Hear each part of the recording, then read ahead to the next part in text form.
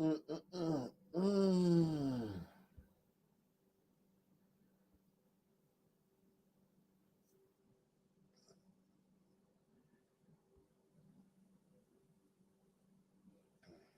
Mm, mm, mm, mm, mm.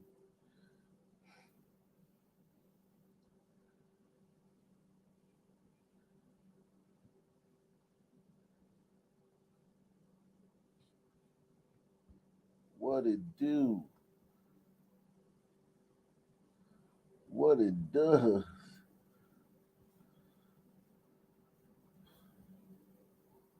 What it be like?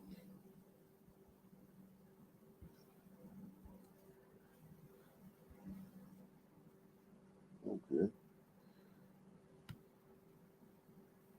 Uh, what it do?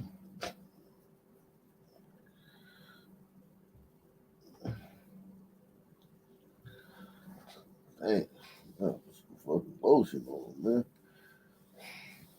Mm.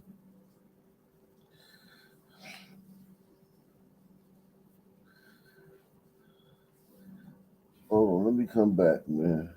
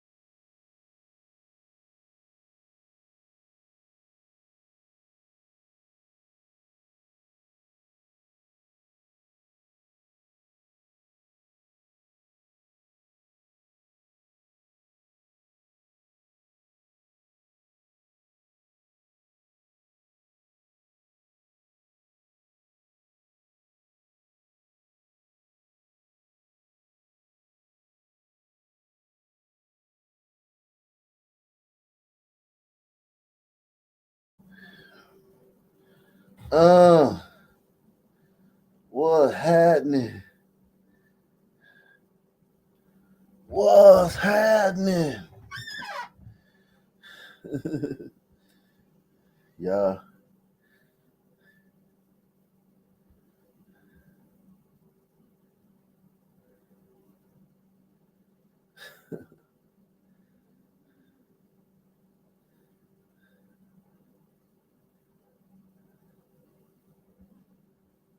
a lot of the stories y'all send me, man, we've already done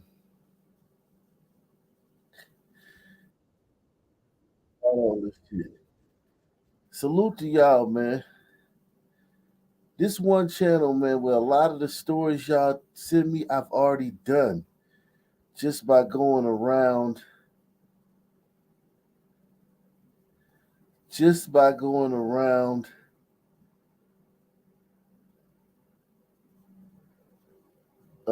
the country.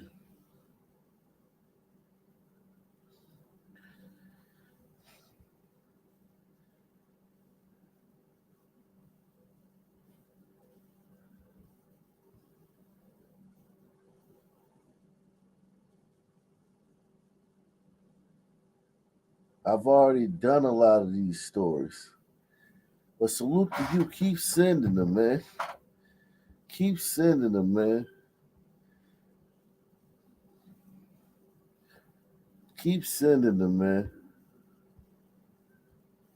Keep sending them in, man. Oh, shit. Keep sending them in, man. I appreciate y'all, man.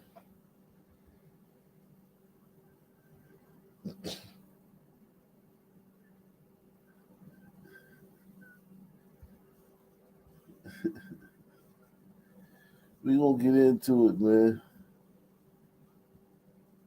We gonna get into it, man. We will definitely get into it, man.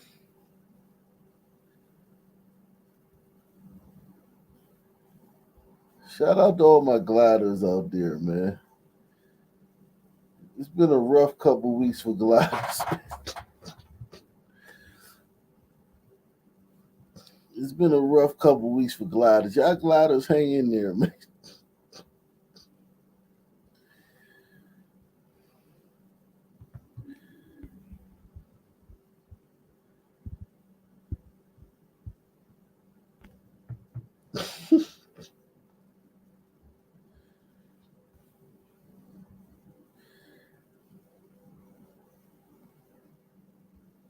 You gliders created a flawed republic, man.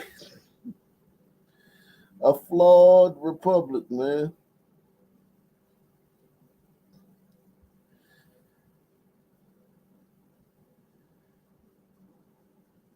Damn you gliders, man. Why y'all couldn't make it perfect, man? God damn you gliders, man. Y'all supposed to make this republic perfect, man.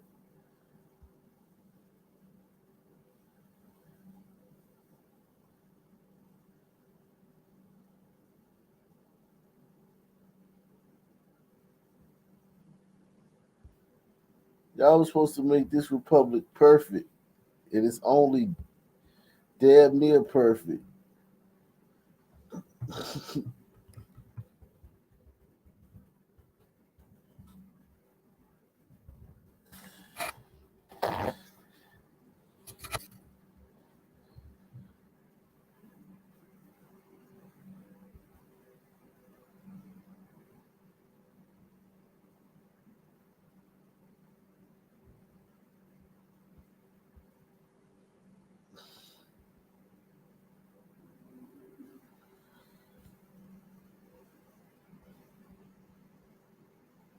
But this gonna be a good show, man. Gliders, stick in there, man.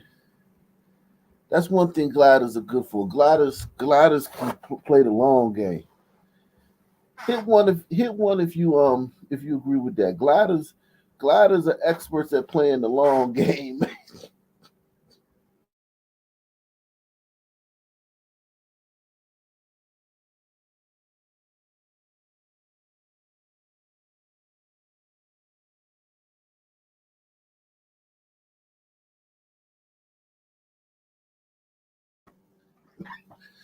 Yeah, stick in there, gliders, man. One thing I've known about life, man, with me is that you never know what's going to happen, man. If you keep your head in the game and you just keep plugging away, you keep showing up every day, keep showing up every day, you never know what's going to happen. You can never predict the future. You don't know what unforeseen event is going to tip the scales your way, what confluence of, you know, just strange oddities or odd happenstances is going to create a shift. You don't know. So, to my gliders, I know it's been rough lately, man. Keep your head up, man. Salute to Jimmy Iovine, man. He say, good to see you back in front of the green screen. Traveling can be nice, but there's no place like home, man. Tell me about it, man. Ain't no place like home, man. That's for sure, man. You hit the nail on the head right there, man. There's no place like home, Jack. Weather says Gliders trying to win the game by a field goal. Oh shit! They try to make it interesting, man. Salute to Savrix, man. So listen, the electoral college results if only minorities voted in the presidential election. If only minorities voted, Dems would win 538 to 0.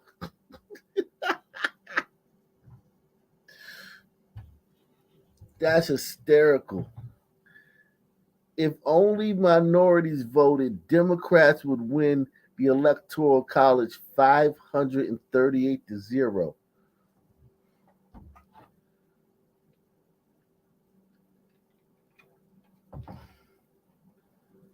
Now you see why the border, now you see why the border, now you see why the border is open like that, man. God, dog. If women voted, if only women voted, if only women could vote for president, Democrats would win 461 to 71. Yikes. And if only men voted, the Republicans would win 350 to 158. Think about that. If only women voted, Democrats would win 461 to 71. If only men voted, Republicans would win 350 to 158. So that shows you the difference between even black men and black women. If only men could vote, the GOP would win 350 to 158. And if only white men voted, think about this. If only white men voted, Republicans would win 493 to 45. Yikes. Yikes. Mm. Man.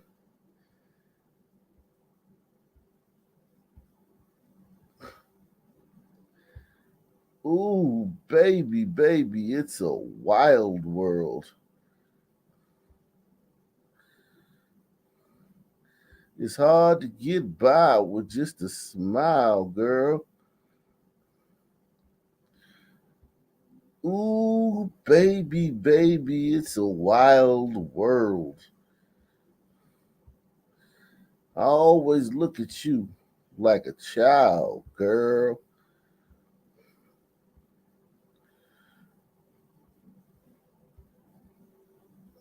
If that ain't the truth. God damn, truer words were never spoken. Yikes.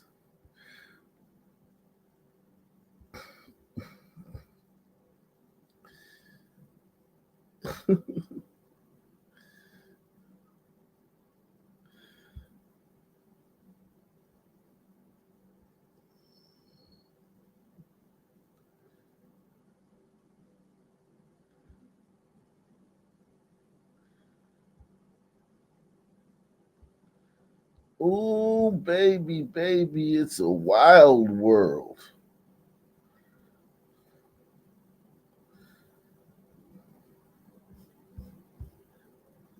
Mm, You gliders have created a flawed republic. Y'all didn't see that happening. Y'all didn't see that.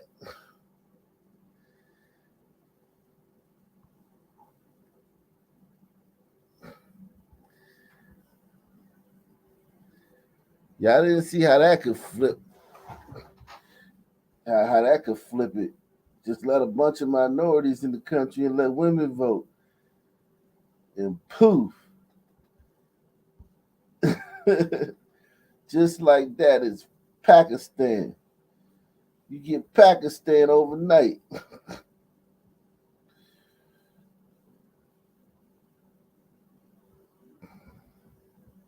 I'm about to drop the link, man.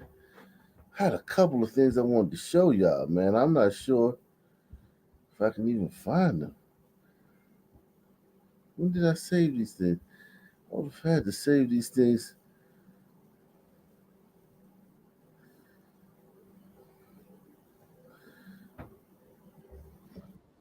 Oh man, we're gonna have to do a Rumble show soon, man. You gliders is getting attacked too much, man. You gliders is getting attacked too much, man.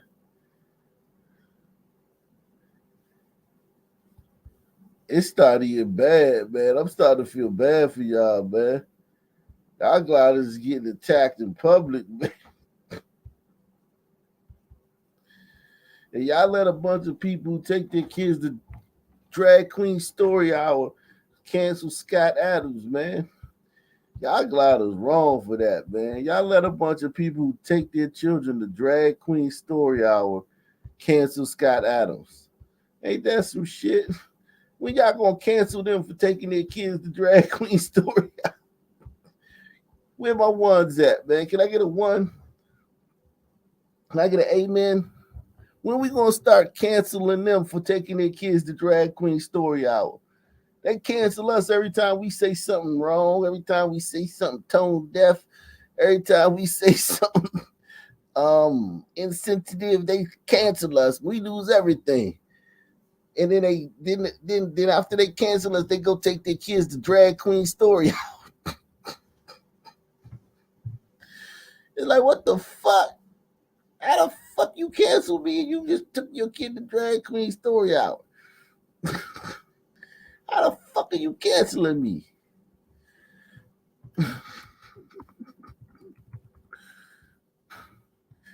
We should be sending the cops to these people's house, man. What the hell are we doing, man?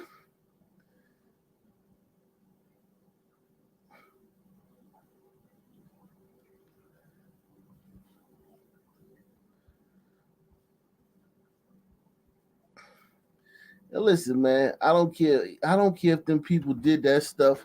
If them drag queens did that shit amongst adults, I wouldn't give a fuck. I wouldn't even fucking know. I wouldn't even know if they did all that shit amongst adults, man. I wouldn't even know. They're doing this shit in front of kids, man. These are the people canceling you.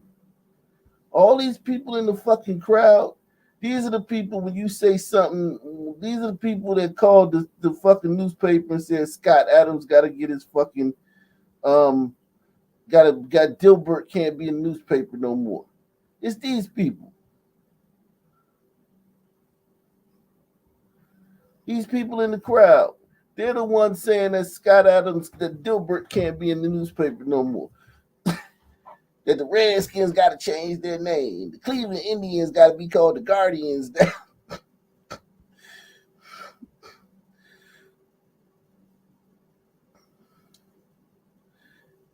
These the same people. These the same people that's canceling you, man. When you say something,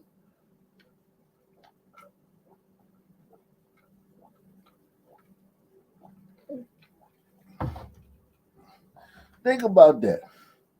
These are the same people that cancel you when you say something. I mean, it's bad out here, man. You gliders, man. What the hell's going on? Installer sa caravane à l'écart, loin des regards, car il a un secret. C'est quoi son secret? Regarde, derrière la caravane, il y a une petite trappe. Mais qu'est-ce qu'il vient? Plus que tout, Hector est un homme discret, voire distant. Il a installé sa caravane à l'écart, loin des regards, car il a un secret. C'est quoi son secret? Regarde, derrière la caravane, il y a une petite trappe. Mais qu'est-ce qu'il vient? Plus que tout, Hector aime tricoter et faire du crochet. Oh, des points, il en connaît plein. Maille à l'endroit, maille à... Man, I wouldn't care one bit if these people did this shit. I don't care that they're doing this shit. It doesn't bother me. It's the fact that they're doing it in front of kids. I would not give a rat's ass if these people was doing this shit. I wouldn't even friggin' know. I wouldn't even know. I wouldn't even know they was doing this stuff, man.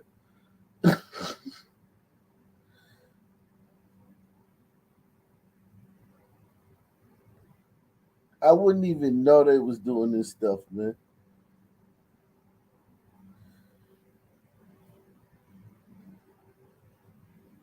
That's the craziest part. They talking about you hate us. No, I don't even know you. I don't even know what y'all be doing, man. Only way I found out about this was because everybody said it because somebody tweeted it and said y'all was doing it in front of kids. Without that, I wouldn't even have known.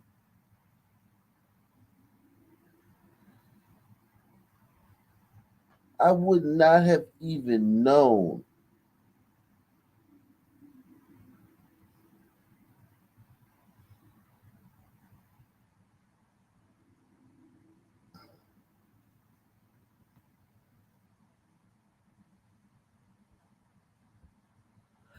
That's the crazy part. I wouldn't have even fucking known.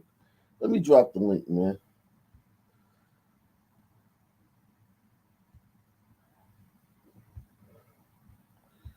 Salute to everyone joining us, man.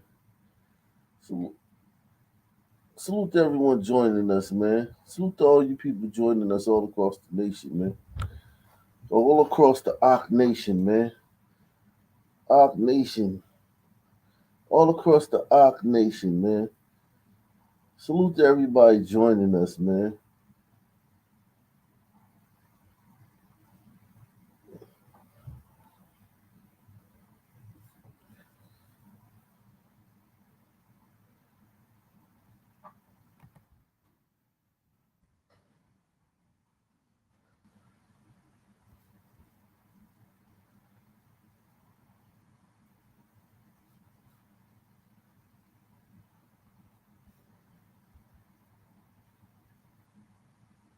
Salute to everybody watching on Rumble, man.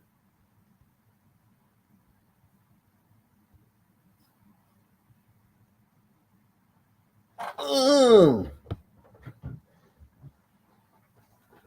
Salute to everybody watching on Rumble.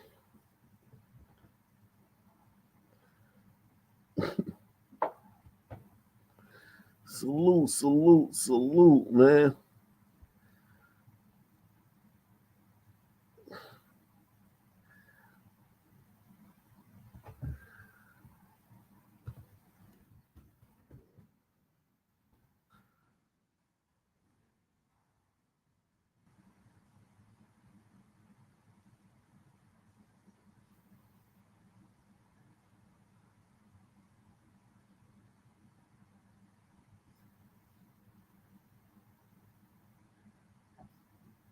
What's up, Wicked?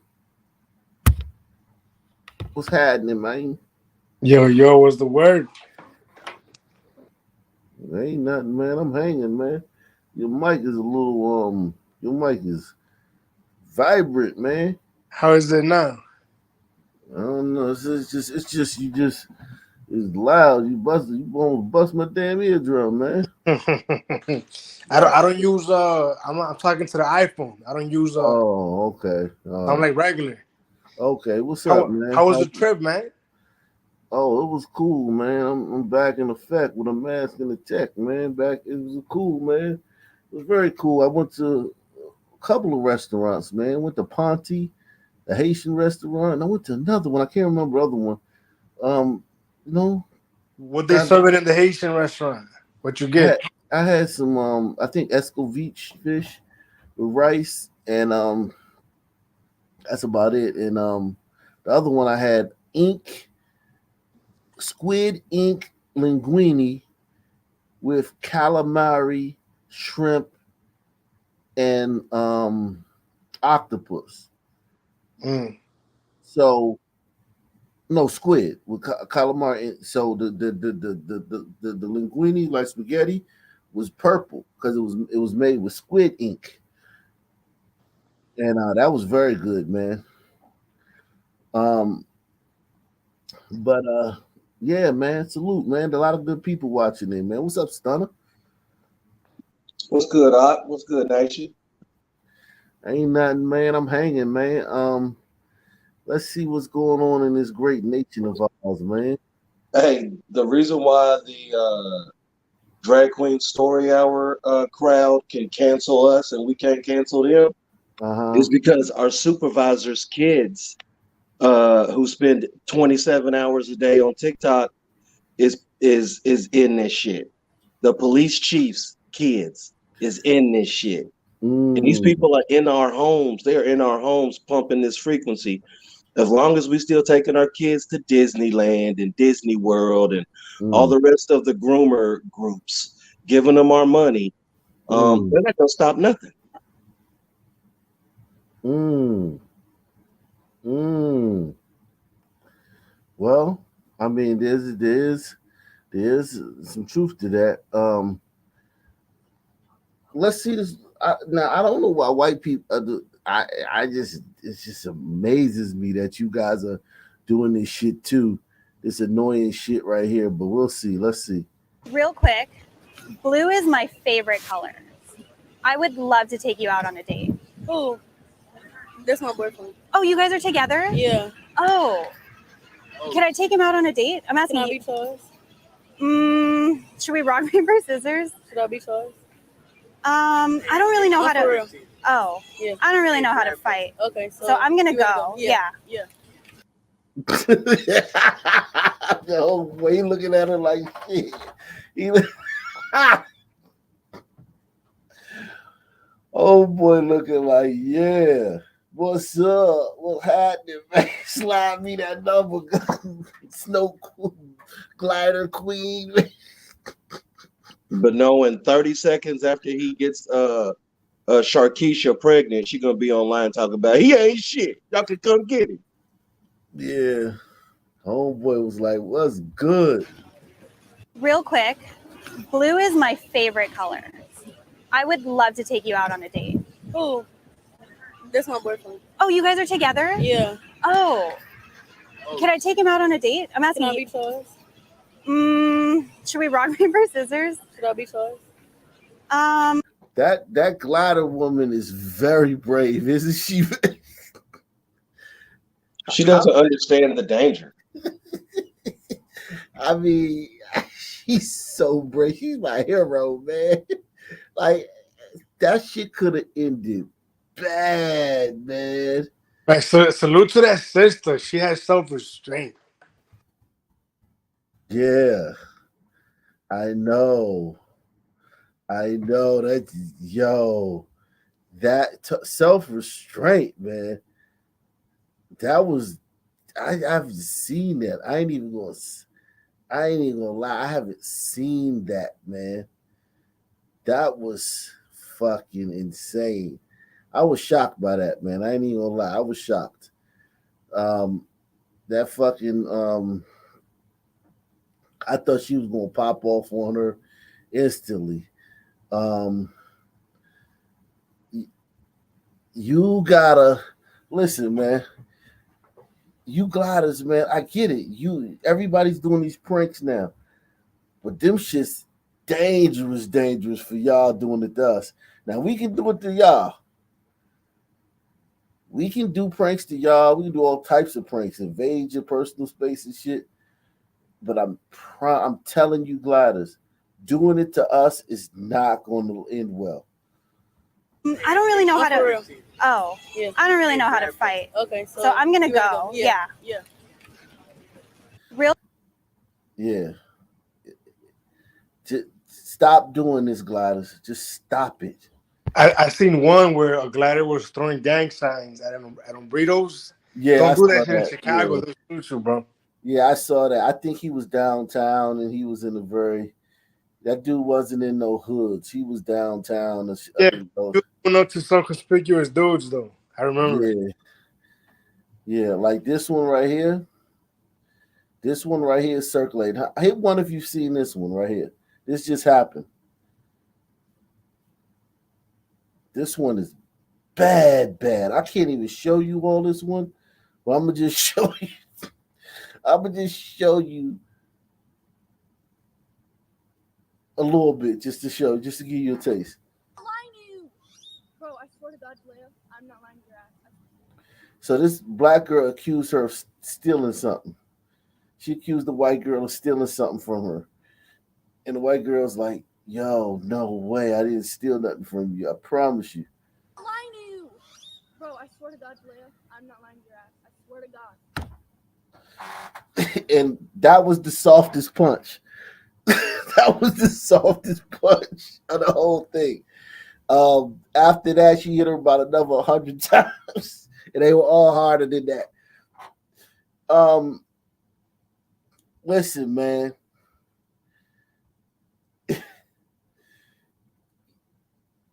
It's just listen. You can't.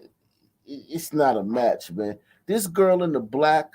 We'll just say the girl in the black. She's been in. Was she 17? She's probably 16. These girls are probably 16, 17. That girl in the black has been in probably. Give me a number, man. Help me out, guys. How many fights you think she's been in her life? At least 10 or 11, at least. 10 or 11? What about you, Wiki? How many you think she's been in? I was gonna say like 2 or 3. I'm gonna be fair, you know. The 2 or girl 3. in black? Yeah. I You mean, think she's been in 2 or 3 fights? I've met sisters that was laid back. You know what I'm saying? Yeah, but I'm talking about this girl, not sisters. This girl. I mean, I didn't really get a good look at her, to be honest. I'm gonna tell you, this girl's been in probably 100 fights, and I'm talking about first grade, second grade, third grade, fourth grade, fifth grade, sixth grade, seventh grade. I'm not just talking about in high school.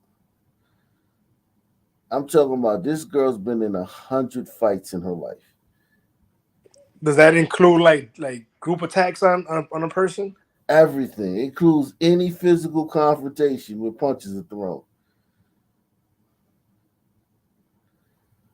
Oh, then yeah, 100 for sure.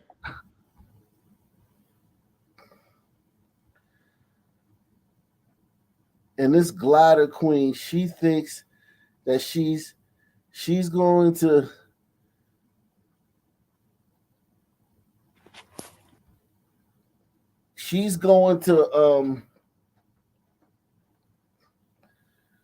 explain to this one this one girl that, oh no, I swear I didn't steal your thing.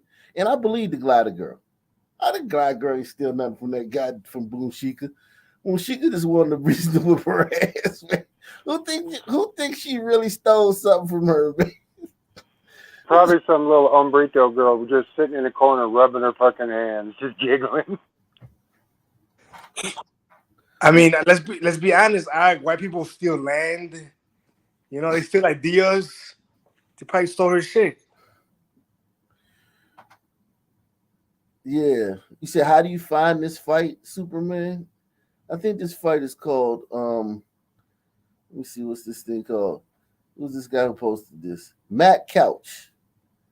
Matt Couch. The guy's named Matt Couch. But yeah, you're starting to see these all over the place, man. That fight was brutal. I cannot show you that on YouTube. The momentum for this is definitely growing in regards to the sharing of these videos to the public. It's definitely growing in its movement. Yeah, but gliders, man, I'm telling you, man, that girl should have run. This girl should have run. Once that black girl said, "What Bro, I swear to God, Leia.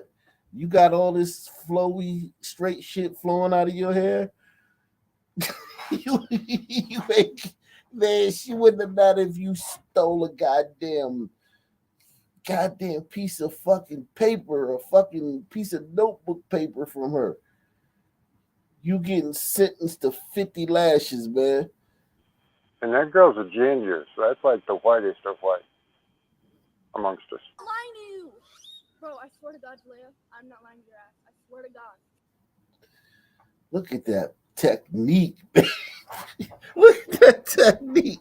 Yo, women ain't supposed to swing like that, man. Only men to swing like that, man. Good follow through. Yeah, man. The way she her goddamn you said terrible technique. How is that terrible technique? She's a fucking girl in the schoolyard. She's not Sugar Ray Leonard, motherfucker. You talking about terrible technique? She ain't about to fight fucking Floyd Mayweather. She's some girl in a schoolyard somewhere. That was a hell of a punch, man. That was a hell of a punch, man. That was a hell of a punch, man. I wish I could show you the whole video. Go to Matt Couch's page and see the whole video. And tell me that girl ain't got. That girl is a fucking marksman. She connected on 95% of her punches. She's a marksman. She's a sniper.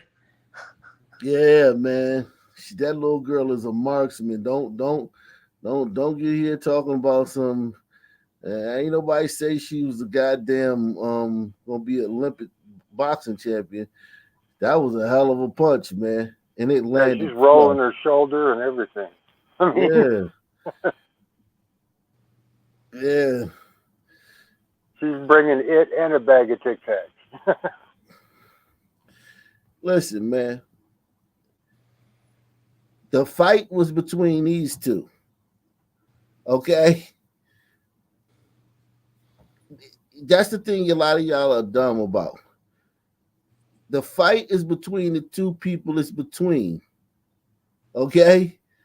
Not what if she was fighting King Kong Bundy or what if she was fighting fucking goddamn Ronda Rousey. She's not Butterbean. fighting this. She's fighting this girl. She's fighting this girl. Okay? Where the closest thing to violence that girl has seen was being grounded. Right. This white girl hasn't been in one fight in her entire life. If I've said it before, I'll say it again. To all the gliders watching this show, do not argue with us. This girl should have walked away instead of begging for her life, which made her even more of a tasty snack. Exactly. She should have simply just walked away. And then if the girl attacked her, then you got to defend yourself. But standing there begging for mercy only made her beating even more imminent. Yeah, it was just, and we trying to help y'all. Like, you gotta understand, man. I don't like seeing these videos, man, because the power we hit y'all with, we hit y'all harder than we hit each other, man. Like, you know what I'm saying? Like, we hit y'all way harder than we hit each other. Maybe the weight of the ancestors, Ike. I don't know what it is. I think maybe that, or maybe it's that y'all don't fight back. Because in 90% of these, y'all don't fight back. So maybe it's just that, not fighting back is giving us like easier targets. But it's just. Oh yeah, she had no thought that this girl would defend herself at all. Yeah, she never slipped into the back of her mind. Yeah, she knew going into this that girl wasn't going. She knew you got to get your shit together, Gene. You can't be beating up your mic, man. Free shot. Yeah, she knew that girl wasn't going to fight back. What's up? What's going on? Oh man, I just want to say, man, this is why people need to watch the damn Scott. What's the dude name? Scott Adams. They need to watch that, man. Just like, yo, stay away. When did she get out the car? Play that video again. I just saw. I didn't even see the hit. I just know that. Look how she's standing and look how homegirl stands. She look like Sugar Ray Leonard. Yeah, she don't want no smoke. That look, she already got the left cock just in case she missed. For no reason is she gonna miss, but she already got it cocked. It's ready. Yeah. Hey, Gene, I can't play this video, Gene. He'll get banned for. Okay, no. Tell me where I can find it because it look hella entertaining. YouTube is an Ike's bumper. Oh, Matt Couch. Go to Matt Couch, man. Matt Couch. He got it, man. What happened to World Star? They don't. People don't get on World Star like they used to, huh? Maybe so. I don't know. I haven't been on World Star in a minute, man. Yeah, but either way, this little glider girl, man.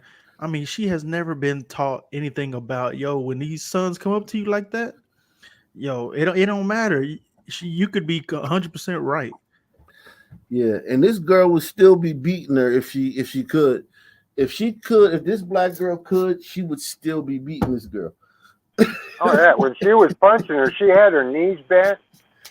Now in this one, like I said, she was rolling her shoulder. This one, she's in top mount position, just ground and pound. I mean, she's got and where's the opposition for a fucking ninth grader? This girl ain't fighting back. If she didn't get pulled off, she would have still been beating that girl. Um, and this is the type of stuff that I'm saying, man. Like, I don't like seeing these videos. These videos don't make me happy. These videos make me sad, man, because it's like, damn, you beating you beating people that don't want no Hey, who the no fuck is this smoke. Okie son of a bitch? Look how she's squaring up already before the action. Yeah, you beating up people that don't want no smoke. Salute to But what you say? What you say? Like, they hit us harder than they want to hit us. yeah. We hit y'all way harder than we hit each other, man. That should be pop pop. Salute to Weather. Weather says glider girl should have pulled her head back, fired off her. That glider girl as it doesn't understand what that is. The things you're saying, Weather, only makes sense to people who have been in fights before. People who have the mindset. This glider comes to school to get attention from little black boys on the football team and little black boys on the fucking basketball team and fucking jocks and shit and fucking white jocks and shit like that and white bros or whatever and fucking hang out with her friends and play little fucking caddy games with her girls and shit. Yeah, This she didn't wake up in the morning thinking she was gonna get beat down. Yeah, this black girl comes to this school. little white girl was out there looking for Pokemon, and she ran into Pookie bitch. This black girl comes to school ready to fight other black girls, though. I mean, this black girl probably didn't think she was gonna fight white girls, but this black girl comes to school ready to fight other black girls that she's been beefing with online the night before. You know what I'm saying? And then I don't know what happened. Somebody said she stole something, or something came about which this white girl allegedly stole something. I just don't believe that this white girl stole. What could that black girl have that white girl would want to risk an ass whooping over stealing? Since when do gliders go out there looking to jack sons? Right. Put it like this: it's probably the black girl's 80th fight, and this is the white girl's first fight she ever been in. Yeah. No. I bet this isn't her first time assaulting a glider that has not fought back. She's done this many times. Yeah, this isn't her first time at bat. But now this white girl is not a veteran. I'm lying to you. Bro, I swear to God, Leia, I'm not lying to your ass. Dang! I let her play a little bit more, man. I want y'all to see the punch. Even your around the way mud shark or dirt dolphin would already at least have their hands up knowing that this is happening. Oh, mud shark. What's a dirt dolphin? Way. Yeah, that's a mud shark. They would have a mud shark or dirt dolphin would have scrapped with her. Just like, oh yeah, I got an update from that Mom and Irmo. That's good. I'm glad you reminded me, man. Irmo, California, Irmo Kroger's the girl. Yeah. Allegedly, the white girl spit on her during their argument, and that's allegedly. That's what people are saying. I don't think so. Nah, I think that's per the shooter. The only way that I see this happening, man, is by accident. Is homegirl saw homegirl passing by and says, "Here, do you need a cart?" And she got offended. That's the only way I see this happening. It was over a parking space or something like that. It was over something like a parking space. It had just started. It wasn't like a long. It was like maybe 10 seconds into the argument. The white girl started, like, she turned around and started loading her stuff into the car. That's why I don't think she spit on her. Because if you spit on a sister, you ain't just going to turn your back and start loading your stuff into the car. You going to fucking know there's something coming behind that. Yeah, so homegirl went and parked somewhere else and said, all right, but I got something for her ass. Nah, it was only 10 seconds. It wasn't like all that. It was like they met, words were exchanged, the white girl turned around, started loading her car, and the black girl shot in the back of the head. It wasn't a long thing where people moving and this and all that. None of that shit. It was. Remember, quick. these are sun activities. This is a time span of 10 seconds. It was quick. Probably a speck of spit landed on her from how you just like a little spit like come out of your mouth from arguing or whatever. That probably Right, a occurred. little gleek. A gleek is what we called it. And that happened. And that's why she called, said to spit on her.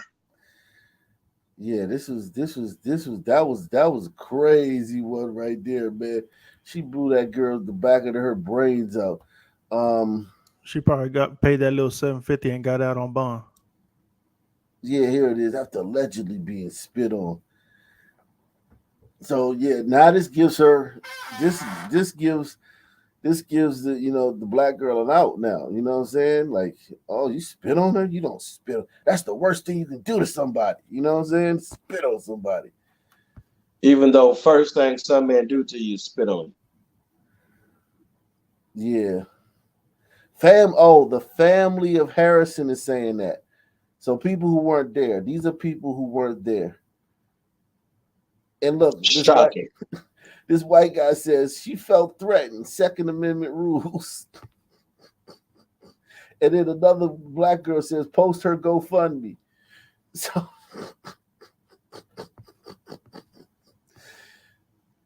this one says, let her out Monday. Wow. This one says, I've seen nor heard any witnesses saying that the victim spit on the murderer. Look at what you gliders got to go through. You got to now fight that she didn't spit on her just because once the rumor floated that she spit on her, the black girl's absolved. So that's it. That's a case closed. That's self-defense. You gliders got to fight to say, man, I don't know. There's no proof. You got to defend this dead woman who got shot in the back of her head by somebody she met 9 seconds before. You got to defend her honor and fight to prove that she didn't spit on her. Oh my God, how could this be a racist country, man? Wow. This could not be a racist country with that, man. Keisha didn't do nothing. Yeah. This one says, the spitting is just like when they claim the victim used the N-word. It's complete nonsense to try to justify killing Whitey. Exactly. Somebody gets it. Oh my God. But still the fact that people are asking for her GoFundMe and shit like that.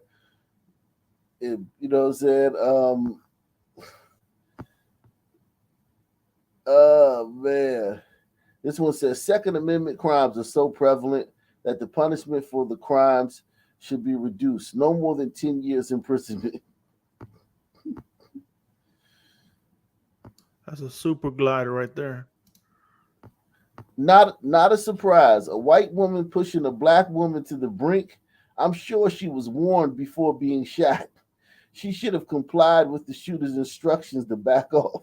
Man, I guarantee you she didn't give no instructions. Wow. Yo, the son sister did not take one step back. Wow.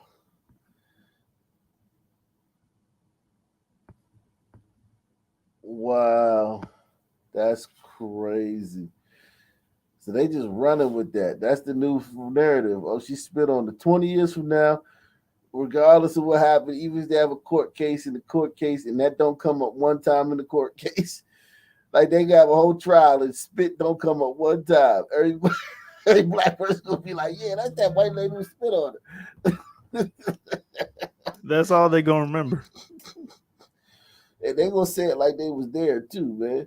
You know us, we gonna say that shit like we was there. You gonna be like, yeah, man, she spit on that lady, man. Shit, man, y'all in deep shit, man. I like how you say that. Man, y'all in deep shit. Like you're being honest. Y'all are in some shit right now, man. It's very hard to get out of this type of shit, man. It's like somebody got you in the rear naked chokehold, man. It's like hard to get out of that shit. Oh, AP, and the what's ref up, AP? looking away. What's up? What's up? You know, the thing, the sickening part that did it. I don't care if Your she's mic spitting on ain't face. Hold on, on. your mic, Your mic is still messed up. Oh, can you help? Go out and come right back, man. Please. Okay, I sorry. want to hear what you got to say about this, man. your mic Please, is man. messed up. That shit sound crazy. Yeah, but yeah, she Yo, what's the story with the Alabama kid? He on the practice squad. What happened to him? he What? playing nothing. They Ain't pat him on the nothing, back. man. Yeah, yo, man, that shit over with, man.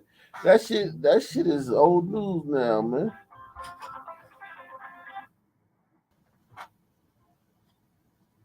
That shit old news now, man. That shit old news, man. The same night they implicated Brandon Miller, he dropped 40 in a game.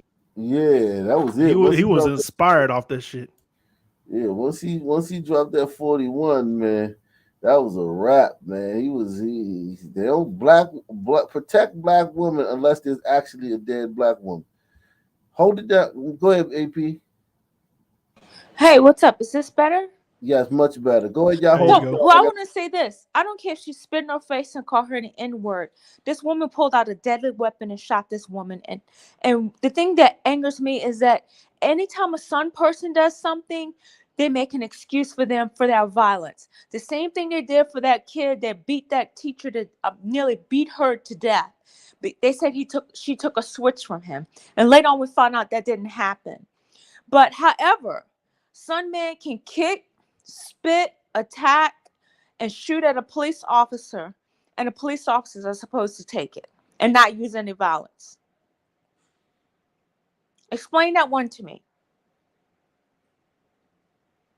Yo, I know teachers who in school tell me that they're a little bit more the sun kids get a little bit more strikes. Let's say like 3 strikes you're out. Right. And see, what happens is the thing that the woke liberals, and let's be honest, the woke gliders have allowed to happen is they've allowed the Sun savages to run crazy. And that's exactly what's happened. So nobody is safe. And It's not same just with the liberals, AP. What about the I conservative gliders? I know. But the thing about it is they gave them the inch. And so everybody else is going along with it because now they've made it so that if you say anything in defense of the victim, you're a racist, you're a homophobe, you're whatever. So now we're at a point, it's getting to the point eventually we're not even going to be able to fight back, period. And for them to sit up there, just even looking at the comments saying, oh, this woman spit on her, this and that, she had a right to pull a gun. And if you, like I said, tell them, say, hey, police officers should have the right to shoot back as well. They'll say, no, police officers are supposed to have restraint. So please explain to me, what's the difference? I put on my badge, I'm supposed to have restraint. Average person on the street, no restraint. They can just shoot at will if they feel threatened. The problem is you're thinking with logic. Yep. And now we live in a society that's illogical. That's what I'm saying, is that we've gotten to the point that eventually there is going to be no ability to fight back. And I agree, like with Wicked, the conservatives have allowed this to happen as well. But It's they're both not. sides of the But blame. let's not get crazy and act like conservatives have been leading the train on this. Exactly. Yeah, they've been weak, but they've not been leading the train on this. No, Weakness is This responsibility. I don't think this If sits anybody in the claimed that lap. they led This anything sits in on the this. lap. Can I talk? This sits Nobody in the said lap they of led anything on this. They allowed right, it to happen. right, They just stood by and you know right, you lie in your bed, motherfucker. right. Because if I go out there and I rob somebody, right? Even though, let's say for instance, I'm with somebody that's robbing somebody. I'm not pulling the trigger. I'm not sticking them up. I'm being lookout boy. That's what the Republicans have been doing. The so-called conservatives. They've been lookout boys. Let's keep it real.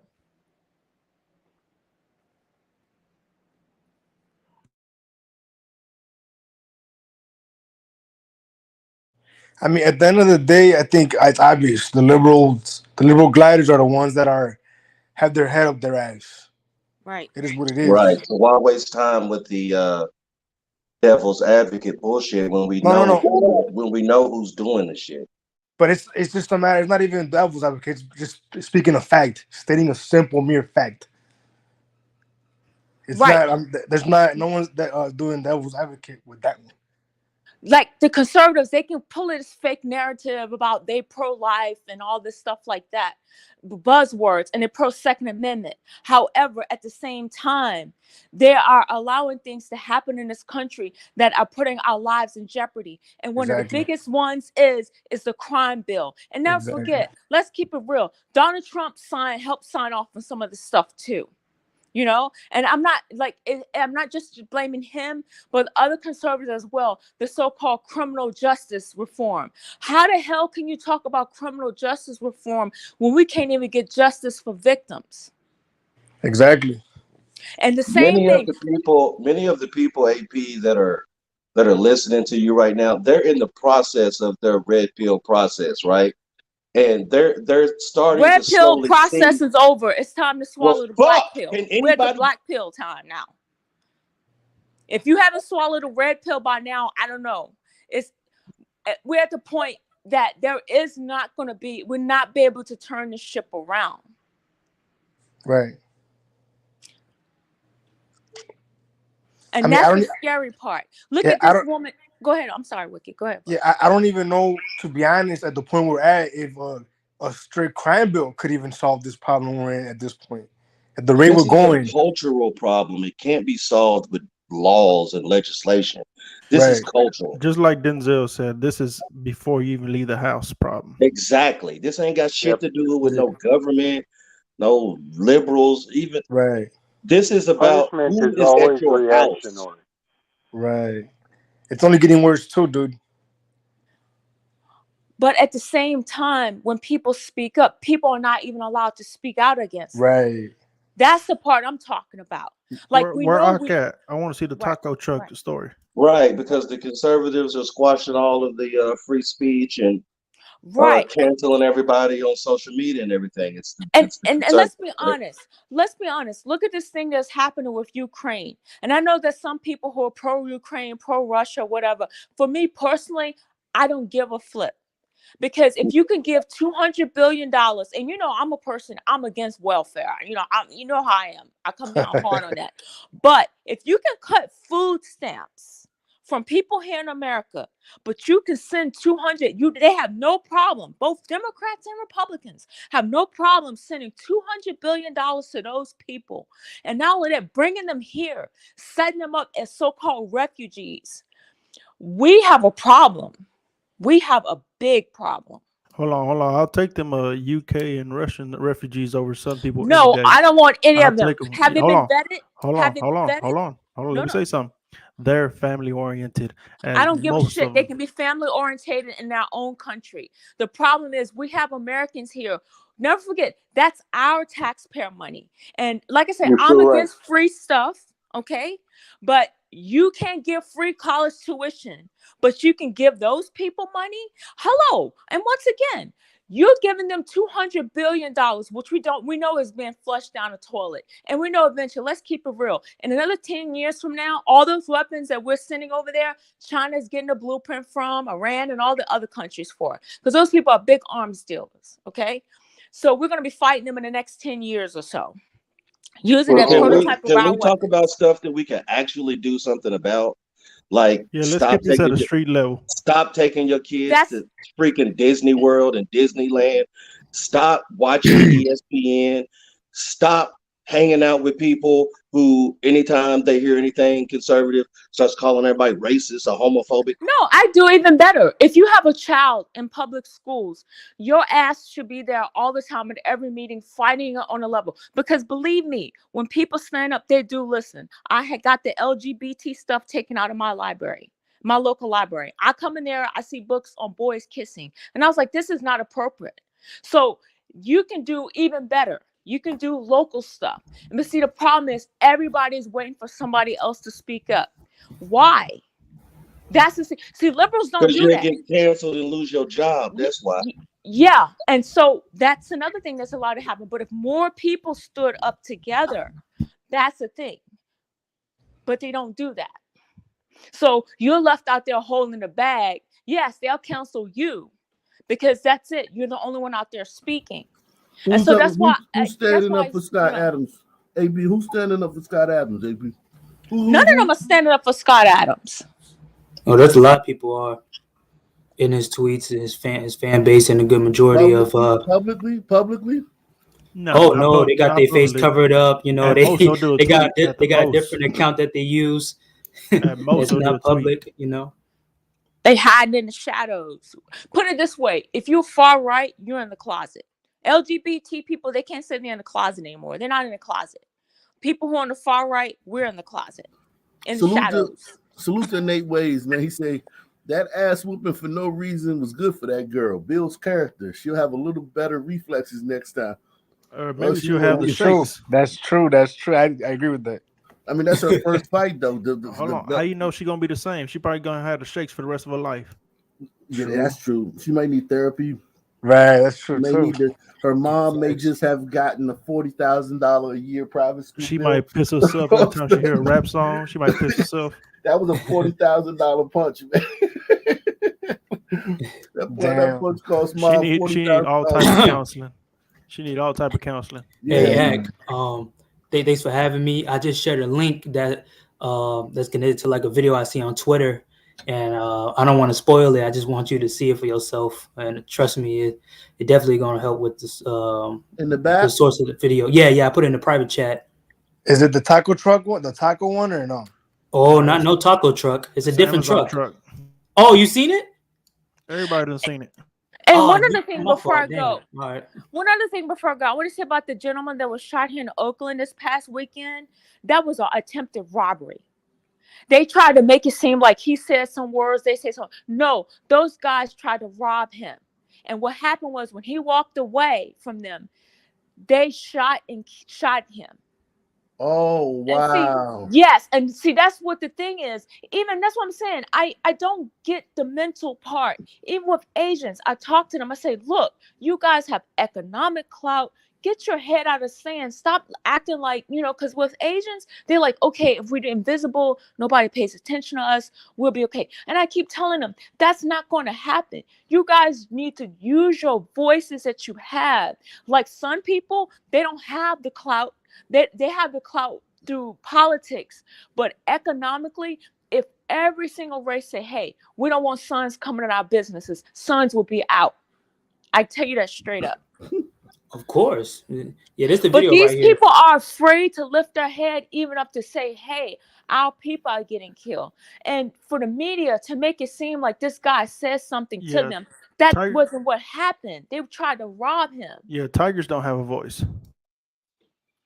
But that's one goes back to, once again, what I was saying about how anytime some person does something, oh, they had a bad childhood. Oh, somebody attacked them. Oh, they said something to them. But if a white person or a tiger retaliates, oh, they are racist. How dare they? They should have used restraint. And Lord help them if it's a police officer. Now, So the media has done their job twisting this, and people are not they. I mean, you have to use your logical mind sometimes, folks. Who does That's that? all I have to say. Play the video, right? Logical mind. Come on. Hey, watch the woman in purple, man. Yeah, I saw that. Salute to Muramasa, man, Ak Nation Hall of Fame. He said, AP, it's a double standard. We know the game. Unfortunately, some people never have accountability and always the victim in any scenario, period. That's facts, man. I mean, that's how it is. But let's get to this, man. This I saw this too earlier. It's broad daylight. Look at the glider trying to do the right thing. Yeah, what is she doing? Why are you gliders? Why is she right there? Why is this woman look what's about to happen to her, man. Watch this. Watch. She's gotten out of her car. Oh, that's her car? That's her car? I mean, that's the only. I think so. Why would she be here? Because she's not the driver for the Amazon truck. Yeah, she's not the driver. Them. Let's just say that's not her car. Okay, that might be somebody else's car who saw this. Another some person who saw this. But anyway, why is she right there? Can anybody in the chat tell me why that glider's right there? They don't get it. That's what I'm saying. The mental capacity, sometimes it just doesn't click. I don't get it. Is it the DNA act? You should never be this. Look, I mean, and these people are in a frenzy. These people are not like, it's not like you're just around, you got to stand at a bus stop with a bunch of sons. That's They're like in a a dipping a frenzy. chicken wing in a piranha tank. They're in a frenzy.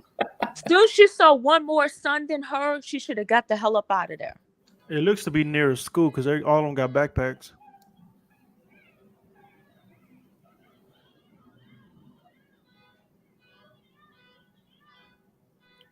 One, Maybe she's a two, teacher. Okay. and Probably got somebody's three. diabetes medicine they're just gonna throw away after Yep. they One, open the box. two. Ooh, Purse. Like, she don't took deserve her that purse. purse. You might say this is cold. She doesn't deserve that purse. She doesn't deserve it. What you talking That- about, Ak? This woman right here that got his put- purse snatched. She got her purse snatched. Yeah. Oh, she did. I didn't see that. She doesn't deserve it. Like, oh, you want to stand right here? Okay, all right. Oh Cool. shit! He just jacked this shit. She doesn't deserve that purse. That's what she get. She doesn't deserve it. She's lucky somebody didn't kick her in the head while she was down. If somebody would have kicked her in the head while she was on the ground, that would have been what she deserved. And I'm not, when I say that, I don't like seeing these videos, but come on, man. You gotta be like, come on. I could see if you just like a son just comes up to you or you're in a terrible situation, you're literally there yelling at a bunch of sons that are in a frenzied state of stealing. And, yo, she's lucky she didn't get knockout game, sucker punch from behind. Yo, Ak, somebody, she could have been there recording, streaming live, getting everyone's face, and no one would have cared. None of the sons would have cared. They would have just continued on. But she's yelling at them, and she has a purse. She shouldn't have had her purse. She did not want that purse. It's simple as she does not deserve. You don't deserve that purse, lady. She didn't deserve that purse. She took a hit to the head too. If that's all they did to her, she's lucky. Yeah, she didn't deserve that purse, man. Because me and you both know those son motherfuckers, they would destroy her life. Yeah, yeah. She no. I mean, you gotta be smarter than that. And it's like, I get it, but I should be able to. No, you shouldn't, because you know damn well you can't say anything online. You can't stand up for Scott Adams, so don't try to act like I should be able to. No, because you can't say, tweet, I support Scott Adams. I thought so. So don't hit me with the, I should be able to tell people not to. No, you shouldn't. It already passed that. It's too late. It's not 1952. It's too late. It's too late for that. You forfeited that. Let's see what else is going on in this great country, man. Oh yeah, I'm gonna get to some of these stories, man. Let me. You know what? I'm gonna get to one story, and then we're gonna go to Chicago. 5 hours ago, police identified 29-year-old Marvin Johnson as the 37th person to be killed in D.C. this year. It happened right here on 14th and V Northwest in what's been a particularly violent week. When police finally cleared their crime scene tape on the 1400 block of V Street Northwest this morning, you could still see the remnants of what happened here the night before. Emergency gloves on the ground, ripped up perimeter tape still tied to nearby posts. Around 9:30, D.C. police said someone opened fire here, striking and killing 29-year-old Marvin Johnson of Northwest. They say a woman from Montgomery County was also hurt. Meanwhile, 5 cars were hit, another 2 apartment windows damaged. It's becoming too routine. Andy Shalal owns the popular restaurant Busboys and Poets just across the street. Everybody's perplexed trying to figure out how to solve it, and it really requires just a lot more effort, a lot more resources. Across town, resources equals money.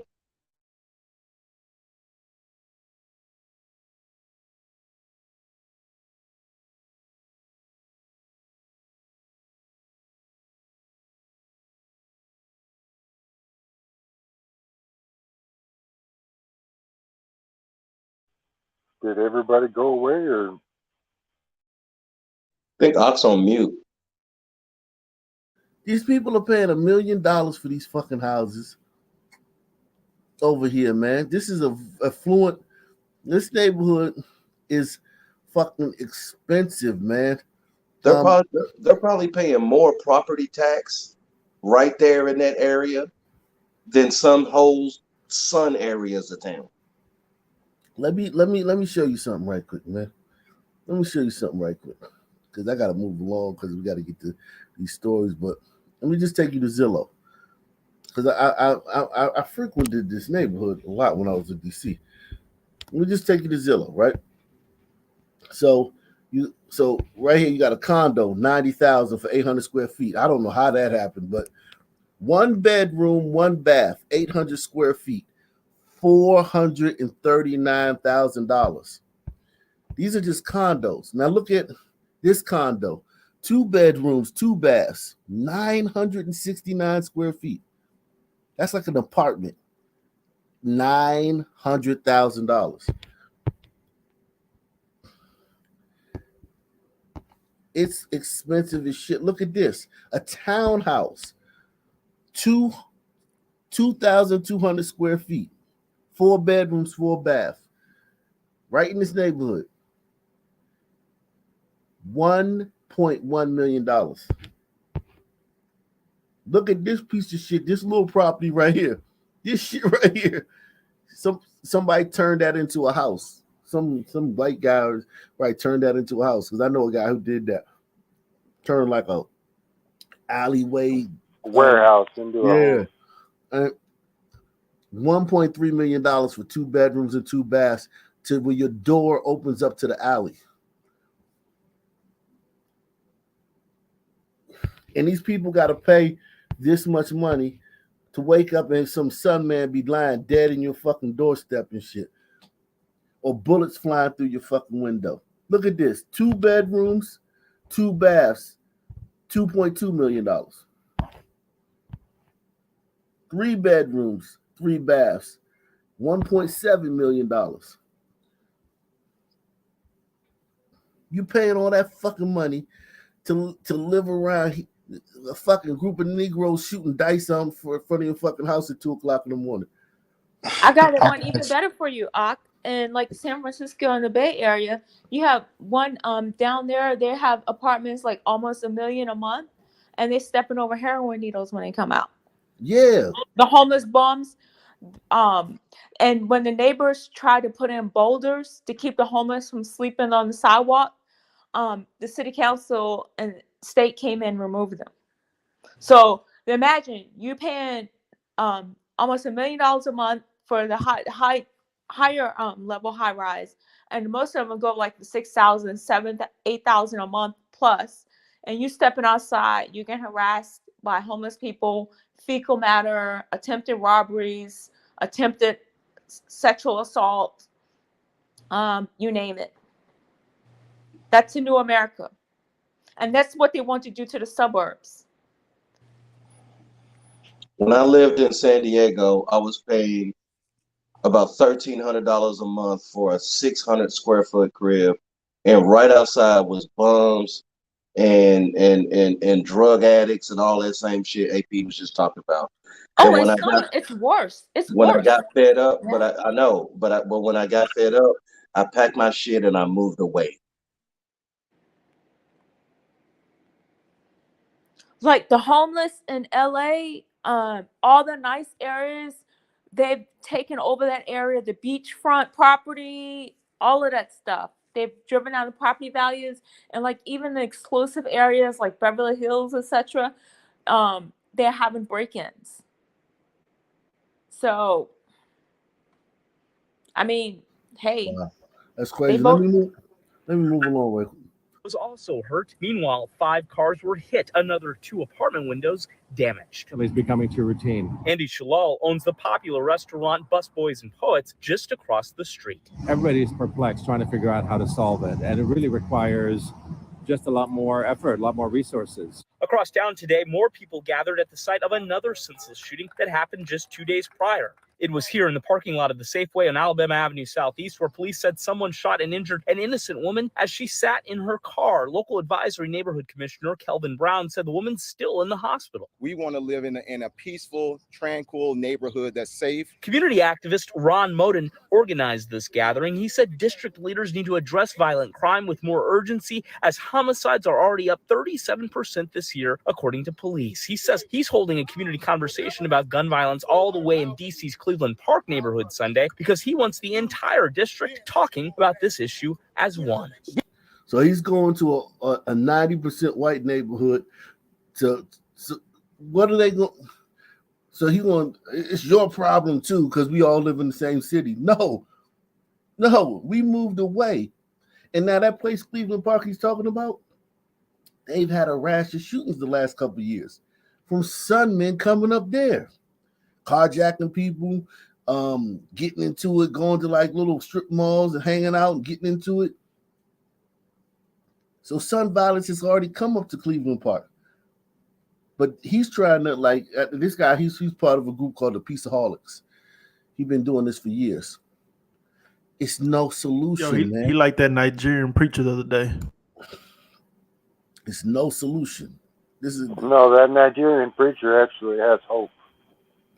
No this other solution. guy, that's just a shtick. Kelvin Brown said the woman's still in the hospital. We want to live in a peaceful, tranquil neighborhood that's safe. Community activist Ron Moden organized this gathering. He said district leaders need to address violent crime with more urgency as homicides are already up 37% this year, according to police. He says he's holding a community conversation about gun violence all the way in D.C.'s Cleveland Park neighborhood Sunday because he wants the entire district talking about this issue as one. This is the time that we start bringing everybody together because we all are in duress. You can find more about that event on WSA9.com. It's always after the shooting, regarding never this before. shooting on V Street, no one has been arrested. From Northwest, John Henry, WUSA 9. Neither one of those shootings, anybody's been arrested. I mean, we want to live in peace. No, the fuck you don't. You can't live in peace around some people, man. You can't. There's no way you can live in peace. There's no place on the planet. Brevy Chicago police shot and killed the man February 8th after a bouncer at a nearby bar on the Northwest. Oh, that's something different. I'm Mugo Digwe live outside Mount Sinai Hospital. This is where many Chicago police officers gathered last night after one of their own was killed in a shooting in Gage Park. And we've just now confirmed the identity of that officer who was killed. The medical examiner's office says he is 32-year-old Andres Vasquez Lasso. Hundreds of officers and first responders showed up last night to honor that fallen officer. You can see they lined the street as the ambulance with that officer left the ER and slowly made its way down Ogden to the Cook County Medical Examiner's office. We learned that officer was killed while responding to a call about a domestic incident. He was shot in the face and leg and later died at the hospital. This morning, we're still waiting to hear more details about the charges that suspect will be facing. We'll update you as soon as that information is available. We're live outside Mount Sinai Hospital. Nicole Dequay, CBS 2 News. And I'm Asal Razai live at the 8th District Chicago Police Department, less than 2 miles away from where that officer was shot. Video of the scene shows dozens of officers at the scene there at 52nd and Spalding yesterday just before 5 o'clock. The response starting as a domestic violence call. Police getting involved after a man was seen chasing a woman down the street with a gun. As two officers... A man seen chasing a woman down the street with a gun. Listen, man, let me tell you something. These sisters hate your fucking guts. I mean, they fucking despise you cops, man. Yo, to be fair though, these were on burritos. These hombredos hate your fucking guts. In Chicago, those hombredos hate your fucking guts. They hate your fucking guts. Am I right? Look at these hombredos in these hoods in these gang-infested neighborhoods. No, I mean I gotta be honest. I disagree with you. Okay, I think go ahead, tell me. I think the perfect. I think the piece of shit. Yeah, Stunner. Yo, Stunner's gonna do that one touchdown dance right now. You see, Umbritos do it too. You down 42 points, my boy. I didn't bring Umbritos up in this. Yo, I did, B. anyway, And then you said no, they're perfect. like I was saying, I think the shithead, like the gangbangers, the ghetto people, yeah, they hate the police. But the normal people, the hardworking people, the Like the this ones that guy are the who Home chased the Depot, the woman ones that down the are street. putting up drywall, the ones that are working, Mm-hmm. they support the police. They The need the ones up in police. the border. They need the police. I don't know, man. I mean, I be there. I be in that. I mean, I be in that neighborhood. No, I got you. I take. I mean, I take what you're saying. I mean, but what I'm saying is, listen, man. This woman who was getting chased down the block by a man with a gun. She's dating that guy. Let's just say she's dating that guy. She lives in this neighborhood. What's the likelihood that she wasn't on all the bullshit? All the defund the police, all the bullshit. I mean, if she's fucking with this clown, my guess is that she's a hood rat, and she's too busy to give a fuck about any of that. She's, being a hood rat is not it's time consuming. You feel me? You got trains being ran on you. You got shorties you gotta fucking run after. You know what I'm saying? You got drugs. The alcohol ain't gonna drink itself. Right? No, I don't know. I can't agree with that because everyone knows what's going on. Everyone knew what was going on. Put it like this, side. I'm gonna just chalk it up to hood shit. Put it like this, side. You're right. When Little Homicide was assassinated, she was definitely angry about that. Right. And I'm Asal Razai live at the 8th District Chicago Police Department, less than 2 miles away from where that officer was shot. Video of the scene shows dozens of officers at the scene there at 52nd and Spalding yesterday just before 5 o'clock. The response starting as a domestic violence call. Police getting involved after a man was seen chasing a woman down the street with a gun. As 2 officers began investigating a home, 2 other officers caught up with the suspect in a squad car. A chase then continued before the 18-year-old suspect shot that officer. The now fallen officer did return fire, shooting that suspect in the head at last check.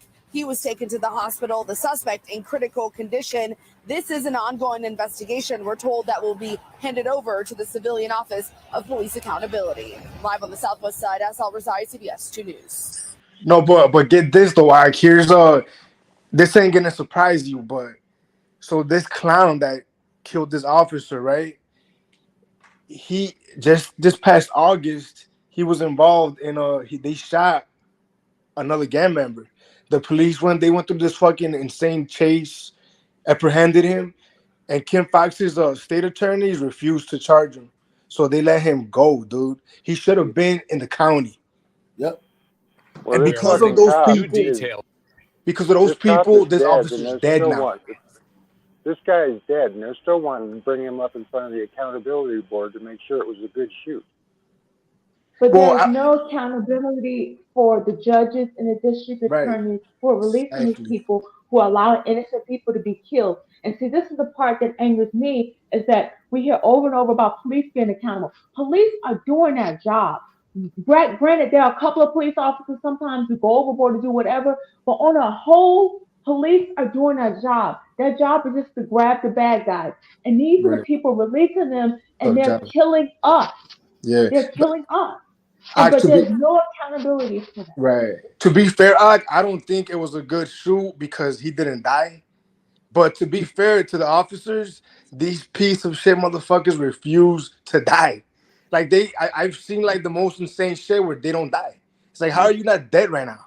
Because they're fucking pieces of shit. We are learning new details about the Gage Park shooting that left a Chicago police officer dead. A witness who called 911 says the violent encounter unfolded in front of a group of children playing at a nearby school. The woman, who wants to remain anonymous, says she is thankful and glad that police were there to keep her 10-year-old sister and other children safe. Tia Ewing has been following this story. She joins us live now. And Tia, what have you learned about the officer who was killed? Well, Natalie and Corey, I want to actually start out with another witness, similar to the story that you just told about children being on the playground when all of this unfolded. We spoke to a woman by the name of Maria. She lives right across from the elementary school where she says she saw Andres Vasquez Lasso, the officer involved in all of this, right after he was shot. And she says one of those bullets actually traveled right through her home. And I see over there, and over there was the police was shot. Kids was on the in the playground. Yeah.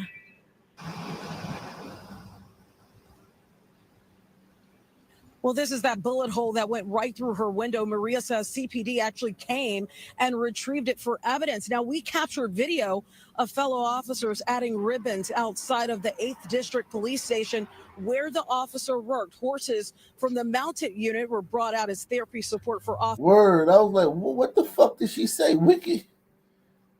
The fuck What did do you she mean? just say? I don't know. What the fuck did she say? She said, "We go to get it." What the fuck did she say? She's pretty much saying that she heard the commotion, and one of the bullets entered her home, and when she saw she heard like 7 rounds, and she saw the officer and the guy exchange fire from close range. So what? We don't get no subtitles anymore? Like the subtitles fucking racist now? Like what the fuck? I mean, I personally think this is America. We speak American.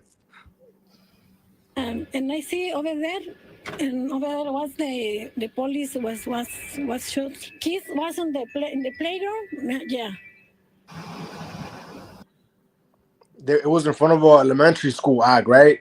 So there was kids. They have they have playgrounds. There was kids in that playground playing as these guys exchange fire with each other. Okay. Salute to Muramasa. He says, time and time again, these judges and DAs are letting these animals out when they should be in jail. Pisses me off. Like, what the fuck? They need to be held accountable for their incompetence. I mean, it's just fucking insane, man. This shit is maddening. It's maddening. Yo, Kim Fox gave a deeper statement for the fucking the guy in Memphis than one of the officers that, in theory, she's the head officer. She's like she's the top cop. Yeah. But she hates the police because the police are the reason that some people are butchering each other. It's crazy. Tonight, a city in mourning. Purple bunting and blue ribbons line the 8th District Police Station after a Chicago police officer was gunned down in the line of duty on the city's southwest side. Officer Andres Vasquez Lasso was just 32 years old and had been on the force for 5 years. He leaves behind a wife and a family of public servants. Last night, hundreds of fellow officers in blue and other first responders lined the streets in a show of support as his body was taken from Mount Sinai Hospital to the medical examiner's office. CBS 2's Sabrina Francis spent the day piecing together what happened. She joins us live from where the shooting took place in Gage Park. Sabrina? Well, there are 2 sides to this fence. Inside, next to where children were playing, an officer was killed. Next to him, the person accused of shooting him. Now, on the other side today of that fence, a blue ribbon, a memorial for that officer. First responders and Chicagoans alike pay their respects to fallen officer Andres Vasquez Lasso in the same spot, now covered with flowers. The call came in 5258 South Spalding. Hours prior was covered in yellow tape. Officer Andres Vasquez Lasso was responding to a domestic violence call. Reports of a man chasing a woman with a gun. That gun, police say, turned on him. I see one police on the floor. New video taken by Maria DeBilla, who lives across the street, shows Chicago police trying to save the officer. We will not play it in its entirety out of respect for him and his family. I want to help to the police, but how? She saw the suspect too, someone multiple police sources say is an 18-year-old man previously arrested for aggravated battery and discharge of a firearm in a shooting last summer. The suspect's original charge was modified to resisting arrest, a misdemeanor. The state's attorney. And why no photo of him? Think about that. I know about this. So he was in a stolen car where they shot an individual, obviously attempt murder, but he didn't even get charged with being in the stolen car. All he got charged with was the trying to get away. And where he was hiding when the cops grabbed him, there was a gun nearby. What a coincidence! I think you're on mute. I don't know if you're talking. This is how they get to say that the crime went down. This is how you get to say crime is down, XYZ. Shootings are down, da da da. Because this isn't considered a shooting. It's just resisting arrest. This shit is maddening, man. It makes you fucking. That's why I say, man, you go out of the. I'm a son, man. This is just. This is what if America was never invented, this would be Africa. But you gliders, y'all are used to like war and shit. Don't get me wrong, and fighting and shit like that. But it's like they're directed outward. Y'all not used to like killing each other just by living around each other, man. His office tells us the suspect served 25 hours of community service and the case was dropped. 25 hours of community service. And you know what that means? He sat around a rec center for like maybe 6 hours and they filled in his sheet for 25 hours. Exactly. And when I did community service, man, it wasn't nothing, man. One day we went and cleaned up a fucking a ditch somewhere that had a bunch of trash in it for a couple of hours, and we got credit for like a whole day. Another time we were supposed to shovel some snow somewhere, and we went there, sat in the van all day because the guy who was doing it, he just wanted to sit in the van. The guy who was in charge, and I got credit for 14 hours just for sitting in the van, listening to the radio and shit, and joning on motherfuckers or whatever the fuck. And yeah, it's not like you think. You're not like fucking actually working when you do community service. Right. But I say this with the utmost confidence. Even with this shit alone here is fucking despicable. Even with this, Kim Fox would win an election handily, courtesy of some people. Oh, definitely, without a doubt. She would win. Kim Gardner would win in St. Louis. Larry Krasner would win in Philadelphia. Cash Cow says the American civilians, aka victims, must march against these DAs very soon, or else we are doomed. Something is preventing that, though.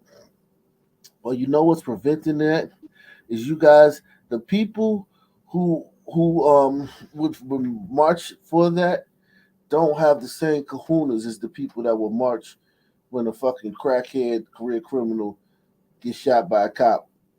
It could be that, or if they go out there and they march, and then the media brings their cameras and shows all their faces, and then calls them all right-wing extremists. Or the media doesn't bring their cameras because it's like a Trump rally. Trump be having like 100,000 people at those rallies, and they just don't cover them. You would never know Trump had a rally in this fucking city. Like he came to Pennsylvania one time, and man, it was so many people there. I didn't go, but I just happened to be traveling to DC while it was, and I had to pass through the city it was in. And man, you would have thought it was fucking like, I mean, goddamn, fucking end of the world, like fucking what's that, Independence Day or something. Everybody's trying to get out the fucking city. It was like, god damn, it's a lot of people there. And another thing too, Ak, is the media is very selective in what they put out. Like for instance, a good example is this crime. Like you talk to the average person, they don't know all this crime is happening in Chicago. They have done so well, and not just the media on television, but I'm talking about the whole internet. See, people don't understand that whole algorithm. They've been controlling this thing for years. And it's all in place now. And so unless go ahead, I'm sorry. No, I was just gonna say I've been trying to make that same point in specific to Memphis, because you'll talk to them and they'll be like, "Yeah, it's bad, it's bad," but then you start asking them about specific crimes and they don't know about it. So it's People who don't live in these areas think the people who do are fully aware of all of this shit, and they, to AP's point, they are just not. And even when you bring it up to them, it's like, oh no, it's not that bad. No. And like most of us, like even 10 years ago, I was remember seeing about the juvenile crime. I'm like, this is getting out of hand. This is crazy.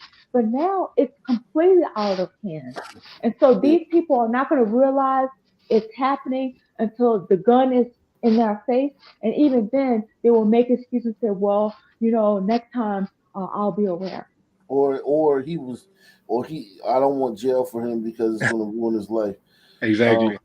Or he's disenfranchised, or people of color have been victimized and this and that and all this, Yeah. Let me move along. I want to get to a lot more stuff.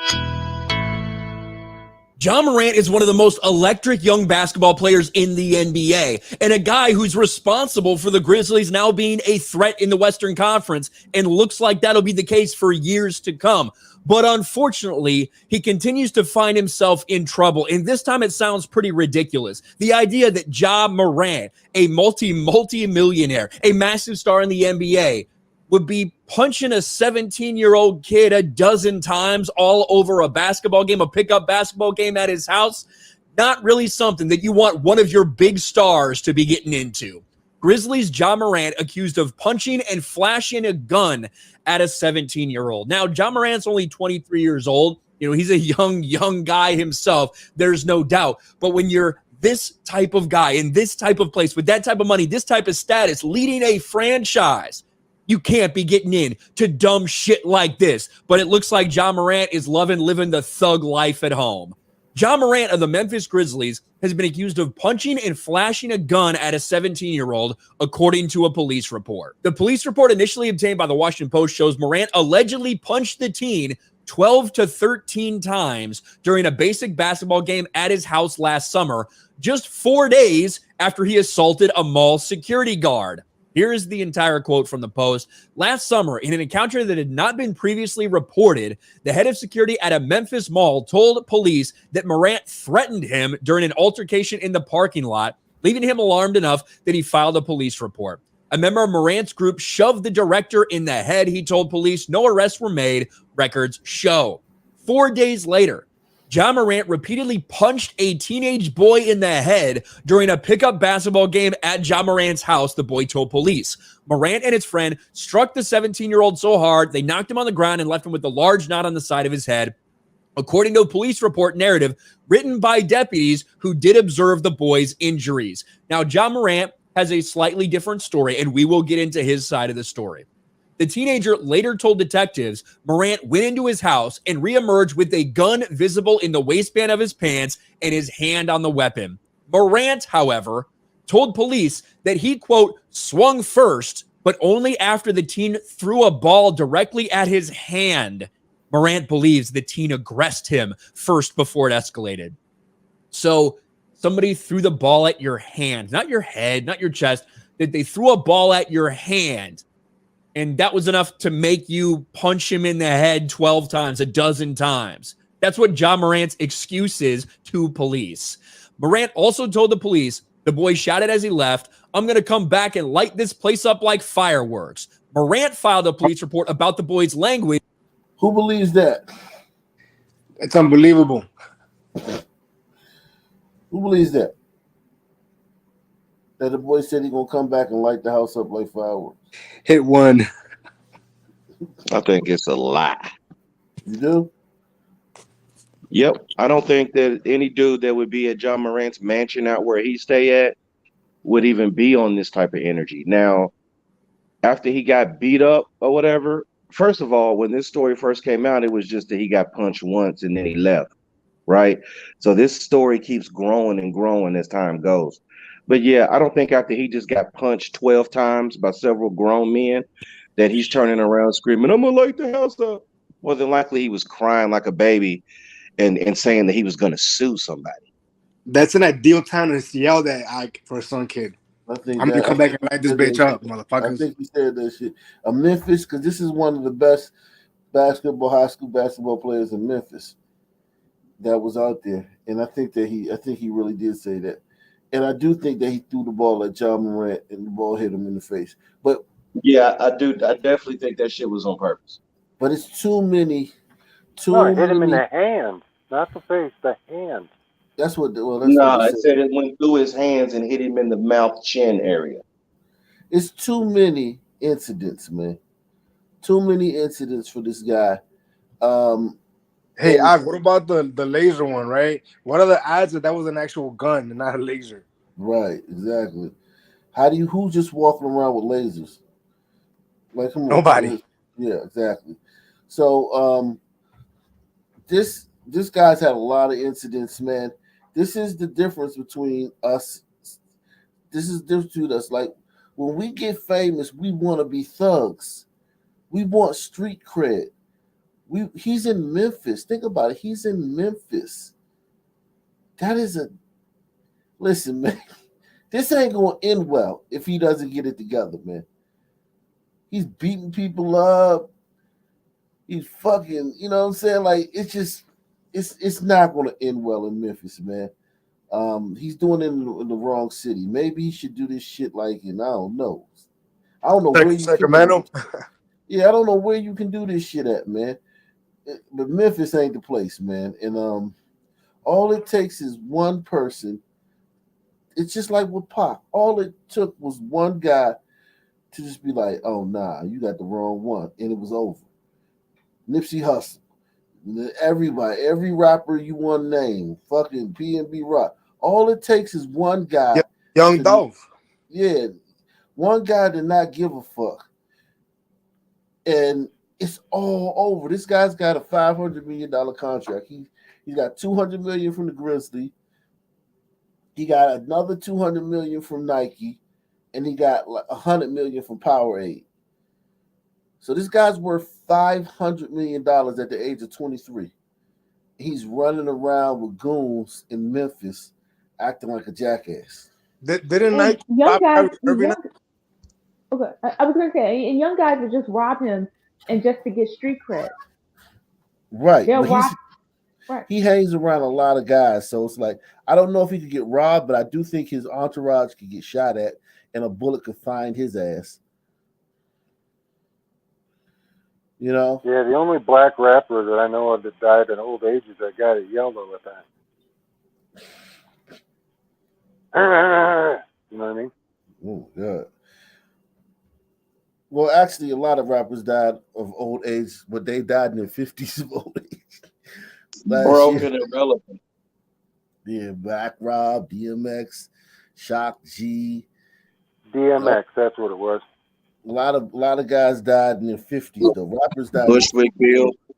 Bushwick. A lot of black rappers died in their 50s of old age. 50 is old for rappers of dying.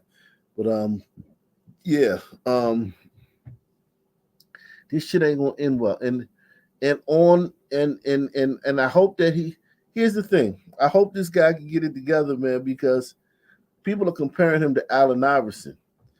And I don't see any comparison. Allen Iverson, what Allen Iverson did, the charge he caught and went to prison for, happened when he was 16, 17 years old. Allen Iverson was in prison in high school. This guy is doing this shit in the league. Allen Iverson did his shit in high school. So it's like a little bit different. People keep comparing him to Allen Iverson, but Allen Iverson was studying in high school. And he took his team to the finals, didn't he? Yeah. But and Allen Iverson rode with an entourage and all that shit in pros, don't get me wrong. And he had, little incidents here, there, and it wasn't social media back then, but Allen Iverson wasn't trying to be a thug. Allen Iverson was just a kid who was in prison during high school. And if he couldn't play ball, he would still been in prison. But the coach, John Thompson, pulled some strings to get him out, said that he'll vouch for him and he'll take care of him and make sure he don't get no more trouble. So the judge let him out. But if Allen Iverson couldn't play ball, he would have still been in prison. Not now, not to this day, but he would still been in prison by the time he became a star.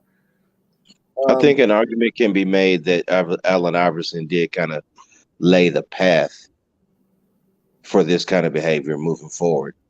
I think with the cornrows and the tattoos, I definitely think he laid the path for that. But as far as the street cred, these guys are trying to be these new age guys. They ain't thinking about Allen Iverson, man. This guy's trying to be like fucking young NBA young boy or Kodak Black or Pooh Shiesty or some shit like that. You know? Well, he at least wants those guys to respect him. Yeah, exactly. He wants to be seen as a real topper. And I think he's trying to be John Morant. I think he's just doing what motherfuckers do. To be honest. Yeah, I agree with that too. Like, he's 23. He's got a lot of money. He's got a big entourage. Yes, he's got his father in his life. You see his father courtside at all the games. And that's supposed to be the magic bullet. He got his daddy in his life. Well, how many 23-year-old people could handle $500 million without going off the rails? Right, and when you start making more money than your dad, that whole dynamic changes. Yeah, definitely. I get that. But what I'm saying is that, yes, that's true. But I don't think that everybody who got $500 million would be trying to be a thug. I think that's mostly a black. Well, no, not just be a thug. I mean, just do dumb shit in general. Yeah, but we're talking about thug dumb shit. Yeah, but we're not talking about like fucking skateboarding off a fucking right or Lamborghini or stupid shit. You know, like skydiving and shit like that, man. You keep trying to make that. What's an NBA player name that used to he owned like a it's way back. I will say the 80s, maybe I'll say the 90s. He owned a car wash, and this guy kept on messing with him. He ended up shooting this guy, and he lied about it. It was real something big. I forget his name though. I'll probably send you the Yeah, he was an NBA player. He owned a whole lot of property in a certain area. I forget his name. We'll look it up. This reminds. I'll look him up. I'll send it to you tomorrow. So something like that. But it reminds me of him.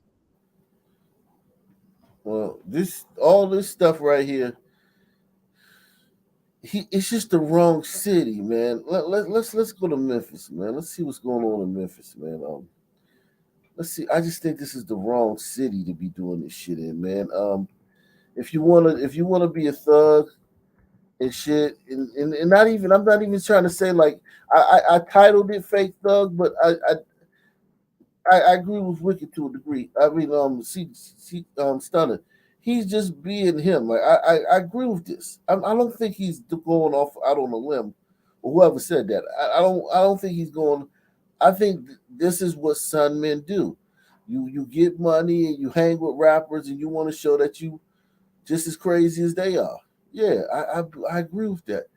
But this is the wrong city, man. It's important to note that when he did those 2 years in Murray, Kentucky, he ain't had no issues there. You know what I'm saying?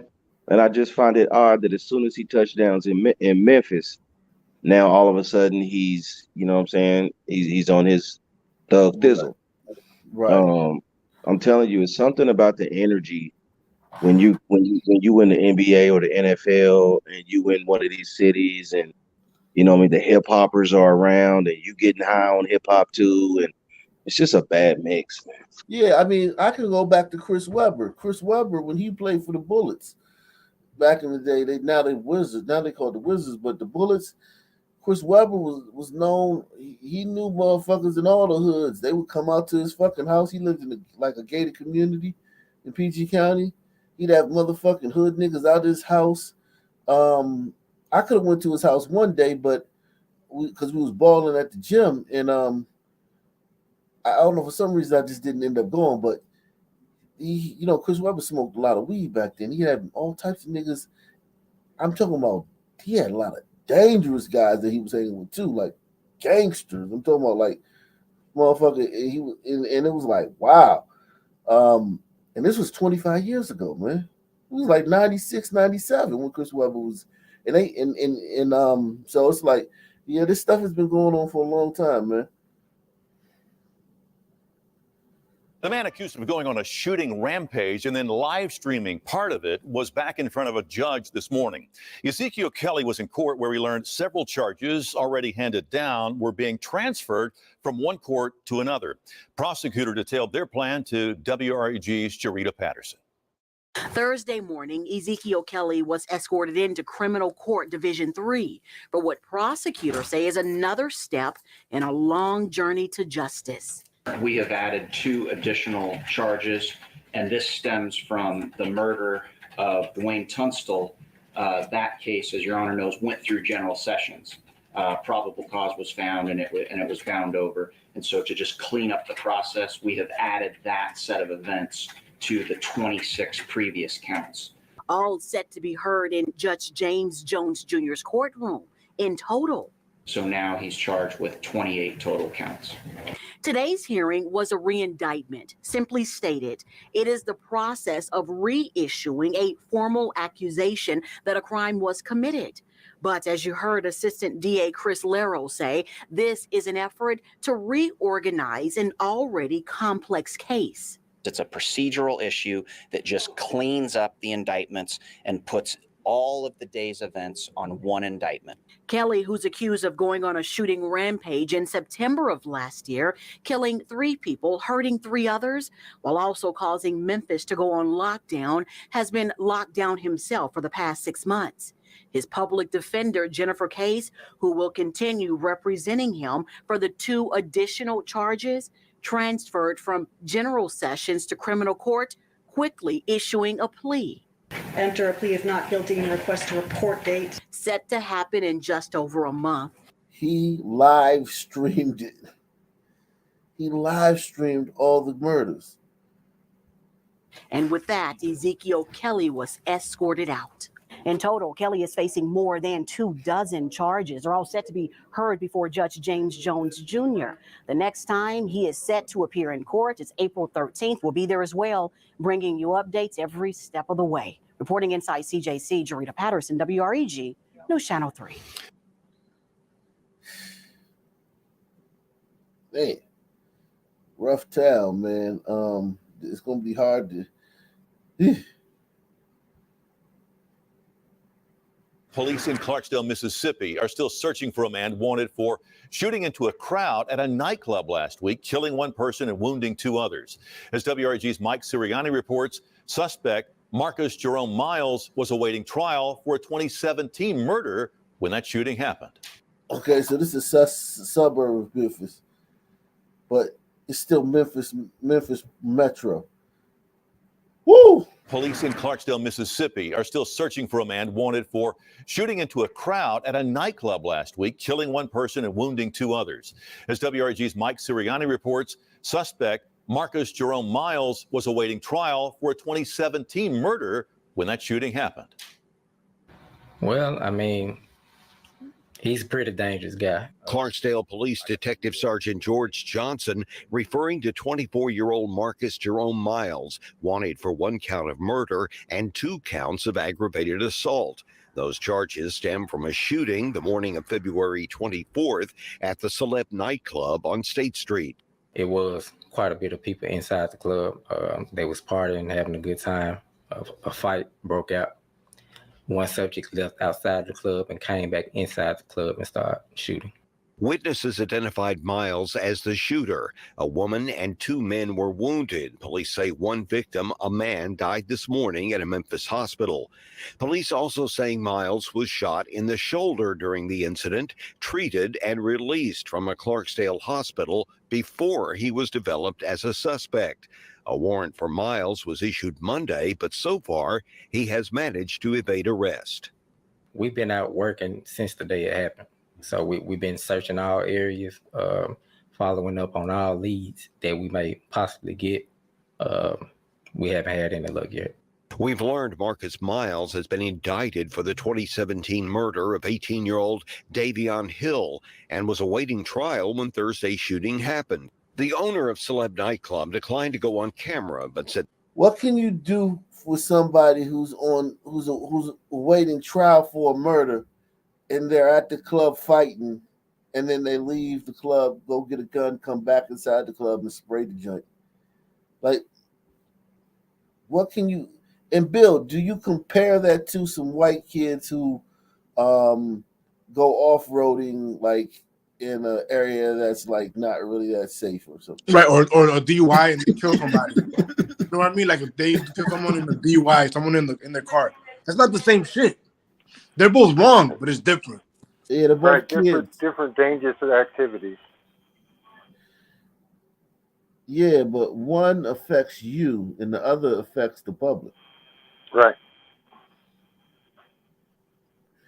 Yeah, it's just, I don't see how you can, like, say Ja Morant ran into this guy. Say Ja Morant ran into this guy, doesn't know who he is, right? Gets the mouthing off or whatever, thinks because he's got his crew, he's some badass. And this guy goes, gets a gun, and comes back and just starts spraying it. And Ja gets hit. You know what I'm saying? I go for And to sure make it see even that. worse is once again he was out and he was supposed on murder.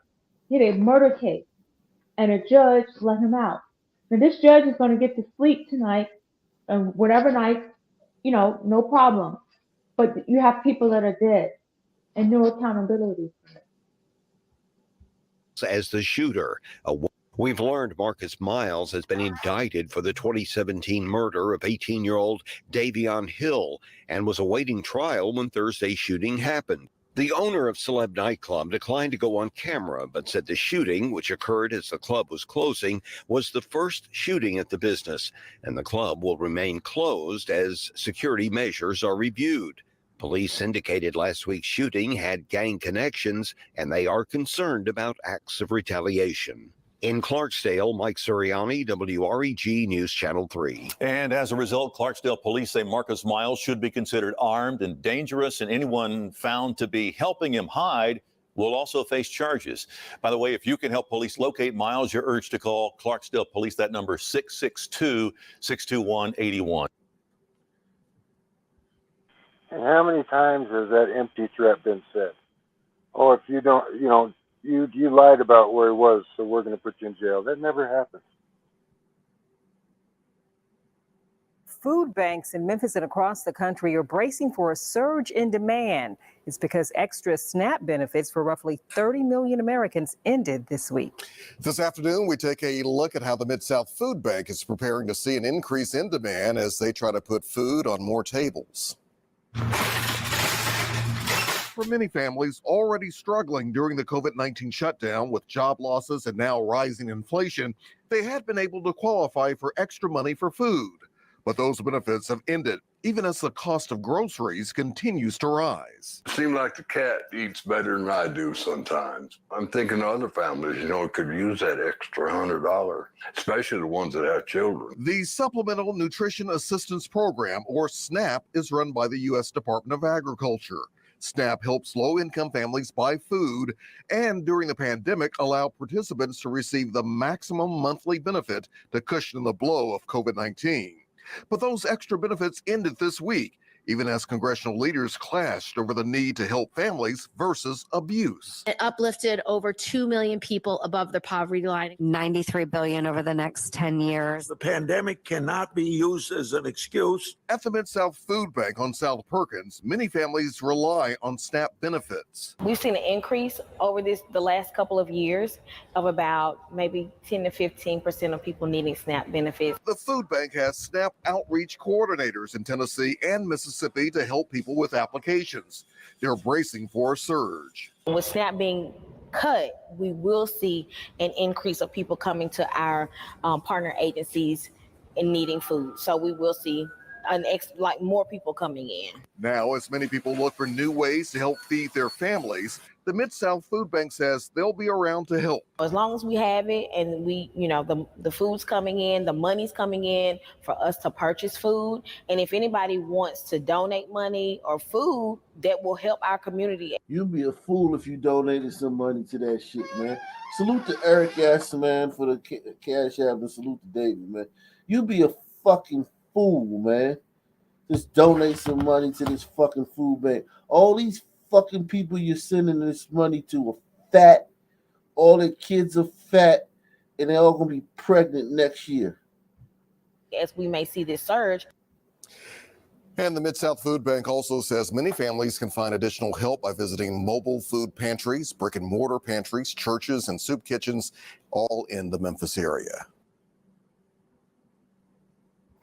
These people don't want that shit from the food bank. They want that shit from the fucking grocery store. They want the good shit. Oh, look at this. Good news, man. Good news. We have breaking news just into the News Channel 3 alert desk. A bill putting restrictions on where drag shows can be held in Tennessee has now been signed into law by Governor Bill Lee. And this law ensures that drag shows don't happen in public or in front of kids, and it threatens performers. Good. Thank God. And for the record, this did not just pinpoint them. This pinpointed all so-called cabaret shows that would be performed in front of kids. So they're focused on it because it's, they can't do it, but no one can do it in this state. And that's changed. That's how you make difference. Chippendales can't perform in front of a bunch of 5. Yeah, like they ever wanted to, right? We know who wanted to. And the people who wanted to, they can't do it in this state no more. Yeah, man. This is thank Take God. That shit to Illinois. Thank God. Bill Lee. And this law ensures that drag shows don't happen in public or in front of kids, and it threatens performers with a misdemeanor charge or a felony if it is a repeat offense. A misdemeanor charge or a felony if it's a repeat. So they're still playing. These people should be flogged and thrown into a dungeon if they get caught. Should have that picture. They should have their pictures taken without their wigs and their makeup on. And show them this is Bob, this is Bill, this is Joe. They should show their criminal history. They should be treated like when they catch a guy with child porn. You should see the stories. I don't do a lot of these stories because I don't do child porn stories. But when these guys get caught with child porn, they get like fucking 40 years. You get these guys like 50 years in jail for having fucking child porn on their computers. They've taken the child porn to a point to where if a 16-year-old girl sends a naked photo of herself to a 16-year-old boy, he's now in reception of child porn and can be charged with that shit and get 20 years. But they can all go to drag shows. Well, at least in other states, can do it here. And also counselors can, behind the parents' back in some states, counsel kids, minors under the age of 18, about transgender surgeries and transgender hormone therapies as well. This is sad. I thought this was a good thing, but they're still playing. This is a step in the right direction, but they're still playing around with these fucking guys. Charge or a felony if it is a repeat offense. Now, this puts Tennessee among the states passed misdemeanor charge or a felony if it is a misdemeanor charge or a felony. She's not explaining it right. The first time they get caught doing this shit, it's the most severe misdemeanor that you can be charged with. Second time, it's a felony with 6-year prison sentence. They're not playing with this enough, man. If a guy gets caught with child porn, I'm sorry, they're not going to be doing public executions of these people no time soon, bro. The baby steps, better than nothing. All right, I'll take it. Performers with a misdemeanor charge or a felony if it is a repeat offense. Now, this puts Tennessee among the states passing the most anti-LGBTQ legislation in just the past few years. Of course, for more breaking news, you can always go to our website. That's WREG.com. How did we get here? I believe it's definitely gliders, man. Some people did not. Some people, man, this ain't ours. We got we're responsible for a lot of shit, but not this, man. Bro, when Obama brought this shit in, we embraced it. So we some people can't say we don't got no hand in this. And not only that, is That's that true. notice how the media spend it. She said anti-LGBT legislation. It's not anti. They just said we don't want that played in front of children. That you can Yeah. still go to your porno freak show at your porno freak club. We just don't want you playing it in front of 4 and 5-year-olds, Now you're right. grooming kids. Anti-LGBT. I Yeah, always look at that's the language. I always listen to that language. How they put it, and the dummies will go on. Oh my God, they hate gay people. No. There are lots of gay Southern men there who probably cross dress at home. You just don't want you doing it in front of kids. That's all. Do It's it in your also own home. important to note that this was extended to the pride parades. So if you're in the pride parade swinging your donger around or showing kids your butthole and all that, you're subject to these laws too. Good. And those pride parades are nothing but porno parades. They commit paper genocide against our people on a daily basis. My bad. We are. Yeah, and I was gonna say exactly as you say, we not with it. My Who bad. is out for the And protest? bills to put us, lock us away, each and every one of us.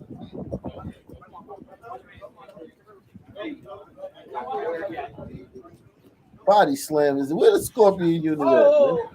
Hey, don't touch me. Where's the Scorpion unit, man? No, where is Ray Ray and You Pookie? ain't speaking. Hey, I'm just talking. I have a First Amendment right. Speak. Y'all get your cameras on now.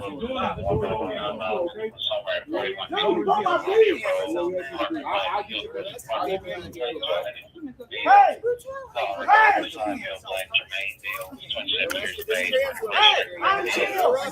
That brother standing behind him. He's resistant, man. This guy's fucking resistant, man. They need to up the fucking force. Continue, man. Hey! Hey! Hey, you gonna kill me too? Yeah, man. If you don't stop resisting. But you see how giving kid gloves makes it worse? Exactly. If they would have tackled him, skint his face all up on the pavement, and fucking forced his arms behind his back, he'd be in the squad car already. Already. Just let me go. I have a First Amendment right.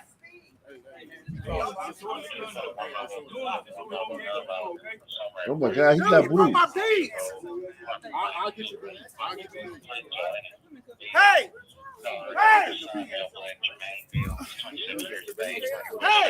Wouldn't it be cool if it was like Demolition Man and they had like these little electric batons? And just walk up there and just shock them and just fall asleep. Yeah, man. Swimming in the Anything squad. would be better than this. Now you look at these 5 brothers, man. Now you see why the Scorpion Squad acted the way they did. It's hard to get a son, man, that don't want to be fucking restrained, man. Even a son man high on estrogen is hard to deal with. Exactly. Hey, let me go. And you know they don't want to touch him. No, they don't want to touch him. They choking me. They choking me. Get your hands on my neck. So he good for it again too, man. Hey, the worst thing that could have happened is if they'd have stripped that shirt off. Oh if they would have stripped that shirt off, bruh. I'd throw up, man. God damn. Man. And he would have sued them all.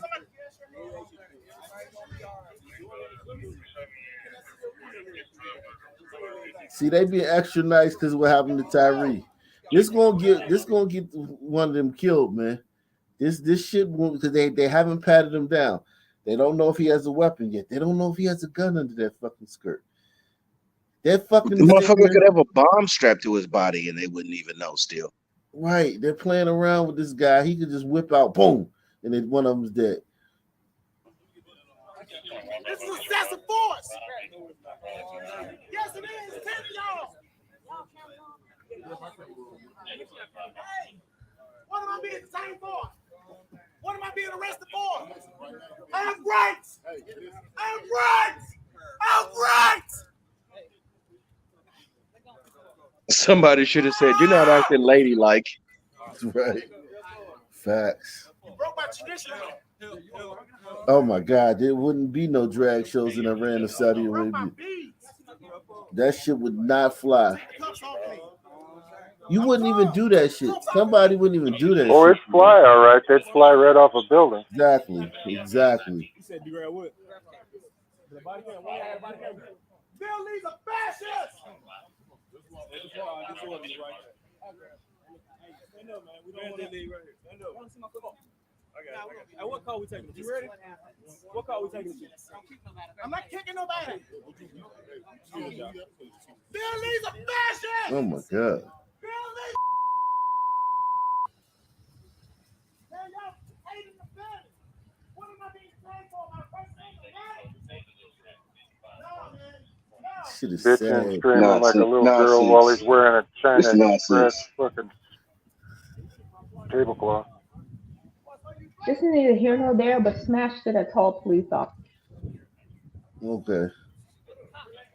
The one walking like he got 50 corns on his feet. Pigeon toe. Stop hating, son. Stop Right. hating. He gonna rub his feet. Fuck that tall motherfucker. The not need motherfucker right there. You talking about? Yeah, AP gonna rub his feet though. She'll get it together.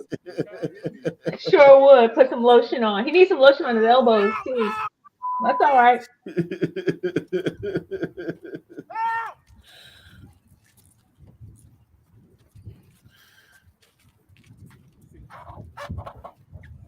I'm just thankful guy they in the yellow. they did not expose his breasts. They Thank might. goodness. He got his back is out. Yeah, the yellow guy was stepping on his tablecloth by accident. Look, father. Right Oh, he's not in. He's not in yet. Hell Oh, no. what?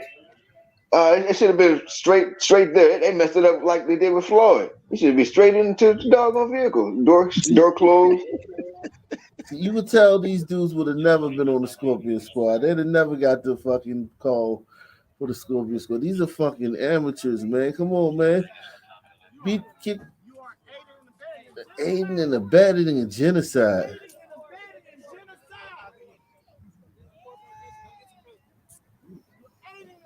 That's what they messed up at.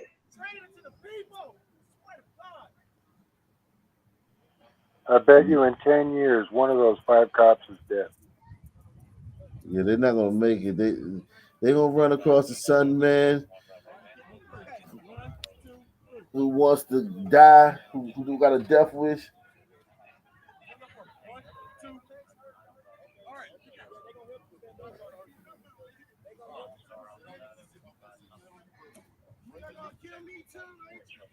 Or run into the type of dude that shot them on burritos in Chicago that time.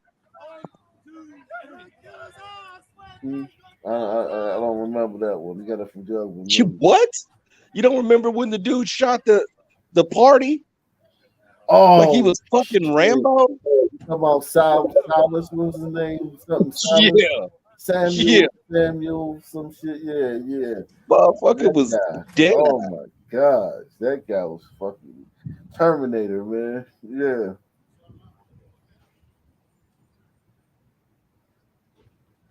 All this, just Jason Bourne. This is insane, man. This is insane that people get to behave like this in public, man. And he'll be out in a few hours. He'll definitely be out. They're letting out carjackers. They're definitely gonna let this guy out. They're letting out murderers in Memphis. This guy's definitely gonna be out. Oh my God, who the fuck is What this? message do you have for the governor? My message for the governor is you cannot destroy my livelihood. This guy wants to fucking prance around in a dress in front of your kids. Yes, he's one of the people that wants to be naked with your kids.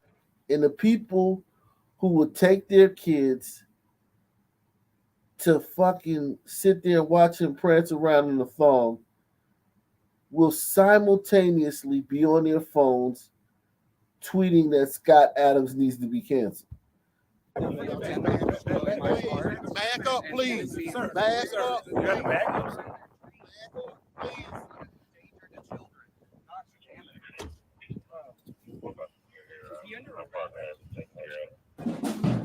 You see the difference though, right? Huh? I said you see the difference though, right? He got right into the car. Oh yeah, glad I got right in here. Yeah, yeah.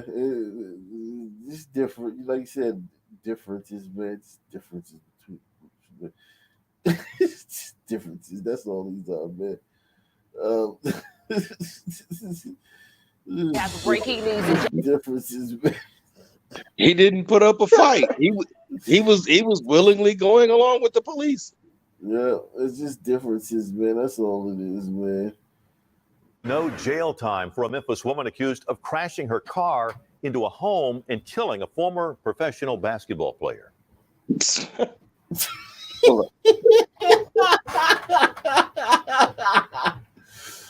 Oh my God, man. Listen, man. Make sure you hit the PayPal, Cash App, Super Chat, support the channel, man. You guys gotta understand, man.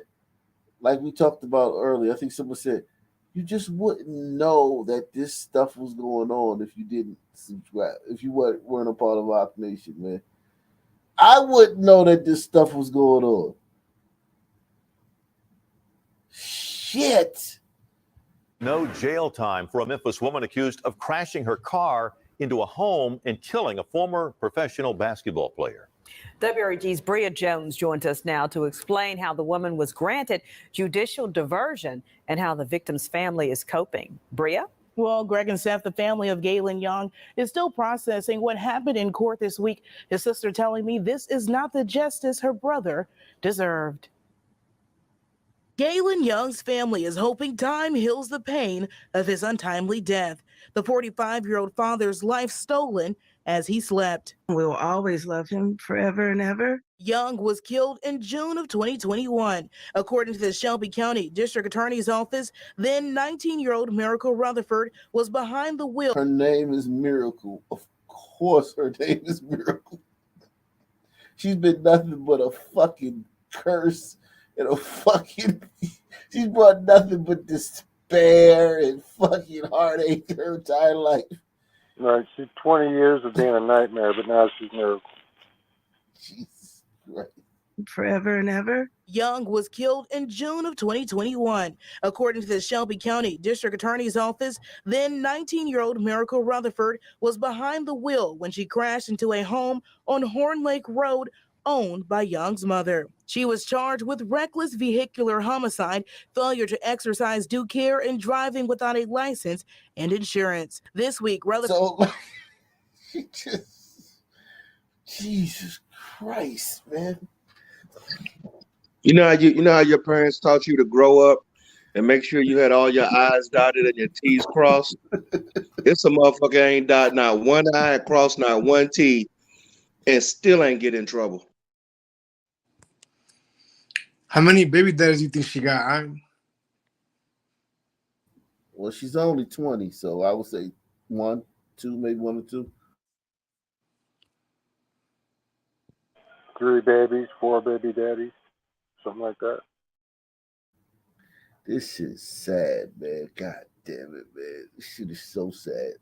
Shelby County District Attorney's Office, then 19-year-old Miracle Rutherford was behind the wheel when she crashed into a home on Horn Lake Road owned by Young's mother. She was charged with reckless vehicular homicide, failure to exercise due care, and driving without a license and insurance. This week, Rutherford entered a guilty plea and a judge granted her diversion, meaning she won't serve any jail time if she completes a 3-year probationary period. I would have never thought that someone... Okay, so we good. She got to complete 3 years probation. No way in hell she makes it through 3 years probation. But then again, she'll still get off though.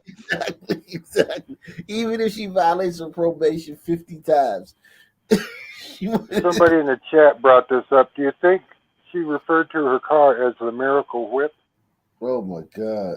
Wow. Shit. That's odd as shit that her name is Miracle. And she killed a man in the flukiest way that a person could get killed. Sitting in your own damn living room and a car come through and kill you.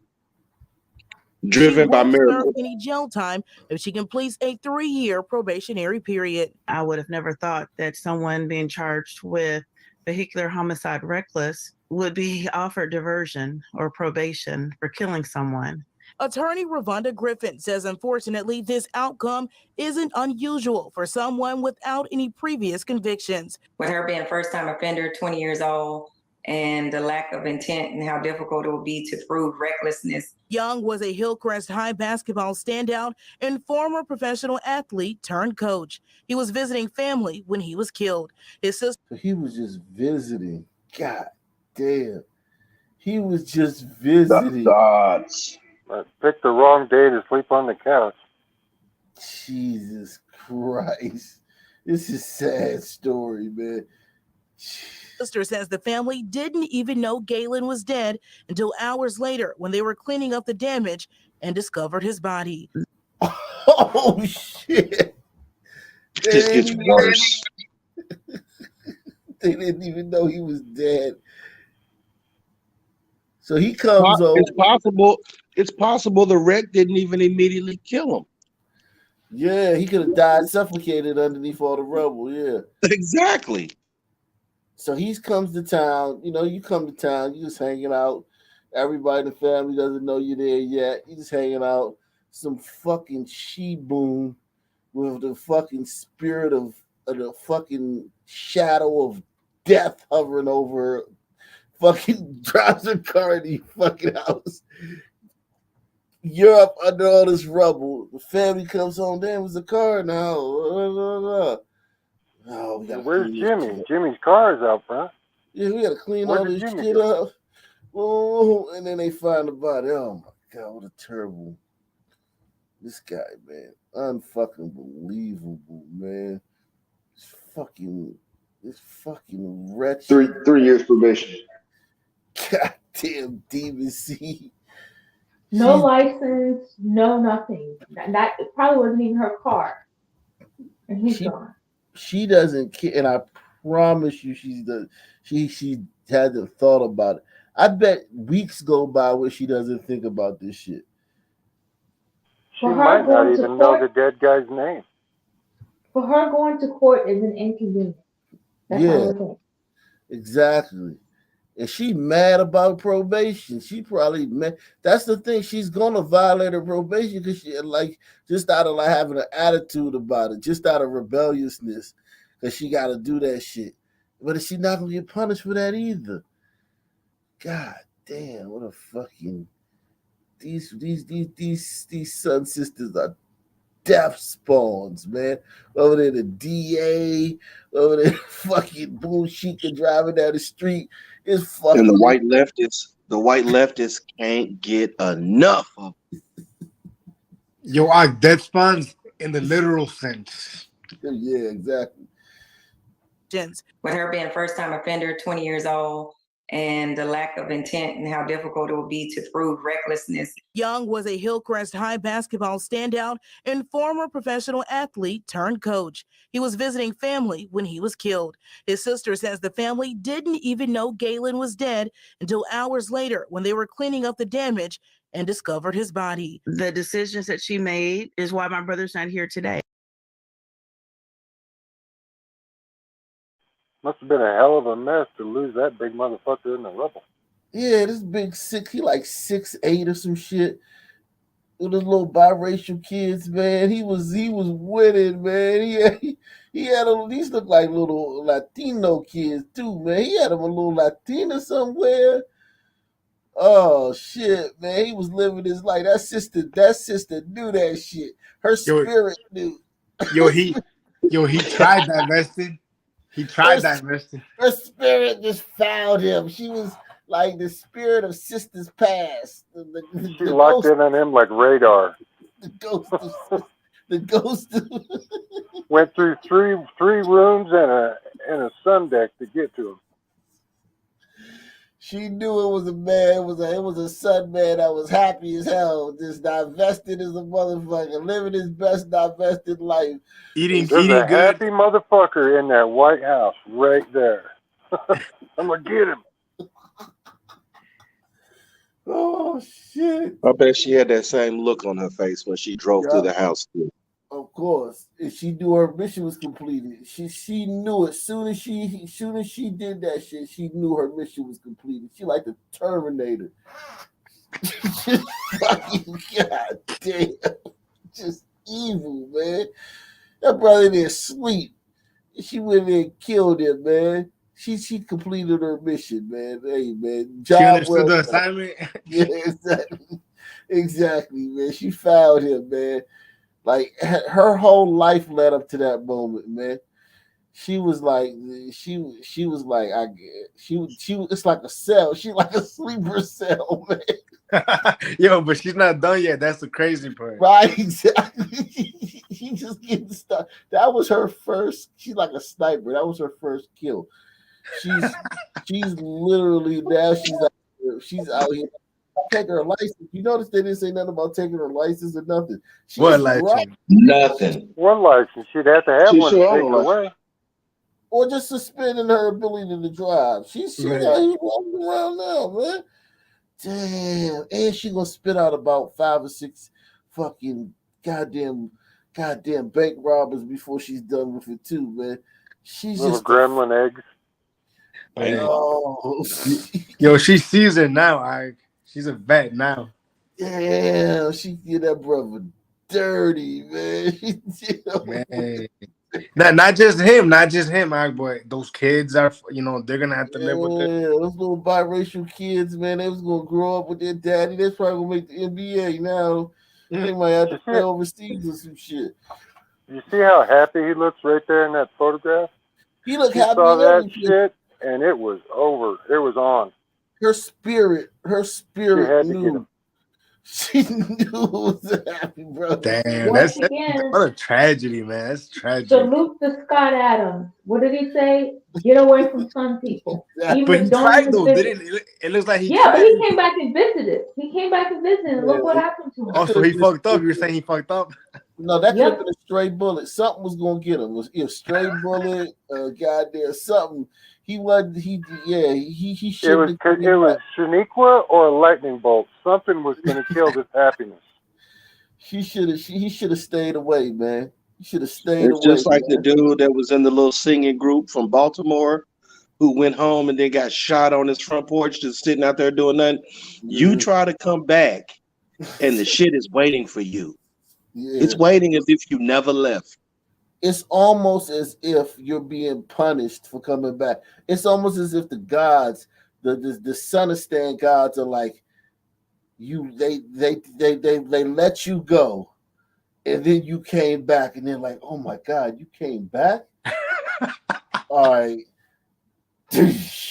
like it's like they just like you made it out.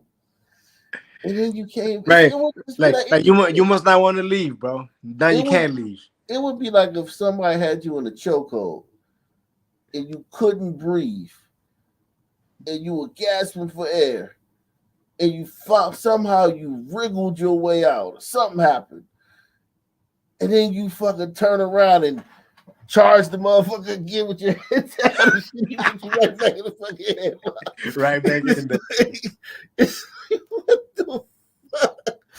I mean, like, god damn, he was punished, and that happens, man. I mean, that happens. I've seen that happen, man. The basketball god, you got the basketball gods, you got the hood gods. They listen, man. You should have never went back, bro. I hate to say it, man. You should. The guys were offended. Yeah, the gods were like, "What? Oh, you think shit's sweet over here?" Yeah, he should have zoomed that visit. They said, "You think shit's sweet? All right, let me show you how. Let me show you how sweet shit is." Yo, cue the sister. Cue the sister. Like she was driving it like a motherfucking, like he probably made like a thug nigga call her, like some like fucking Jamarquavius call. She reached down, took her off the road for 1 second. The cell phone. Right. Next thing you know, she hit a fucking a pothole on the Memphis pothole. Right. He was going straight through the house. Right. Then got out talking about the fuck. Right. Maybe she was driving and then she went into like a sudden trance and boom, she just had to do it, Right. And that was the guys. Shit, man. This shit is crazy, man. Or that she probably was pregnant. That little fucking demon she had in her womb probably kicked her. She's getting a head start lost control and shit. He's getting a head start on his exactly on his career. I mean, more than likely, she was blacked out because she was on perks and just crashed through the damn house. And this could have been Ja Morant, man. This guy played the NBA. He played for the Bucks. But this guy here. Yeah, he played for the Bucks. This could have been Ja Morant, man. This could have been Ja Morant, man. Just like Ja, the God, the son sister gods can sit with at you. Ja Morant got a preference too, man. I think he got a Latino or some shit. Nah, he likes some extra hood ratchet. He likes some black ratchet. Okay, we'll see. Yeah, he likes his girls just as thuggish as he likes everything else. Okay. He likes his girls to talk like dudes. Oh God. Look like dudes. Damn, man, this is so sad, man. I'm sad for this brother.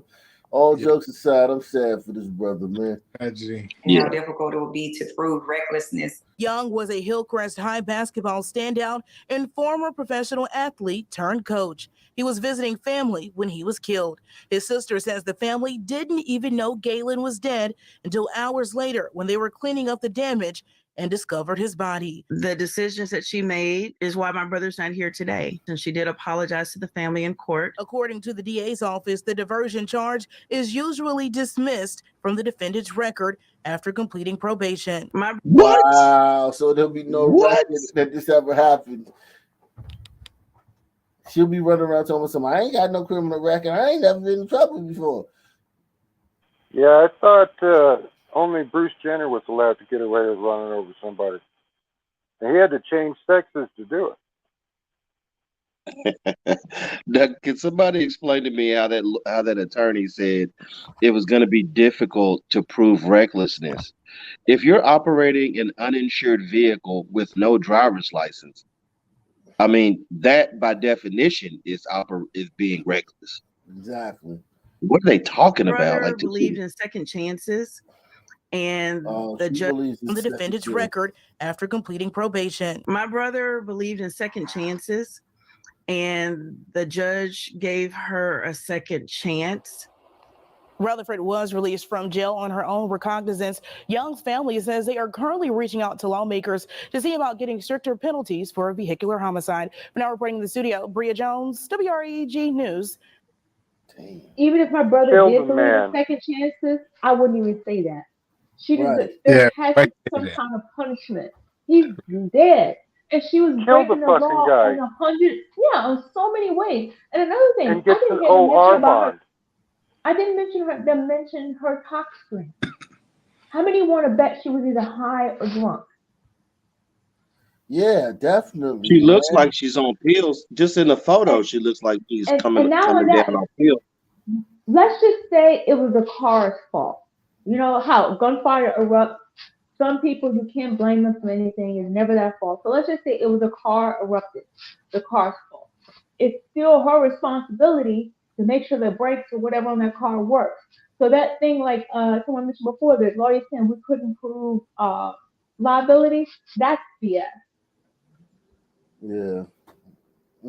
An alleged carjacker is caught after doing a good deed. WRG's Bria Jones has been digging into the arrest affidavit and shares how police were able to capture the suspect. According to the Memphis Police Department, the suspected 18-year carjacker stopped here on 3rd Street to pull a woman from a fiery crash when officers noticed a stolen car. Now, take a look at your screen. This is a salute to the son, man. I mean, listen, man.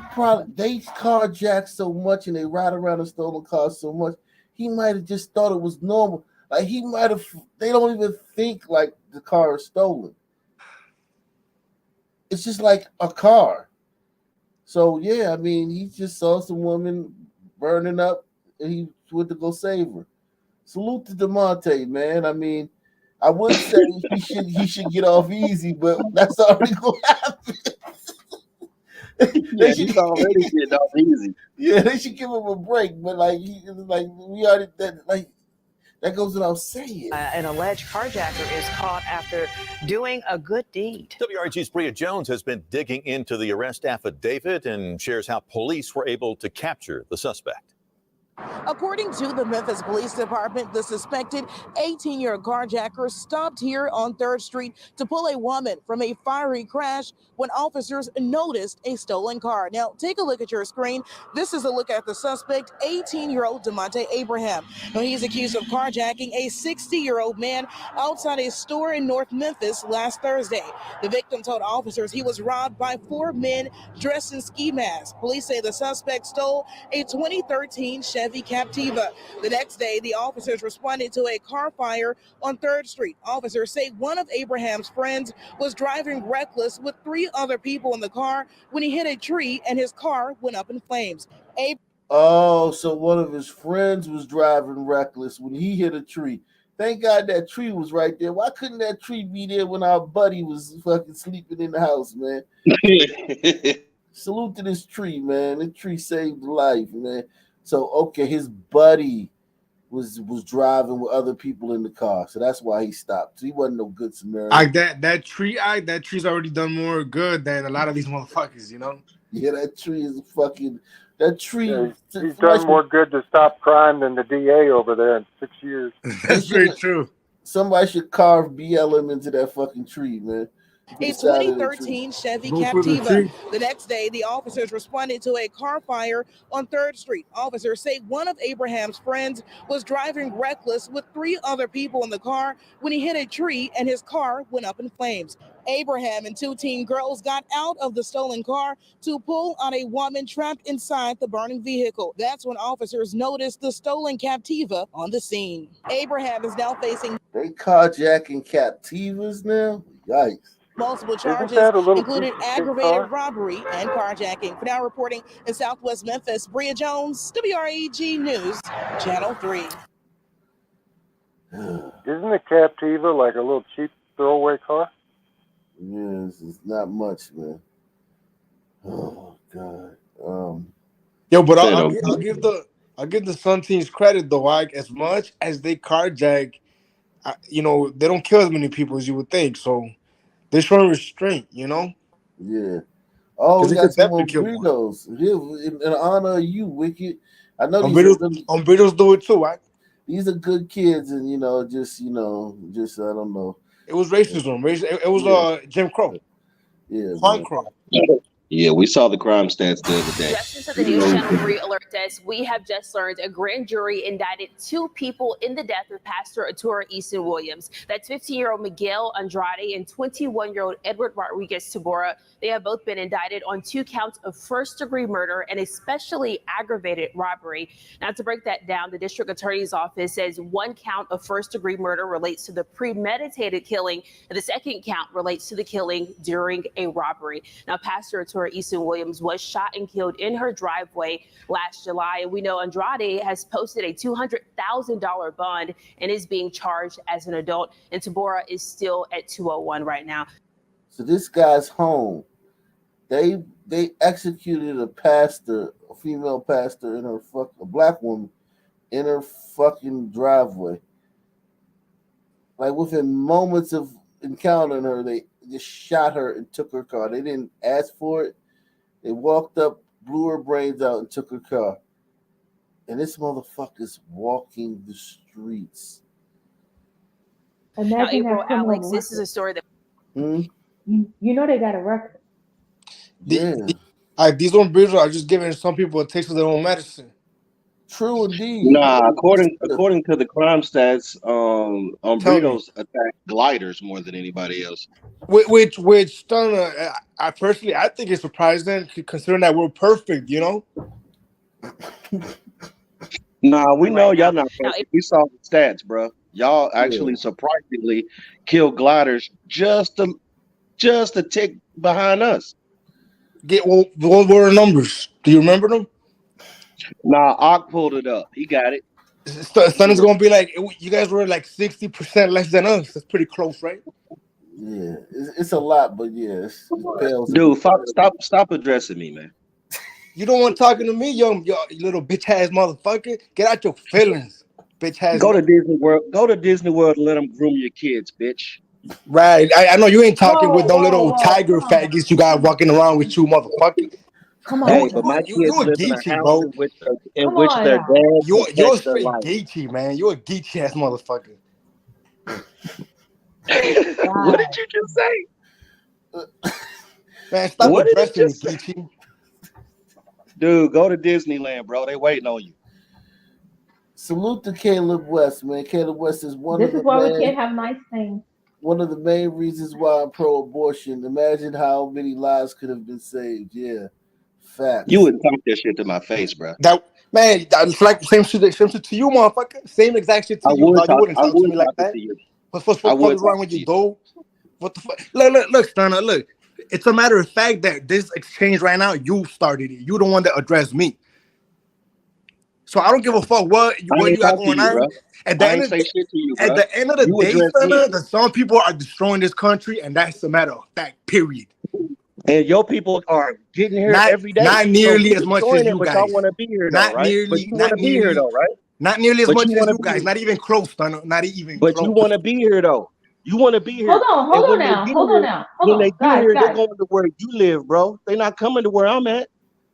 But Stunner, both of you, Stunner and Wicked, let's make it clear. And I'm going to say this and let it hang. If the gliders sent all people of color, browns, blacks, Asians, whatever you want to call yourselves, they would have a greater civilization without us. They built civilization without us. Right, well, we see They that will in have a better. Iceland. We see that in Scandinavia. We know They that, will. AP.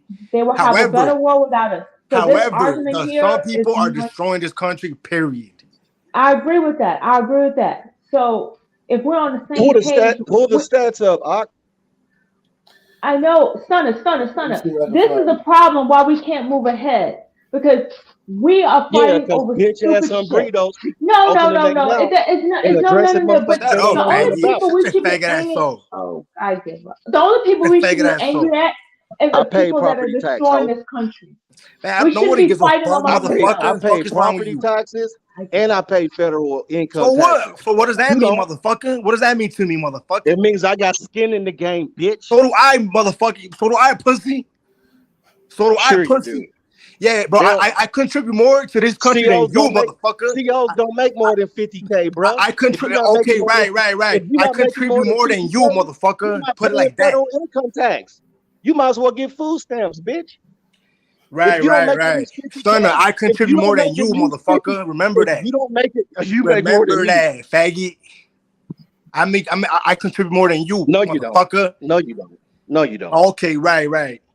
Bitch, I own houses in two states. More than you know, pussy. I'm More than you paying know, pussy. I'm paying Man, property I don't give a taxes fuck in what you 2 paying. states. I don't give a You fuck don't what pay you paying, it pussy. anywhere. I don't give You a run fuck your what you paying, bump your pussy. gum and hide Shut your the fuck head up, in man. your Why you still windshield. talking, pussy? Why you still talking? Because I want to. Man, shut up, bitch. You wouldn't say Faggot that ass shit to my motherfucker. face. Ain't no You faggots crying? here. Stop crying The to me, bro. faggots, Stop the crying faggots to are me, in bro. Disney World where you going. The It's a faggots are matter where of you fact, going. bro. Hey, it's a hard pill to swallow. Faggots I where you feel going. you. Some people are destroying this country. That's it, bro. Accept it. Look in the mirror, look in the eyes, do whatever you gotta do to fuck. Take a shot of motherfucking or whatever the fuck you like. The Malibu, you probably drinking Malibu like a hoe. And accept the fact, motherfucker. I pay property taxes in I 2 don't give no states. fuck. What the fuck do I I give? know you don't, because you can't, because you don't. I You don't pay don't property pay. taxes. No, you bump your gums, but you're not doing nothing. I employ people. How am I not You paying are property employing. taxes? What? How am I not paying property taxes? You don't own nothing. What are you talking about? What do you mean I don't know nothing? What the fuck are you talking about, son, man? Are you a renter or an owner? I'm Shut a up. fucking owner, bitch. Donna, technically, nobody owns anything in this country. But what except does that the even ones matter, that are motherfucker? control. What does that even matter? So, Because you right, yelling that I'm broke and I'm a pussy. Nigga, I never said you were employ broke, faggot. people. I never said I employ said you were a people. faggot and you a bitch and a pussy. I never said you were broke though. Whatever, man. Yeah, stop crying to me. Stop crying to me, motherfucker. Go cry to your Ain't bitch, nobody motherfucker. crying. You the one here doing putting on all this. Shut You been up, trying to bitch. start this shit. You've been trying to start this shit for No. a It's whole been week, you bro. the whole time, son. It's been you the whole time. Even with when Ak was gone and me, AP was talking, it was you, motherfucker. The whole shit with the all umbrellas are perfect. Shut up, bitch. The sun man is perfect. How about that, motherfucker? I know it. Yeah, right. I know you know. The sun man can't do no wrong, right? What would we be without the sun man? Well, you wouldn't have the NBA. Or the NFL. Man, Yeah, fuck the NBA NBA. and NFL. Who gives a fuck about both of them things? You? Who gives a fuck about that? Nobody gives a fuck. Yeah, me, right. You're not even saying shit no more, pussy. Anyway. I'm not trying to argue with some room temperature IQ ass motherfucker, man. I'm not trying to argue with you, man. Employ some people and then I argue can't tell, with me. motherfucker. I can't tell. Go employ some people. No, what business you got? Own multiple properties. What business do you got, Stunner, that you bragging about? And That you keep bragging about? do that, what are you employing, Stunner? You keep bragging about it. Elaborate. What are you employing? You keep talking about it. And then come talk to me, man. Yeah. I believe you. Murder. I don't believe shit you saying, motherfucker. Yo, I got $1 million in the bank too, motherfucker. You How don't about have that? to. I can walk out into the streets of my neighborhood right now and be safe as shit. Can you do that? No. I don't live around some people, Stunner. You sit in that dangerous motherfucking I don't live around some people, Stunner. Bumping your gums about a bunch of shit you're not doing nothing about. So don't I don't live around. I don't live around some people, Stunner. And I'm doing. Trust me, I'm doing a lot, you live around a bunch motherfucker. of criminal burritos. But what's the difference? I'm doing a lot more than you. Trust me, motherfucker. You're not doing a fucking thing. Go to okay, right. Sounds good. Motherfucker, goofy ass motherfucker. Oh, I got money. I employ people. Sure you do. I employ people. Right. What do you got? Tell me. The Airbnb, you got what do you got? Lying ass motherfucker. You a whole fucking liar, dude. Yeah, like I'm gonna have to explain anything to you, bro. No. Don't get it twisted. I don't give a fuck. But you don't want over here keep bragging about it. I employ people. I employ people. Shut up, bitch. You keep showing how much of a fuck you give because you keep talking. I employ people. I own. I don't rant. I do. If I didn't do those things, I can understand how you would give a hate fuck. that. I don't give a fuck if you own rant, if you're in the street. I can understand how you hate that, bro. I get it. Bro, I don't hate or love it, motherfucker. What the fuck? I don't what you eat don't make me shit, motherfucker. Fucking goofy ass son, man. I employ people. Fucking goofy ass umbrino. I employ people. I own my shit. Shut up, motherfucker. Nobody cares, motherfucker. The dude saying that somebody owns shit is goofy.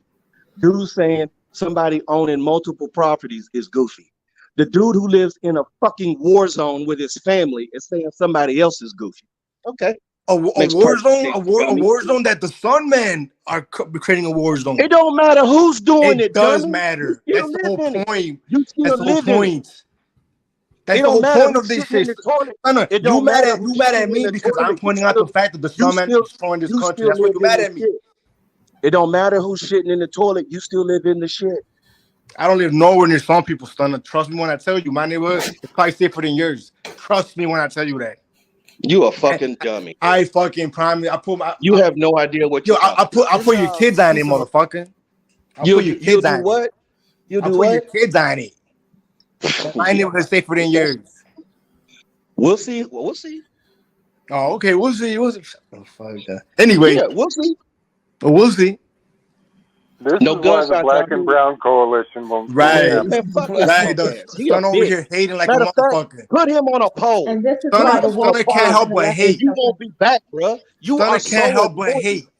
You are so annoying. And you know I'm right. The thing is, you know I'm right. You know I'm fucking right, dude. Son be saying some goofy ass shit, bro.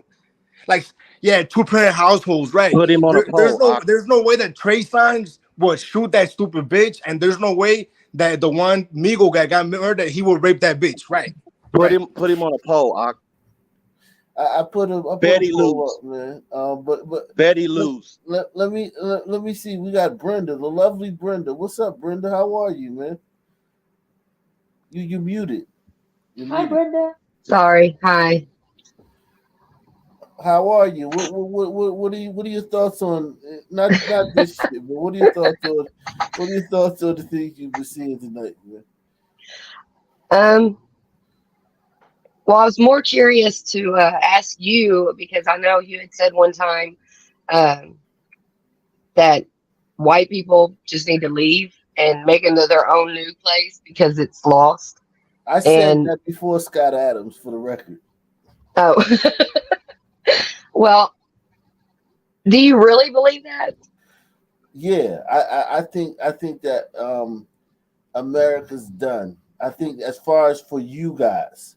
Now, don't get me wrong. I mean, it's still going to be a great country in comparison to the other shithole countries. You got to be careful with dropping stuff because we can hear everything you got going on over there. But um, it's going to be better than a lot of shithole countries, but it's not going to be what you guys created and what you guys envisioned, what you guys something that serves you guys. You guys are going to be relegated to second class citizens, and it's already starting to happen. I see that. I don't know. I feel like the more we separate from each other, the more division, I mean, obviously, but What do you mean? What do you mean by that? Like, what do you mean more division? Like, what does well, that I mean, if we stay mean? away from each other, then we're going to be isolated into groups instead of all as Americans, because that's what we are. We're all Americans. Okay, but are you feeling that? Do you think that on Breedos and some people view us as all Americans, or you think they view themselves as Black Americans and Hispanics? Or illegal immigrants or whatever. Um, I can't really speak on how they feel.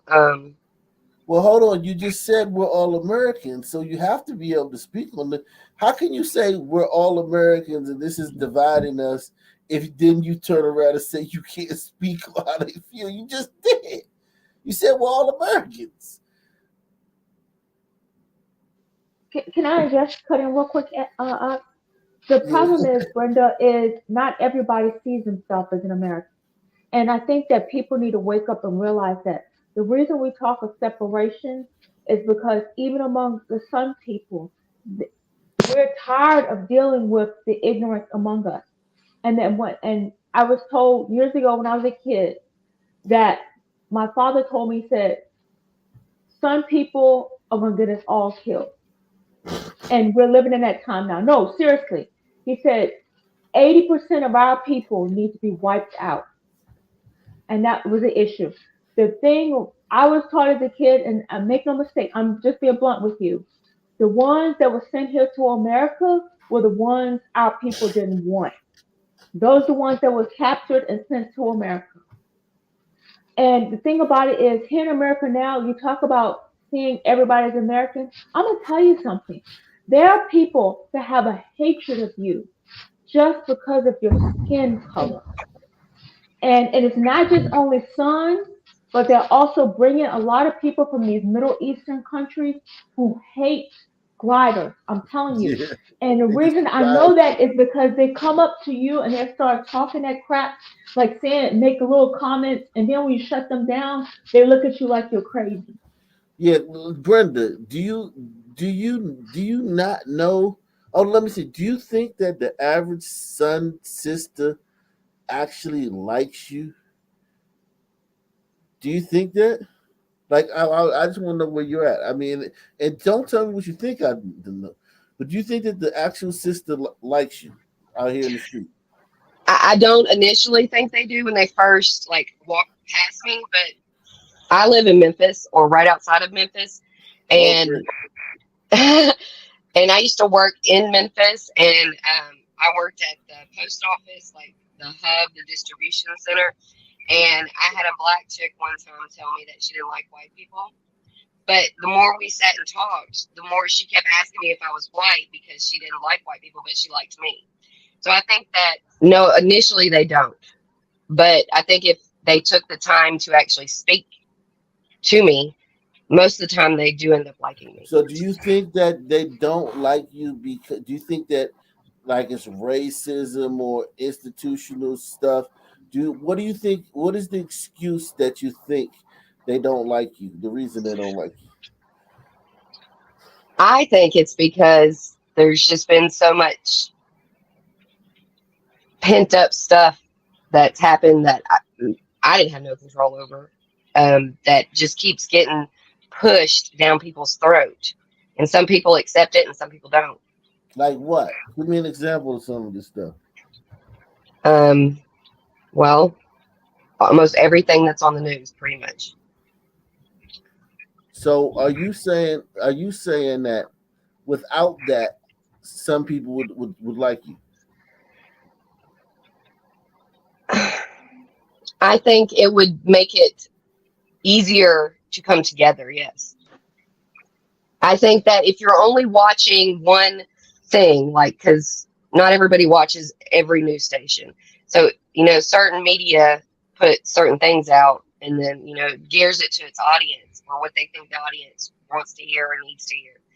And I think that if you're just being fed a certain thing and you're not seeing another side, then yeah, you are going to feel a certain way. I mean, that's how So I can would I, feel. so can I challenge you, Brenda? So why is it Sure. that some people are attacking Asians? Asians never had slaves. They never oppressed anybody. As a matter of fact, when the first Chinese and Japanese they came here, a lot of them were indentured servants, and they were treated horribly in California. They were lynched and everything else. So why are some people have a hatred for them? They didn't oppress. That I don't According to know. your logic, that they have so much pent up, and that they immediately they don't like you, and then later on you talk to them, they like you. Asian people, they have done nothing to sons, and they still are getting victimized, and they have a hatred. I'm telling you, an outright hatred, especially of Asian women. So Air. that how does that click in what you're saying? I don't know. I can't really even answer that because I don't know. I So don't now know why tell me they this. would. Let me just bring it back in. So you when you were talking to this some woman, were you being authentic or were you trying to make her No, I like was you? being myself. I was Okay. being who I am. So you were being who you were. Were you being like were you like being like ratchet and like super Oh no, I'm cool or never. I don't act ratchet. No.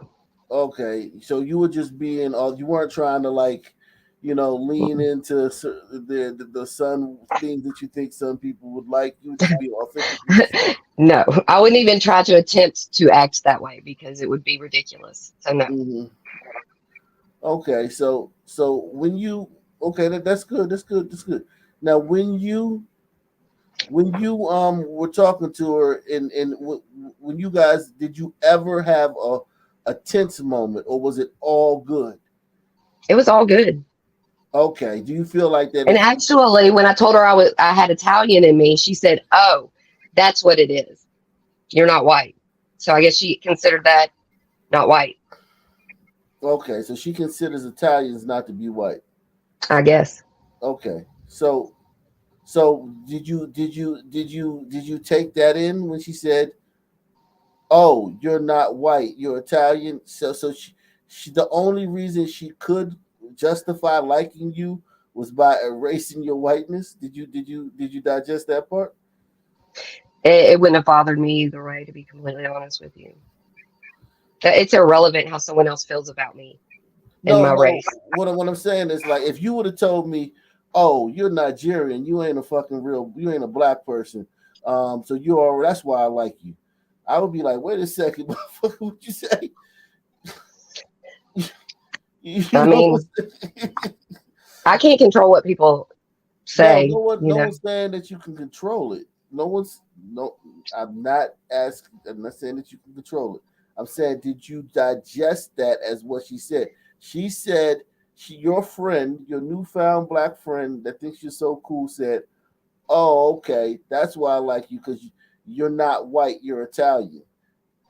But if she thought of you as white, she wouldn't like you. She only likes you. can justify liking you by removing your whiteness. Did you Right, she did you made an digest that? excuse that you were acceptable. Did you digest that? That's what I'm asking I you. mean, I guess I didn't digest it at the time like that. No. Okay. Okay. No, I just wanted to know because because she's not really like that into you. You know what I'm saying?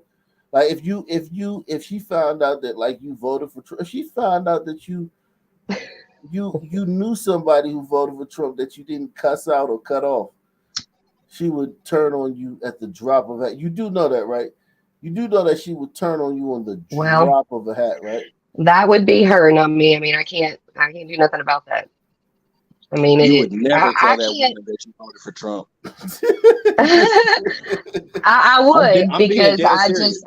I would No, tell I'm her being serious. because. Don't ever tell her that, ma'am. No, you would. Don't Well, I mean, ever I tell don't her. work there now. I don't work there now, but I mean, I have no issue telling anybody. I don't. I try to be as honest as possible, but Don't. That's I'm your not going to personal hide who business. I am because of another person So, in the way that hold they on. feel. That's You're ridiculous. telling me if y'all were having a conversation and Trump came up and she was like, oh, by the way, who did you vote for? And I you would say- tell her. You would tell her you voted for Trump. Yes. Okay. So you're looking to end relationships that are going well. I mean, if that's what would happen, then that would be what would happen. I mean, I think that's insane to have to hide a part of myself for someone to like me. If she doesn't like me after that, then that would not. I mean, it would be what it would be. It'd be crazy. Ma'am, do you see the difference between using discretion and discussing politics with random strangers and hiding yourself? There's a thin line there. You know what I'm saying? I'm just saying, don't jump off the damn cliff. You know what I'm saying? To announce that you did this shit when it's not necessary. I get what you're saying, but I don't know. I guess I don't know. It's just who I am. That's just how I am.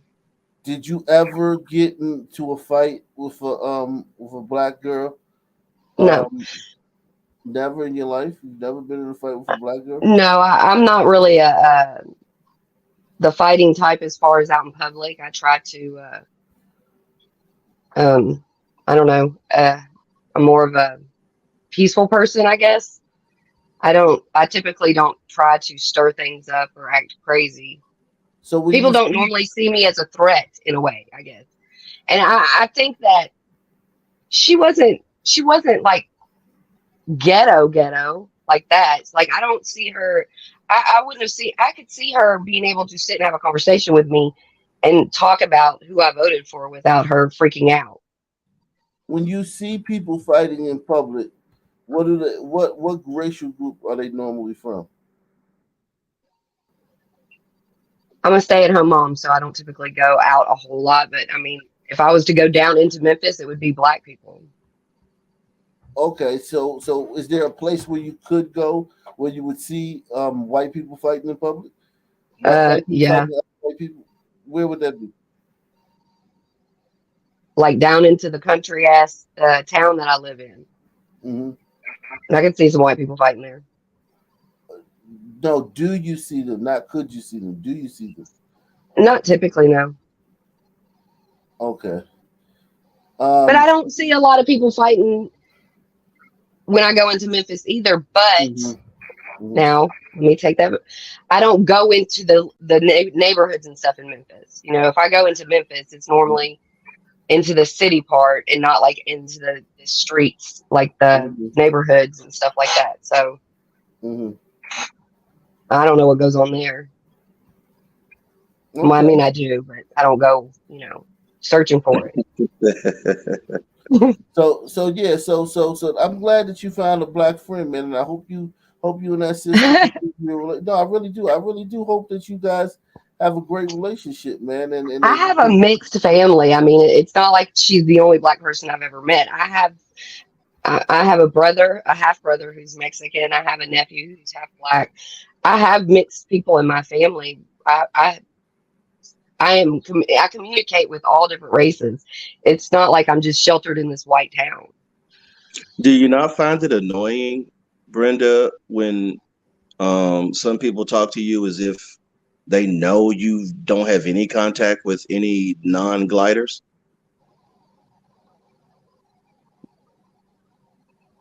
Do what? Say that again.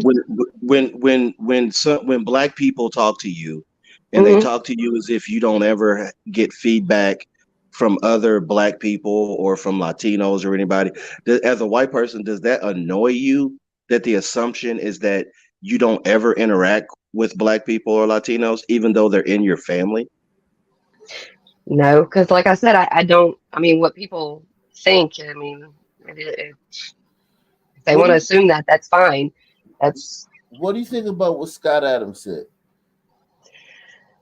That was the whole reason why I wanted to come on here, because what he said, I think it would call. I grew up in the like 90s, and there was not all this. Like, people didn't. I mean, I'm sure there was, but I didn't see it. I mean, everybody got along, and it seemed, okay. It seemed actually like when I had my son, I remember thinking that he wouldn't have to grow up with all that racial shit, and it would just be gone because it was damn near dwindling. But now it seems like it's been like The rebirth, lit the back up. Renaissance. Yeah, Renaissance. Now tell me this. Listen to this woman and tell me. I've seen this video. I've seen this video. Okay, this video right here is ridiculous. In society, right? This is a professor, and she hasn't been. Been reprimanded. The people that get those degrees are probably not going to get good jobs, right? And if you take out a loan, the Black conservative, to get that degree, you're probably not going to pay it back. So it probably shouldn't exist. Okay, so she probably has a white liberal boss that is subsidizing her to say things like this. But without further ado, we're going to go ahead and respond to the claims that she makes in this video. In the aggregate, right? The real sort of issue here, and I've heard people sort of say it, is one, I think that white people viscerally fear. It's not that white people don't know, right, what they have done. They know. They fear that there is no other way to be human but the way in which they are human, which is to, so, like you talk to white people, and whenever you really want to have a reckoning about it, they say stuff like, it's just human nature. If y'all had all of this power, you would have done the same thing, right? And it's like, no, that's what white humans did. Okay, now here's where the BS comes in, okay? You see how she talks about white people as if white people are just a different, like, species, okay? Like, they're just fundamentally different from everybody else. And see, this is oceans interacting with each other for centuries without total Europeans or white people. Listen to this lie she says about this bullshit she says. That's literally every single society that has ever existed. Period. Right? Period. White human beings thought there's a world here and we own it. Prior to them, Black and brown people have been sailing across oceans, interacting with each other for centuries without total subjugation, domination, and colonialism. First of all, there wasn't no traveling across no fucking oceans, man. No. And notice she's a college professor, and yet she doesn't cite any resources, any sources, no citations at all. Yeah. Just talking. Yeah, if she's a college professor, more likely she's a Marxist. We were not traveling across oceans, and anything we came in contact with, we subjugated. I'm the Bantu, man. My tribe is the Bantu tribe. We killed everything in our wake. There are tribes that don't exist anymore because of the Bantu genocide. Look it up. The Bantu genocide. It happened way before white man ever came to Africa. Colonialism, right? Lie. So she's this. When you see the fact that Black people get to talk like that, Brenda, and you gotta watch what you say, does that irk you? No, because I don't watch what I say. I say whatever I comes to my mind. I don't censor myself. So when you're around, so if you were around a group of Black people that you didn't know, and a political conversation came up, or just a social conversation came up, you would say whatever came to your mind. Yes, I would. I don't end up. And I've never had a bad response. This is the thing. I've never had a bad response. Most people will have an intellectual conversation. I can read a room.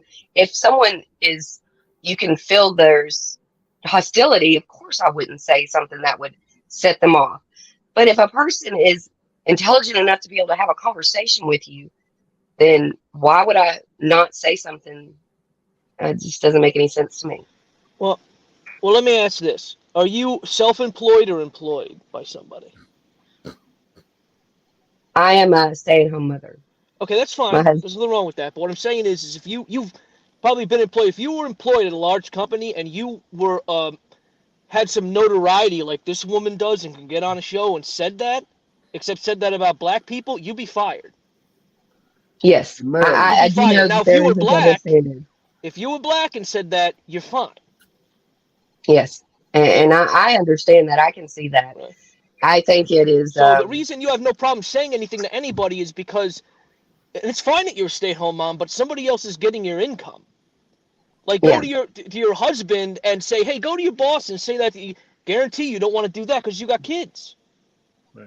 Hey, so Brenda. he can say whatever he wants to say. You can say whatever you want to say. Scott Adams can say whatever he wants to say because he's got FU money. You know what I mean? Brenda, what do you? I understand what you're saying. Not everybody has the privilege to say that. I get it.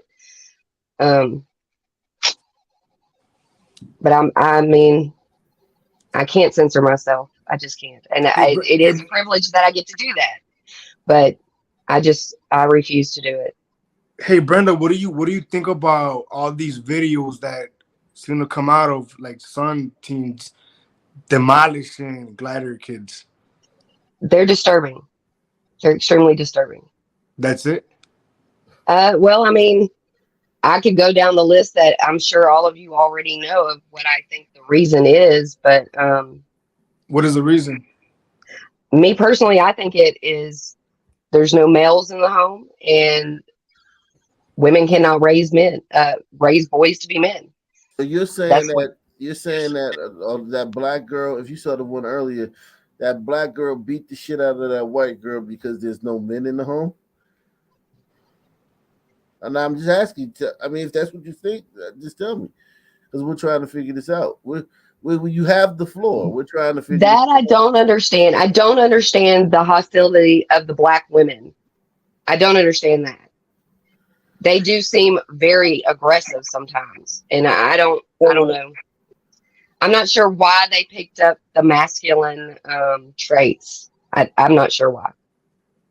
I guess it could stem from because a father is extremely important in the home. It's not just important for the boys; it's important for the girls. Would you tell a black woman that she had masculine traits to her face? I actually did. The girl at the post office. She was talking to her child's father, and she was talking crazy to him. And she said something to me afterwards. She was going, rambling on him, and I said, "Well, look how you talk to him. You're extremely mean to him." So, I mean, like I said, I don't censor myself. And I told her that I thought that she was too hard on him. I mean, I didn't come out and say you're masculine, but I mean, I just told her that she was very mean to him, very aggressive. Okay, let me read this. Miguel Wano says gliders with Brenda's thought process is why they will never get a hold of this country again. These are your modern day conservatives. Yeah, would you consider yourself a conservative, Brenda? I mean, I vote conservative because I'm not going to vote Democrat because I'm pro-life. But I mean, I think there are shitty conservatives, and I think that they're not doing what they should be doing. But so I don't know. You're not a conservative. I'm probably not conservative in the sense of conservative. Yeah, probably not. You're not.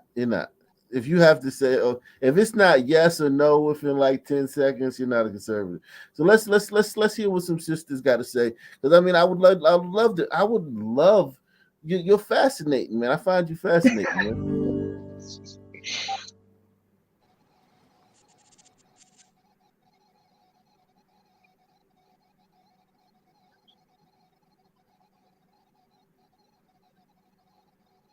As a Black woman who was a Black girl, I see the attack on us comes in a very different form. In some ways, it comes in the same form. You know, people do experience racial profiling and police brutality, but sometimes you come across women who have not had that direct interaction. But we're attacked in so many nuanced ways. So you have internal race issues within our own culture, and then the external race issue, and then your mothering issue around race. So for me, race and being a woman of color is so multi-layered. It's like you can excavate all day. Two uniformed security guards walked over to us, one white, one Latino, and began to ask us questions about what we were doing in the lobby of that hotel, if we were guests. Quickly responded and said that I was in fact a guest. I was asked details, my name, what room, and it was at this point that I became very upset. And then you start to wonder, well, what other difference could it be if you're a white cop, I'm a Black female? What other difference, what else could I have done to piss you off this much? It just starts to then look racial. We actually had to bring in a white colleague from the Justice Conference before anyone could get an official response from the hotel. I've had people focus on my hair not being professional enough.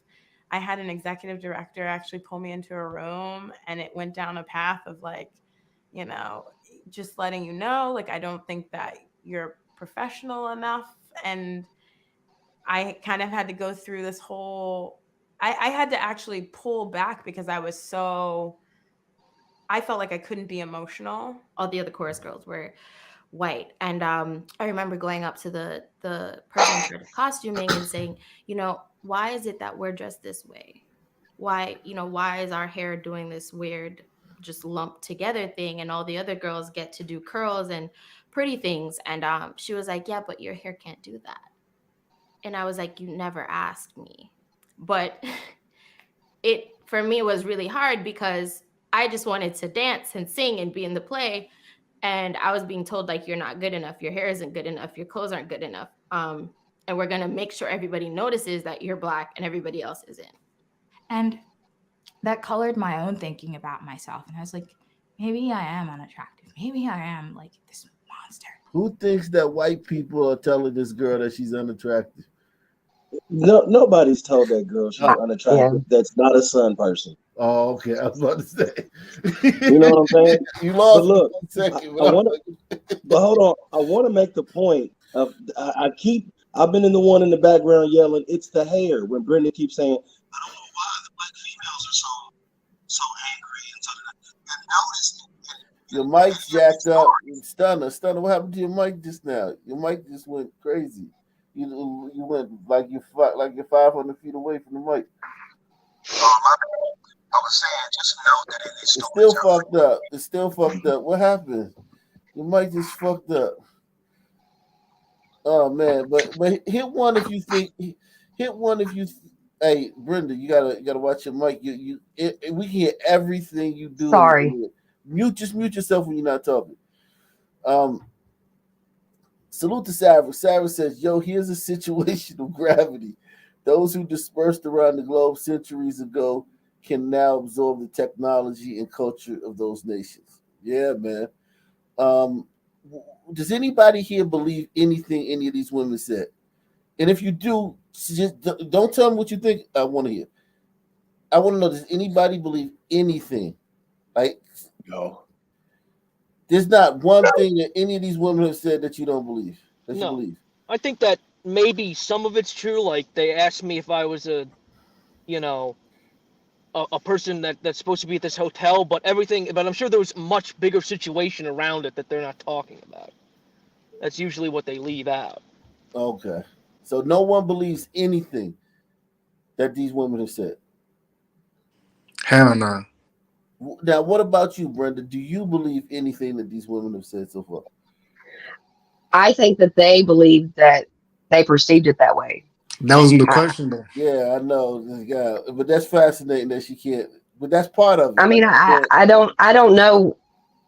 They may, but that's the thing is that people see things differently than you may see things. I probably wouldn't have seen it that way, but I they may you, have. Brenda, I asked you what you thought about it. No, I do not believe that.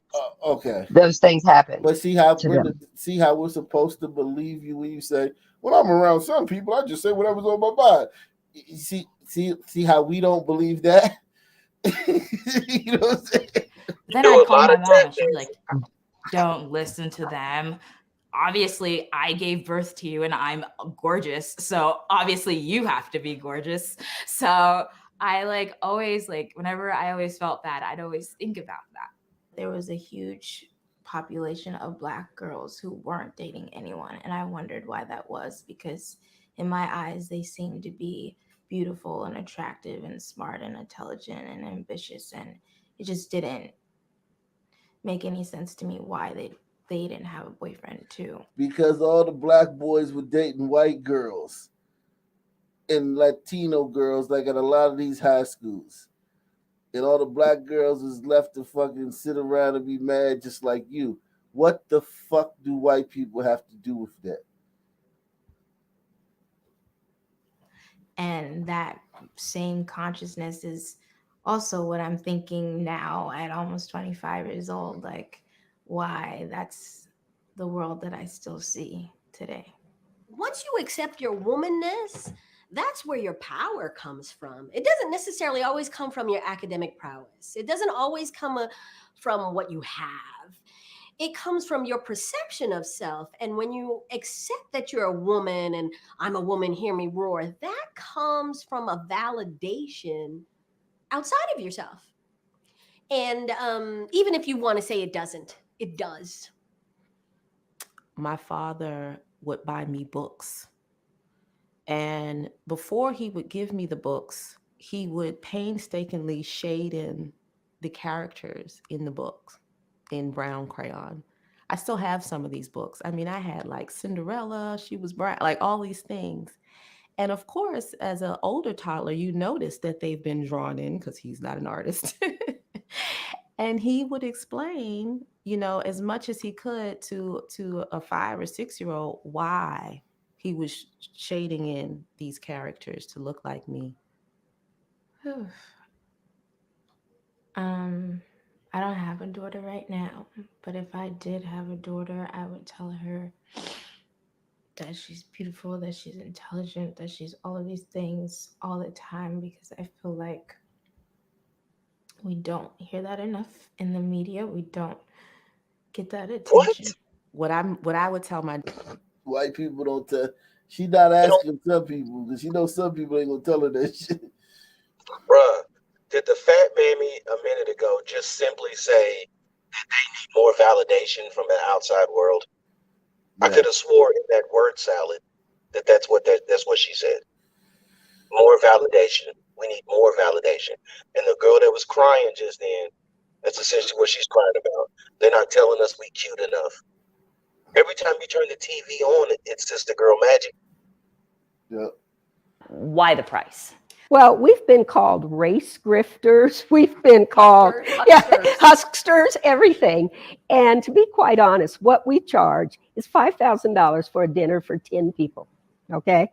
That's not a lot of money. If you consider you go out to a nice restaurant in Cherry Creek and you have cocktails, you have wine, you have dinner, you have dessert, that's not a lot of money. And this is what people need to understand. Syra and I don't pay ourselves from the business. We pay the woman who works. Hold on, let me get part one. I think this is part two. Of that thing. Let me get part one of this shit. This shit is.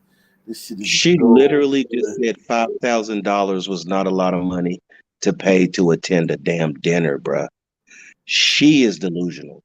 Yeah, these people are. This shit is gold right here, man. These fucking race to dinner broads. These broads are fucking amazing, man. They've worked out a hustle to where they get to live the same lifestyle and the same standard of living as the people that they say are racist and should give up their shit. Yep. Facts. I mean, yep. Yep. I mean, that's pretty much exactly how it is. Let me find this one, man. This shit is golden, man. I love this shit. I want to know what Brenda thinks about this, man. If Brenda would sit in on one of these, man. Maybe, should we take like a donation plate and see if we can send Brenda to the next race to dinner? Okay, so I want a show of hands of everyone at this table who is racist.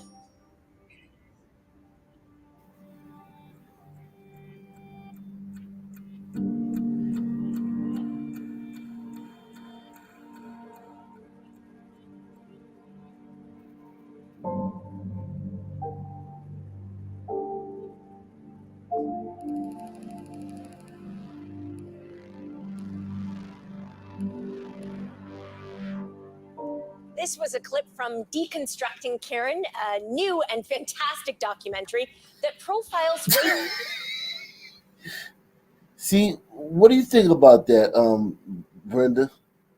That you guys they gotta call this thing fantastic. That's just basically fucking gaslighting them. I think I've seen a clip of that, and I think it's absurd. I'm not really sure what the point of it is, personally. I'll tell you what the point is. The point is so that a bunch of rich fucking housewives with no kids anymore can go to parties and brag that they went to this thing. Like, that's all this is for them. It's just bragging rights. I went to race to dinner. I know what I'm talking about. You know, goofy shit like that. Salute to Miguel Wano, man. He says, if y'all glad is moving like this, I'm so scared for y'all.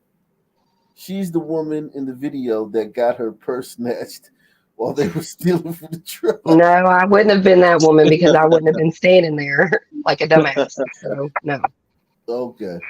Race to Dinner, a series of dinner parties with honest conversations about white supremacy taking place while breaking bread. So that's why we're so excited to have with us today the executive producers of the film, Syra Rao and Regina Jackson, who are also the co-founders of Race to Dinner. And with them is their colleague, Lisa Bond. Welcome to the show. Thank you for having us. We're very excited. And Syra, so yes, it's called Deconstructing Karen. Let's start with deconstructing what that means, a Karen and a Becky. Sure. So in a nutshell, all white women are Karens and Beckys. Why? Because all white women have white power and white privilege. And the what are you subjecting us to? Bruh. Tortures this. Could you imagine? Can you imagine a glider sitting up there talking about all black women are Sharkeisha's and Marquesian? See, these people aren't real. These people are like real. Those are all. These people aren't That's real. not how real people act. Yeah, they're definitely real. These people are very. Well, I mean, they're real, but I don't come in contact with anybody like that when I'm around anybody. Never.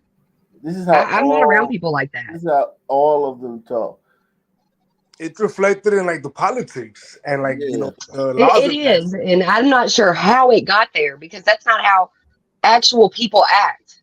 Like the actual people, This is how not the. this is how Germantown and Wolf Chase acts. Yeah, but the black people in the hood that you may work with at the plant or whatever you work at, they talk like this in their way.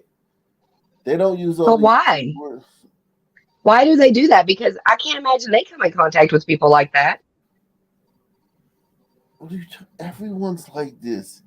This is the way that you choose to wield that white power and privilege makes you the kind of Karen you are. So you can be one of many Karens that's gone viral for a whole host of things, including calling the police on black and brown people for literally just sitting and doing nothing, breathing. Or more likely than not, you're the Karen who is remaining silent when horrible things are being done and said in the boardroom, you know, at work, at your kid's school, at your own school, at home. It's that silence. And typically Karen's violence shows up, the devil shows up in whispers and hushes, and less so in viral Karen videos. All white women are Karen. Wow. So, Regina, Deconstructing Karen then is based on Race to Dinner, which is a business that you and Syra started. Tell us about these dinners. What happens? Well, basically, we have radically honest conversations with white women about their racism. And Syra will generally say that she is anti-Black, and everybody will pivot towards me. And I go, well, and Black people know it.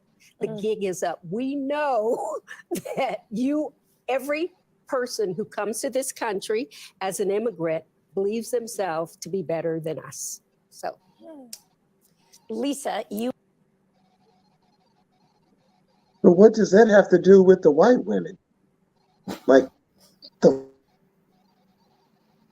the person who, their leader, the person who funds all this shit and is the head of all this shit is a white woman. You are the resident white woman at these dinners. Can you tell us about your role and how you've changed over the course of going to these dinners? Sure. So I'll tell you how I've changed. I grew up in Oklahoma, and I grew up, obviously Oklahoma is like the Midwest South, right?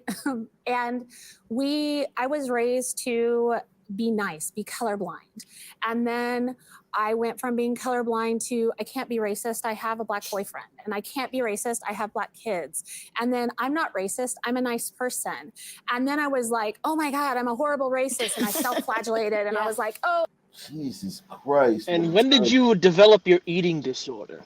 Exactly. When did the obesity come into play? It's called race to the gym. Or if you're going to race to dinner, have a small salad, for Christ's sake. What a terrible life they live, man. This woman just described a horrible existence, man. I mean, But she's I'm sorry. I didn't mean to cut you off. Go ahead. She's the type of white woman that is the problem. Not all white women are like her. I feel like we all kind of get lumped in there with her, but we're not all like that at all. Yeah, but white women are more likely to be like that than white men. I'll tell you that. Oh, absolutely. I totally agree with that. Completely. Yeah, women just fall for shit. That's retarded. I don't know what it is. Yeah, and I would say that a lot of white women are like this, man. A lot.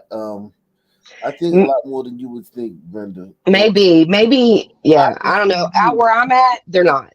I could see, especially the dirt dolphins. Yeah. What is that?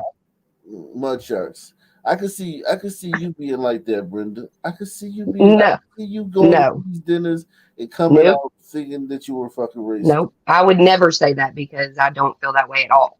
But I'm talking about not even slightly. No, I'm talking about after the dinner. No, I wouldn't. No, I wouldn't at all. We need to take up donations and send Brenda to a damn dinner, man.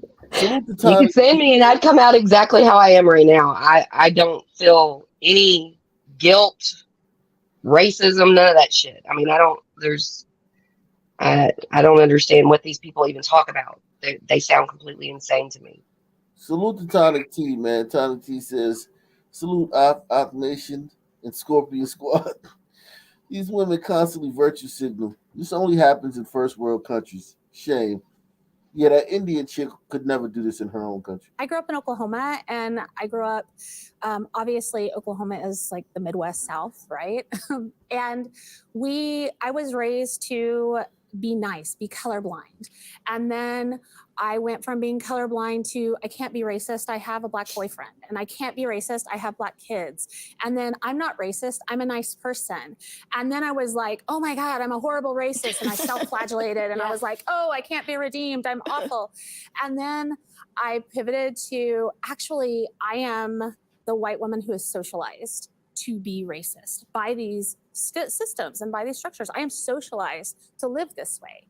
And I actually had a race to dinner, and part of my role, I hosted one, yes. And part of my role is to actually work with white women. We realized that it needs to be a white woman working with white women, getting them ready for the dinner. Oh my gosh, she's a groomer. She's the groomer. I was wondering how they got that shit to work. So they have a groomer in the group. while these two beat the white women down and fucking goddamn just fucking destroy their confidence. This groomer's in there setting the table. Okay, that makes better sense. I didn't know that. I have follow-up conversations because inevitably white women have something to say about Syra and Regina afterwards, and they need somebody to bounce that off with and somebody who's going to push back on them a little bit. And they won't do it at the dinner. They won't do it at the dinner. And then I also host a program or facilitate a program called Race to Community, which is a program for white women. And I think the biggest thing I do is go through all the trolls and emails, because Syra and Regina, we receive a lot of bad emails and hate emails. And Syra and Regina never see those. And they don't talk smack about us because white women talk behind backs and not to faces. So that's why they'll say it to her and not to us. Yes. Wow. So, okay. So Syra, like speaking during the dinners, when asked who here is racist, we saw that clip, you raise your hand and you talk about institutionalized racism and how you had to deconstruct yourself too. Yeah. Can you elaborate on that? Sure. Just like Lisa said, she is exactly who she was meant to be. I came out of the sausage factory as an anti-Black, self-loathing Asian. And if we just call a thing, we're the ecosystem right here, right? White at the top, we should be flipped, right? Black at the bottom, and everyone in between. So when child of Indian, that's so racist. I'm not This at the is bottom racist of as hell, man. anything. Listen, I'm not at the bottom of any fucking thing, man, in this country, man. Listen, man, the only thing I'm at the bottom of is like the crime statistics and shit like that. But I can do anything. I can go anywhere. Jobs have fucking special fucking quotas to make sure there's enough of me on the job. And if they can't find enough of me, they'll fucking scour the earth looking for enough candidates to fill. What is she talking about? If I take a test, there's a score for everybody else, and then there's a score for me. Not to take a lower position, but to get the same position as everyone else. What the fuck are they talking about? What they're talking about is what's called the progressive stack. So there's a stack of cards, and they've essentially created a stack of who's on the top and who's on the bottom arbitrarily. It's a Marxist technique. It's what they're doing. Yeah, I know, but I'm just saying, in reality, this Black woman can do anything in this country she wants to do. There's nothing holding her back. She could be the mayor of any town. She could be the mayor, the DA, the police chief, the vice president, the first lady. She could be anything. Judge. So that's why they'll say it to her and not to us. Yes. Wow. So, okay. So Syra, like speaking during the dinners, when asked who here is racist, we saw that clip, you raise your hand and you talk about institutionalized racism and how you had to deconstruct yourself too. Yeah. Can you elaborate on that? Sure. Just like Lisa said, she is exactly who she was meant to be. I came out of the sausage factory as an anti-Black, self-loathing Asian. And if we just call a thing, we're the ecosystem right here, right? White at the top, we should be flipped, right? Black at the bottom, and everyone in between. So when child of Indian immigrants, growing up, it was very clear to me from the time I was 5 that I'm aspiring to be white, aspiring to be American, but we didn't even see ourselves as the real Americans. White people are real Americans. Aspiring to be white. And how do you do that? To get power, you have to step on the people below you. All her friends through the years are all white. You notice that? Very clear to me from the time I was 5 that I'm aspiring to be white. Aspiring to be American, but we didn't even see ourselves as the real Americans. White people are real Americans. Aspiring to be white, and how do you do that? To get power, you have to step on the people below you. Right. And those people were Black people and myself, my own communities. So I'm deconstructing, I'm unlearning, I'm unpacking just like Lisa. So I'm on, and you know this, Lainey. Yes. Right. We are in the middle. Too, It's right? all I learned. We are Karens, yes. Like non-Black women of color can also be Karens. Yes.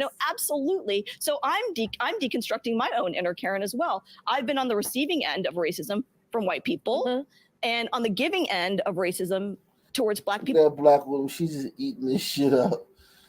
And each other. Asian communities hurt each other and ourselves as well.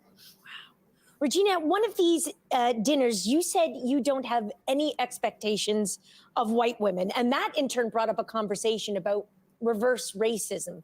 Do you mind explaining what reverse racism is? There is no such thing as reverse racism, because to be a racist, you have to have power, which Black people don't have. Jesus Christ. She's partly correct. There is no reverse racism. There's just racism, and anyone can be racist. Exactly. She hasn't figured that part out, but she's sitting up here being a whole racist right now. She's being She's an idiot. self-flagellating to say you don't have any power. Black people have a ton of power. Salute to Doug Chunks here, man. Salute, welcome, man. Leroy B, man. He says, Wicked is straight garbage. Screw him. Okay. So Leroy B, I think he was going at your head when you were going at it with Rob. You said Leroy, he sound like a son man, sound like a son brother. Yeah, Leroy is definitely a son man, yeah. Unless he's a Glider King that for some reason they named him Leroy. Yeah, but he thinks you suck, man. But let's move along, man. That sounds good. I should have read that when he sent it. I couldn't get to it. He had too much going on. You know, in this society, in a white supremacist society, what reverse racism is about is white people's feelings getting hurt. Because, you know, when you are used to being privileged, equality feels like oppression. So that is what reverse. Wow. You heard that what a glider. She's like, wow. Jesus Christ. What reverse racism is about is white people's feelings getting hurt. Because, you know, when you are used to being privileged, equality feels like oppression. So that is what reverse racism essentially is. White nonsense. White nonsense. Hurting the feelings of white people. Okay, but the thing is, the feelings come up a lot. Here is the thing. So you know, I'm just not interested in people's feelings. Your feelings are the universe talking to you. To you. Not me, not Syra, not Lisa. Everybody needs to own their own feelings and do the inner work. You know, what are those feelings telling you? What is that about? I guarantee it's not about me, it's about you. You know, on that note, Would she Lisa, say that if you know, they were these are transgender? difficult conversations, and that's why. Hell no, she wouldn't say that as a transgender. Hell the fuck no, she wouldn't. Cause she could get canceled. That's when she's in trouble. You're having them at these dinners. Yes. But there is one rule. Yes. I love this rule. The rule is no crying. No crying. If you cry, you leave. What is the value of that rule? Why is the rule in place? White women, what we do is we weaponize our tears. We've done this throughout history. We weaponize our tears. And so when we cry, we center ourselves. We then become the victim. White solidarity comes in and people are like, oh, she didn't mean it that way. Oh, she's nice. And when we become the victim, and if there's a victim, there has to be a villain. And that villain becomes Syra and Regina. And that plays out everywhere. We will always use our tears to get what we want and to center ourselves. And they're harmful. Regina, calling out racism, of course, isn't easy. And Syra, you've done it at the dinners and online, and you've been on the receiving end of horrific and vitriolic hate. But what has your experience been like online, and also what keeps you going? I don't have a lot of online experience because I am of a different age. I'm old enough to be their mother. So, you know, Facebook, that's about it. And one of the things about me is I will stay consistent. I will argue until it just gets to be stupid stuff. And then you just, you know, you're done. You're blocked. You're done. But I'm a grandmother, I'm a mother, so I have children and grandchildren, and I want their lives to be better. I want them to not have to fight for equity. I want them to have opportunities. I want them to go to great schools without coming out with, $100,000 in debt. And the only way we're going to do that is by changing the ecosystem. Well, let's talk about changing the ecosystem, because during the film, one of the guests said that liberal white women are actually the most dangerous. Let's talk about why they're so dangerous.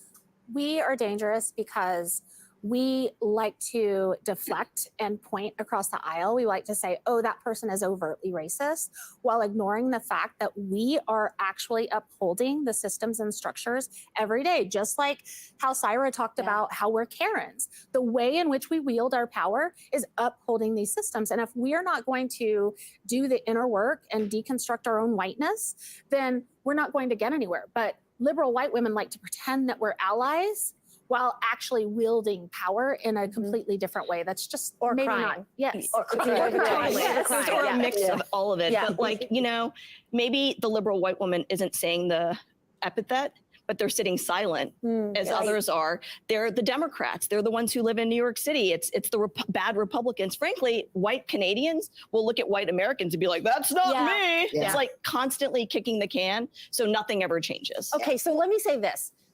To the Karens out there in our audience, all the white women, and that's you, and me. Okay. Yeah. What's the solution? What can we start doing right away?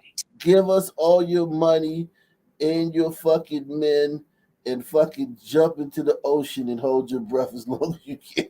But before you jump, let us get that hair. Oh yeah, and shave your head so we can use your hair for wigs. And then jump into the ocean and hold your breath as long as you can.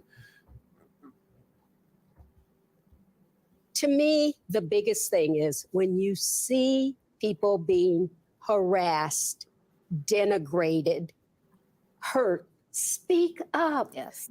Brenda, are you often seeing Black women denigrated and harassed by white people in public? No, I don't. Who when you do see Black women harassed in public, who's doing it? Normally either other Black women or Black men. Okay, so are you going to start speaking up when you see these things happening? I mean, if it was, probably not. No, probably not, because I don't get in people's business. Smart woman. I wouldn't do it if it was white people. So I mean, okay. Don't ever get in the middle of some Black woman arguing. I mean, I don't. These women are insane. I'm not really sure what they're even saying. They all sound completely crazy. Power, use your voice. And I have seen that happen, and it's pretty powerful.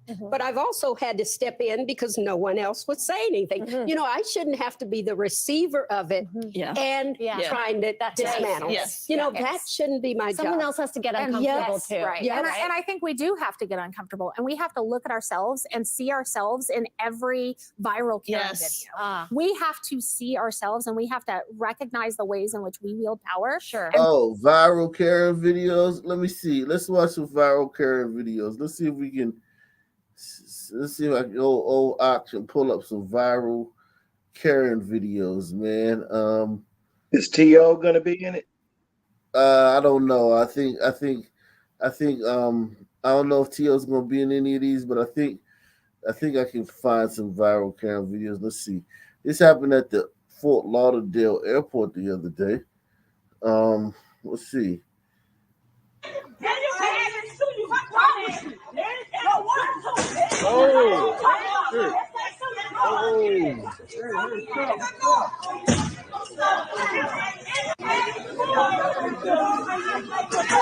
Okay, so it's over now. I mean, he's right. They've thrown a bunch of stuff. They've broken a couple TVs. They've assaulted a couple workers, right? It's done with, right? Everybody's going to go their own separate way. Let's see.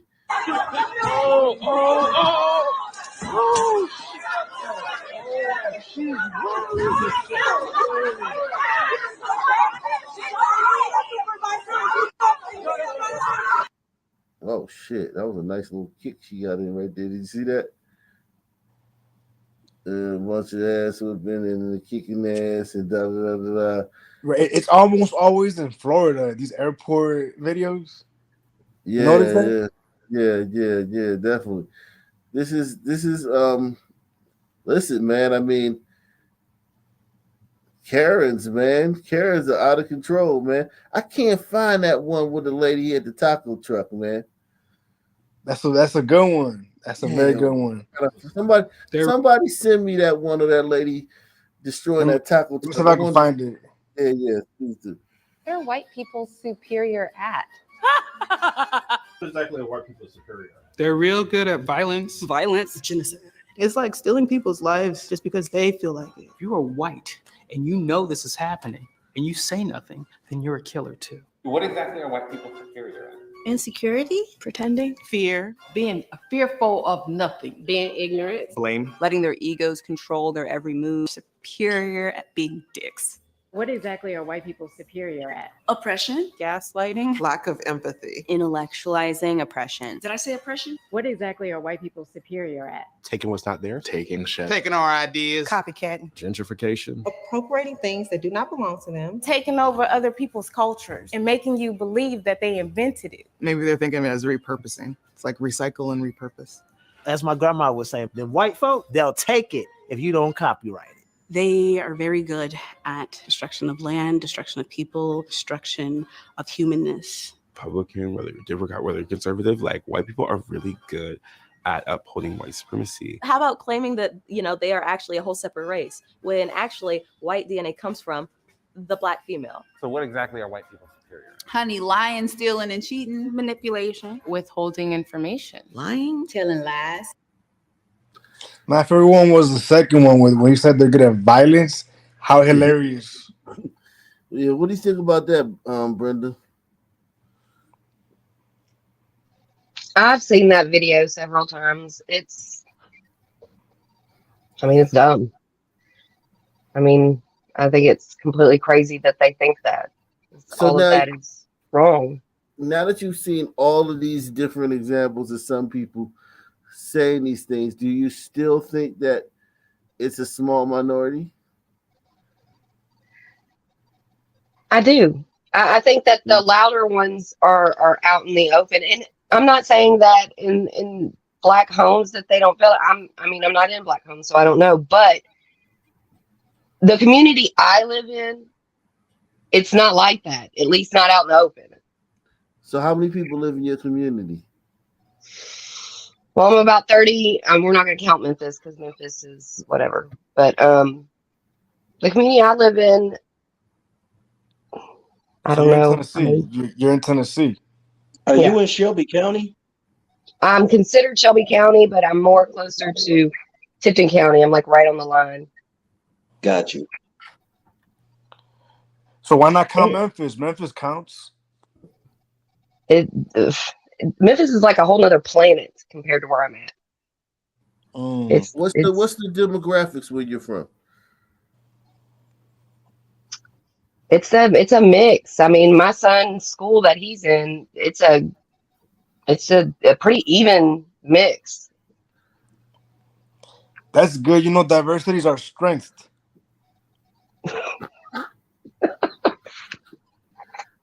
So does your son have a lot of Black friends? He does, actually. He has white and Black friends. He has about an equal amount. The kids are not the same as the videos I see on here. But funny, the school he's supposed to be in, I snatched him out because it was not a good school. And we pay every year for him to go to one out of district because he's supposed to be in a Shelby County school, and he's not going to a Shelby County school. So we put him in a Tipton County school, and the kids are just like regular kids. They do regular things. They don't beat each other's ass and harass each other. I'm sure there's some of that shit going on because it's school, but it's regular school, like when I was growing up. What's the name of the school? Shelby County? No, it's a Tipton County school. It's Mumford High. It's not private, but you can actually pay to put them in another public. You can pay out of district. Yeah. Pay to go out. It's not private. It's a public school. It's just in a different county. So I now, pay what for was the what was the demographics of the first school that he went to? it. Was mostly black. And you and you had to get him out of there. Why? He never went. He never went because I already knew that school had a lot of issues But with fighting and. Let me ask you a question. In the school in the district that you send him to, how many of the black kids are sent there out of the district? Well, you wouldn't know that anyway, but like, what is the demographics? I don't know. What is the demographics of that area that public school's in? It's probably more white than black, but right. There's Probably what you're getting with the black kids is like black parents that are actually doing something that's why those kids don't act that way. They are because my son's best friend's black and he has both biological parents in the home. They're both. I mean, so I mean, yeah, I would agree with that. Because like, let me tell you something. Had you sent your son to that school, he'd be getting his ass kicked. Oh yeah, he would.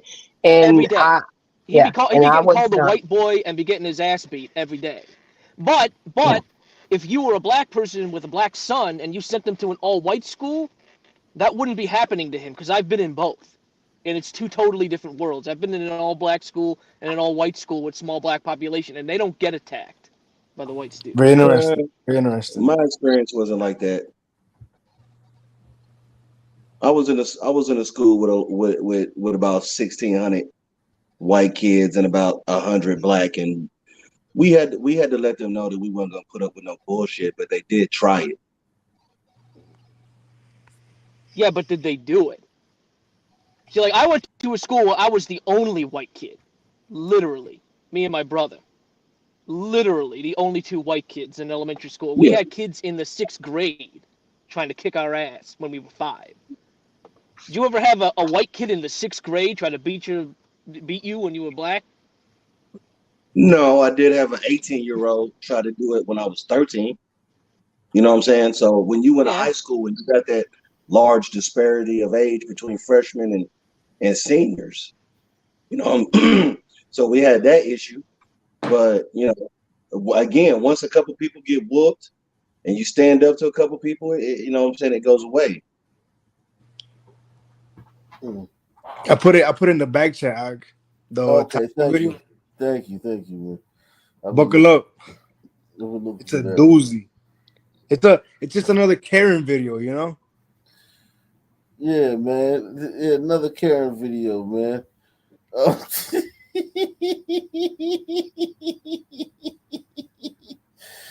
Oh man. What's up? Not my fault. Who are you, man? Hot Nation News, man. Can you hear me? Yeah, you sound like you're far away from your mic, but go ahead. Who are you? What's up, man? I've been a long-time viewer. I just wanted to come on and show some love, man. I love the show. Oh, okay, that's good, man. Go ahead. Yeah, I just wanted to contribute a little bit to the conversation here. And I also wanted to talk a little bit about Scott Adams. The crazy thing is about Scott Adams is, you know, he's a virulent leftist. Right. That dude is, I mean, I can put a link in the chat real quick. He was on Hotep Jesus almost immediately after he got canceled, right? And you know, Hotep Jesus is a troll, right? Yeah, yeah. Hotep Jesus is a big time troll. Yeah, but I mean, they don't know that. That's the fact that white liberals haven't figured that out is hysterical to me because I like Hotep Jesus. I like what he does, man. Shout out to Uncle Hotep too, man. But it's just like they still think he's serious. Like they still think he's serious when he's saying. No, not at all. Not at all. He's a troll. But I just thought it was so funny how they canceled Scott Adams, and he agrees with everything that the wokey woke crowd agree, like the things that they preach. He agrees with all of it. He believes in CRT and that the United States is structurally racist with black people on the bottom. He really? I posted a link in the private chat. Scott Adams was a long time avowed leftist. Yeah, he definitely. I had no idea. He just saw one too many of these tapes of these clouders getting their ass kicked. He just snapped. He snapped. You know what? I'm glad he did. I'm Momentarily, glad he too. sees it for what it is. He's already bent the knee. He's momentarily snapped. He's back. He's almost back in line. They almost got him back in line. Only problem he's gonna learn is that there is no forgiveness. Right. you fucked up. It's like he thinks that maybe he thinks that somehow like he's gonna like just like ease his way back. He's done forever. He could live for another 100 years and he'll never be able to undo what he said. He's a racist. He's a forever racist now. He's a racist forever. He is. In 200 years, they'll be talking about him in history books as a racist comic. That racist comic. Bro, the publishers of his books have already said when the last ones are purchased, none of his books will be reprinted. Yep. I feel bad for him because he wasn't dedicated to it. He wasn't like Ted Nugent or some shit.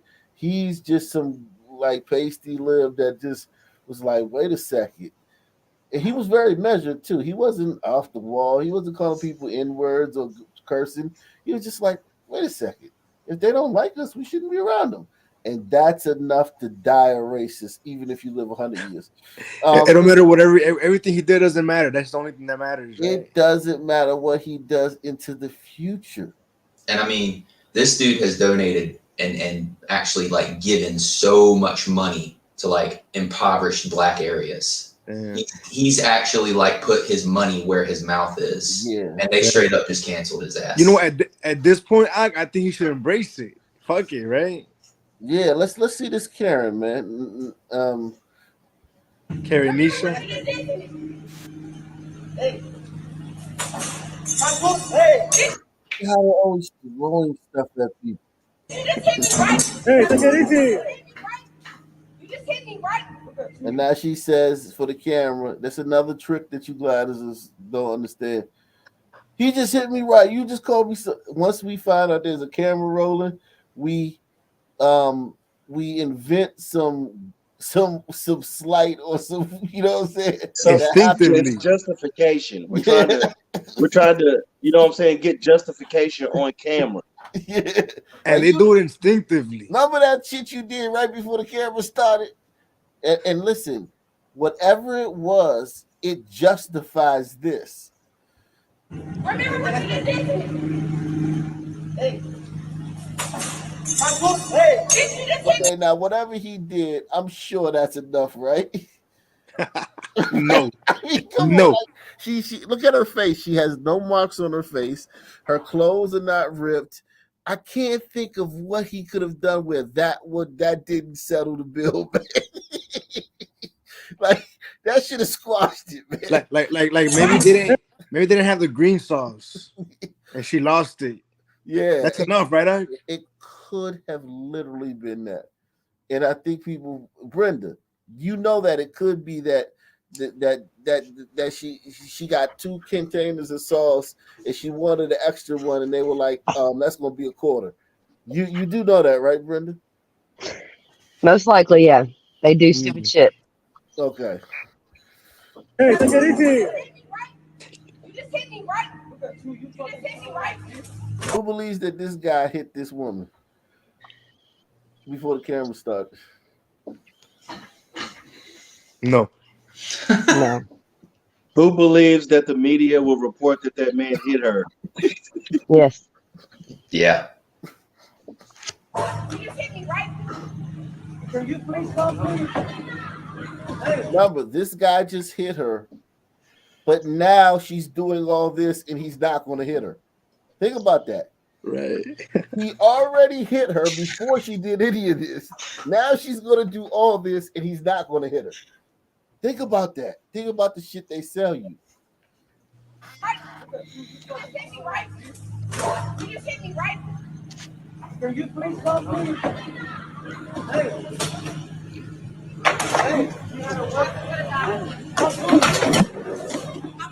Okay, that's got to squash the bill right there. Wow. Whatever he did before the camera came on, man, we're even now, man. I'm not even gonna lie. What you think, Brenda? We're even. They got to be even, right? Yeah. I mean, that's he was Man. down, man. It's squashed, man. All right, let's see. At the end of the night, I'm gonna kill you, bro. Okay. She gonna call her, you know, Did her she baby daddy. just say at the end of the night, I'm gonna kill you, right? Yeah. Yep. She gonna call her brother, her son. Have to take that seriously. Yeah. Yeah. Any one of y'all out here that thinks that, oh, she's just blowing off some steam, like you're listening to Bill or NYC Gliderman or one of these guys. Right. No, she's not blowing off some steam. She means that with the same fury that woman who ran into that fucking house with her car. Like, she'll send a fucking spirit at you. Like, she can call Her son. butt on her. She got probably like 10 to 15 sons that she can call at the drop of a hat, and they'll be up here in 5 minutes to kill you and go do a life sentence. I know that No doesn't problem. make sense. I know that doesn't make sense. And I get it. I get it how you could just say, no way. She has a bunch of guys, different guys that don't know each other, that she can call that will come up there and shoot you in front of all these people and go do the time. Yep. Bunch of white knights. Okay, now we're even. Okay, now we're even. I mean, whatever he did, because remember, he hit her before this, so he should be like curb stopping her now, right? Like, I mean, think about it. He allegedly hit her before she had done none of this, and he hit her. So now he should like they should be having batons. This should be a recreation of Rodney King ass kicking, man. What the hell's going on here, man? Hit her again, dude. Maybe she'll stop. Why this guy won't hit her again? Hit one if you think he should hit her again, man. At least pop her one more time. Yeah, at least give her a 2-piece to take home. Yeah, man, you already hit her, right? Because remember, he already hit her once, right? Before the camera started rolling. Hit her one more time because I mean, like, all right, let's see. Touch me! I want you gone! Give me a But he already hit you. Hold on, wait a second. You telling on yourself, baby. You said he already hit you. touch me! I want you gone! Give me a reason!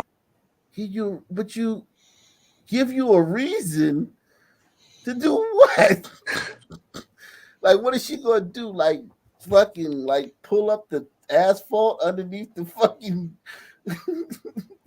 Like, I mean, there's nothing more you can do, baby. Touch me! I want you gone! Give me a reason to catch you right now! Damn. I mean, this is really the behavior of a spoiled child. So these umbritos, right? They go home. They're gonna clean all their shit up. They're gonna go home to their own families. What are they supposed to? How are they supposed to process this? Are they supposed to be like, well, it was just one incident? How are they supposed to process this? Yeah, and they're not supposed to be racist, and then and they're supposed to like just wash this under the rug. You can't hold this against her group.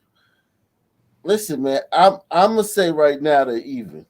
So I think right now, whatever he did, I'm thinking right now, if they're not even now, man, he must have what did he do?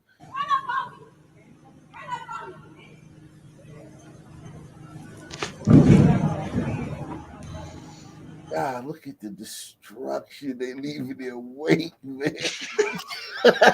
So, this was light work too. Like, she didn't. And you see, people like Scott Adams don't have to live around this. They have no idea that people like ordinary average people have to deal with this stuff. Right. Yeah, they don't understand that this was a light work. Like she didn't even call anybody up there. Like normally This she chick was like called someone up there Godzilla to in kill one. Tijuana. Yeah, right. Like this was so much light work. This was like this would be like LeBron, like you know the workouts they do before the game. You ever go to a Like game little early? shootouts, like they're They just just shooting shooting around. around and shit. Yeah, this is the shoot around. Jog up and down the court. This was light work. Like she didn't even have to fight one of them. None of them touched her.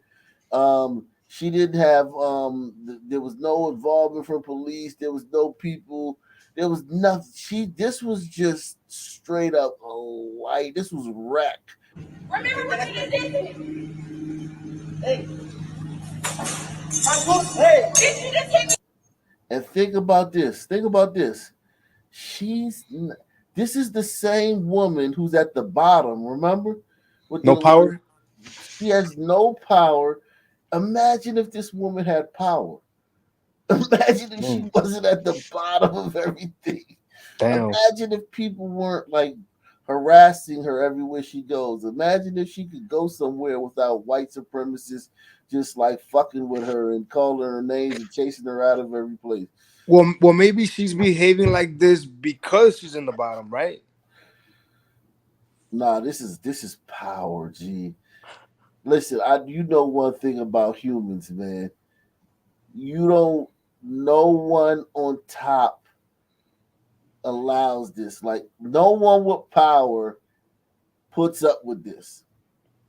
So, what do you think about what is the reason that these guys didn't grab her, attack her for one, but at the very least grab her? Well, she's a black woman, and they know that if they fucking with her, and the police will come and they'll get arrested, or she'll call some sons up there and they'll get killed. Well, the sons will probably miss and hit a bystander, but it'll be like, you know what I'm saying, it'll be a black mark that a bystander got killed by their fucking taco truck, you know. So what would you have done if I was them?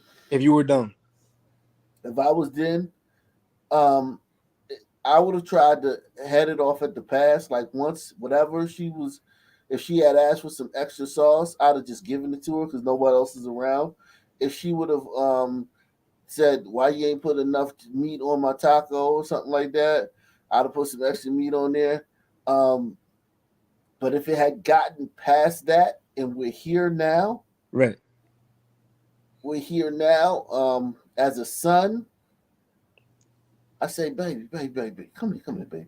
Don't worry about that, man. I know, man. Don't even worry about that shit. Hey, the police be around here, man. Police gonna be here any second because you know these white folk over here, they always be calling the police, you know, because anytime they hear somebody talking loud, they call the police and shit. We get crazy. And I don't want you to get locked up, baby. And I'd hit her with some shit like that. You know, I'm a son, man. I know how to talk to him. You know what I'm saying? But I definitely wouldn't have like put my hands on her and shit, no shit like that, because you know what I'm saying, I'm a son, so if the sons come up there, they coming for me first, you know what I'm saying? I'm a son. Right. I gotta admit to you, I don't think I could have done what they did. Just stand there. I don't know what it would have looked like, but there is no way I'm just gonna stand there and do all of this. Yeah, but you gotta understand, she's a force of evil and destruction. Like this is light work. Imagine if she really gets going. There's some guy sitting home who she'll put in prison for fucking 30 years just to avenge her honor over a fucking piece of fucking side of taco sauce. But you gotta minor disrespect. You gotta understand though, Chief. We also have people that are willing to throw away everything. You know, so she could come across the right motherfucker that will fuck her up. I got you, but she didn't. Again, I don't understand. I'm not saying that I don't understand the reaction. I'm very perplexed by it, to be honest. I get it. But here's also a thing too. These people might not want any police intervention. Maybe somebody doesn't have their car. Yeah, I was gonna say maybe they're in the country illegally. Who knows? Maybe they don't have a venue permit. Maybe they're working without a permit, or Right, or something like that. And she's making the spot. That makes sense. That makes sense. You know what I'm saying? Yeah. And listen, man, you still gotta remember. Did you see the video I did a couple days ago? Maybe it was like a couple weeks ago, where they go into the stores and they destroy the store because their EBT card declines. Man, it's all a blur. Yeah. They all fucking blend in at this point. You remember that though, Stunner? Like it's like 1,000 videos online of when their EBT card declines, they destroy the store. They don't do the normal thing where as a person, your card declines, you call the bank. You know what I'm saying? Right. Well, typically when your card declines and you have like personal pride and some kind of shame, you leave in you know what I mean, because you're embarrassed and you're like, I'm sorry I wasted y'all's time. I'll put this stuff back. I'll leave. Some woman will destroy your whole store, then stand there and demand you do anything, and they're gonna still whoop your ass. Yeah, like there's 1,000 videos online of them. Just, I mean, literally like a tornado couldn't do what they do, and they just destroy the store because their card declined. Think about it. This is not an interaction with a person. This is the machine took some data from you swiped the thing, the bar hit their little magnetic strip, and there was a reaction, and there was some kind of data exchange. The store has nothing to do with that. They destroy your store for that. And the store has nothing to do with that. Think about this. Well, if you know, you're structurally oppressed like the woman in this video, then it's not her fault because she's oppressed. Yeah, this is your black and brown coalition, man.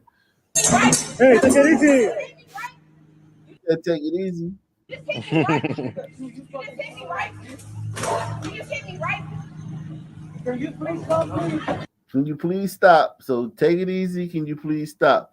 And you got to remember, all that is having the opposite effect. He's thinking that please stop is please stop is making her want to do more because she sees you're weak. Once she saw weakness, now here's the thing. I will give you this. As a son, if it was I was thinking about if I was just working there. If this was my shit, you know what I'm saying? If this was mine, oh yeah, I'd have choke slammed that bitch. I ain't gonna lie, man. She would have at least got maced.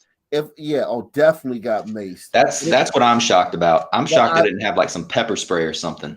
But I would have been prepared for some little skinny jean Sun Thug to come up there and try to. You got to. I wouldn't have done it and just been like, do. I would have known some fucking guy would have came and probably stood like right back here and fired into here, probably hit this guy. You know what I'm saying? This guy would be dead. Hell yeah.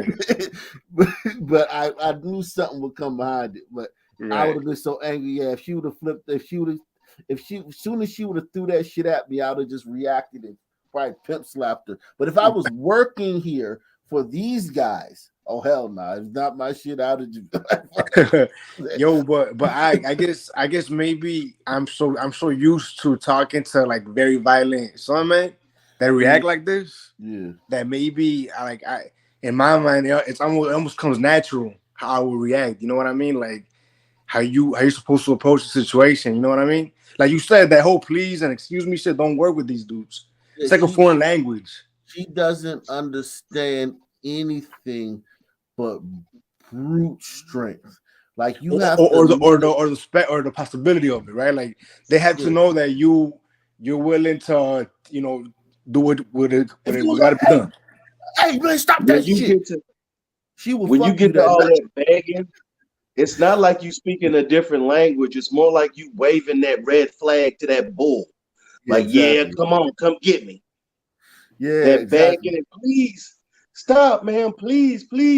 You just looking like a tastier snack. And I don't think that it's necessarily evilness that I think that's difference. That's just a difference in group. You're dealing with these are two different groups. You got these people are probably like fucking from El Salvador. Maybe there's a pupuseria or something. They might be from El Salvador. And then you got Hirsch, who's from like maybe has a lot of Nigerian and Cameroonian and Congolese blood, and maybe a little bit of glider blood. You're dealing with two different groups that just completely different, man. Let me give you an example. Let me give you one example that comes to mind when I was first starting. Right, there was this one son brother. He was doing some shit he wasn't supposed to, so I approached him and I told him, "Hey, could you please stop that?" He ignored me. He fucking I was like stunned. He completely ignored me. So it pissed me off. So I tell him, "What the fuck is wrong with you? Are you slow?" And what's to you, bro? I know you heard what I just told you, bro. What's to you? And he looks at me, he's like, "Oh, my bad, big dog." And he did what I asked him initially. You know, it's just that being well mannered when it's like he didn't even hear me. Yeah, it has to be direct, abstract. Like manners are an abstract thing too, because they're not necessarily necessary either. So the fact that manners aren't necessary turned them into something that's abstract in the sun mind. So it's like, you know what I'm saying? You have to be direct. So we struggle with abstract concepts. We struggle heavily with that. Right, because I'm telling you, as soon as I, addressed it in that way, he immediately heard me and did what I was asking him. Like immediately, it wasn't like he was trying to define me necessarily. He didn't understand me trying to, could you please, do. He couldn't, you know what I mean? I understand. Yeah, I'm a son, man. I completely understand what you're saying, man. I'm a son. I know exactly what you're saying. I'm the same way, man. Like, yeah, man. Son is we just different, man. We're different. You have to be firm and you have to be consistent. That firmness, and a lot of people are scared to be firm with sons because they think their sons are gonna fuck them over if their firm sons are gonna get offended.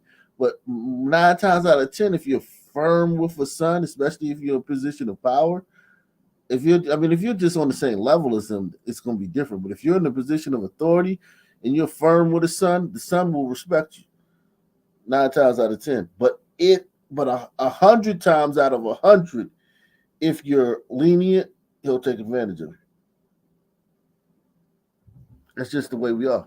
There's no fixing that. Like it's not like I could tell you to do this and do that. You just can't fix that, man. Right. It's kind of like it's kind of like colloquially referred to as being sweet. I'm like, oh, you sweet. Oh yeah, sweet. Listen, man, Wicked. If you were to give me a ride somewhere back in the day, right? I'm a son man, and I got me and my boys. Let's just see me and one of my men, and I was like, oh yeah, man, can you give us a ride somewhere? And you gave us a ride, and we got out the car. And let's just say we went to go meet some girls, and we in there. My boy gonna be in there talking about some. Oh yeah, man, we got the little Spanish nigga who be riding us around and shit, man. Yeah, man, wherever we gotta go, that we call him up and he'll take us, man. He our little, our little driver and shit. You know what I'm saying? And you thinking you did us a solid, you know what I'm saying? Because we needed a ride. And we over there talking about you like you a flunky. No, yeah, with these dudes, like if I do anything for you, it's gonna cost you. Like I'm not doing this off the kindness of my heart, bro. You never do anything nice for a son, man, and expect him not to think of you not to think like he's using you. And I get that every son man's not like that, and I know somebody like the brother last week might call him and be like, don't be saying that shit, man, because yeah.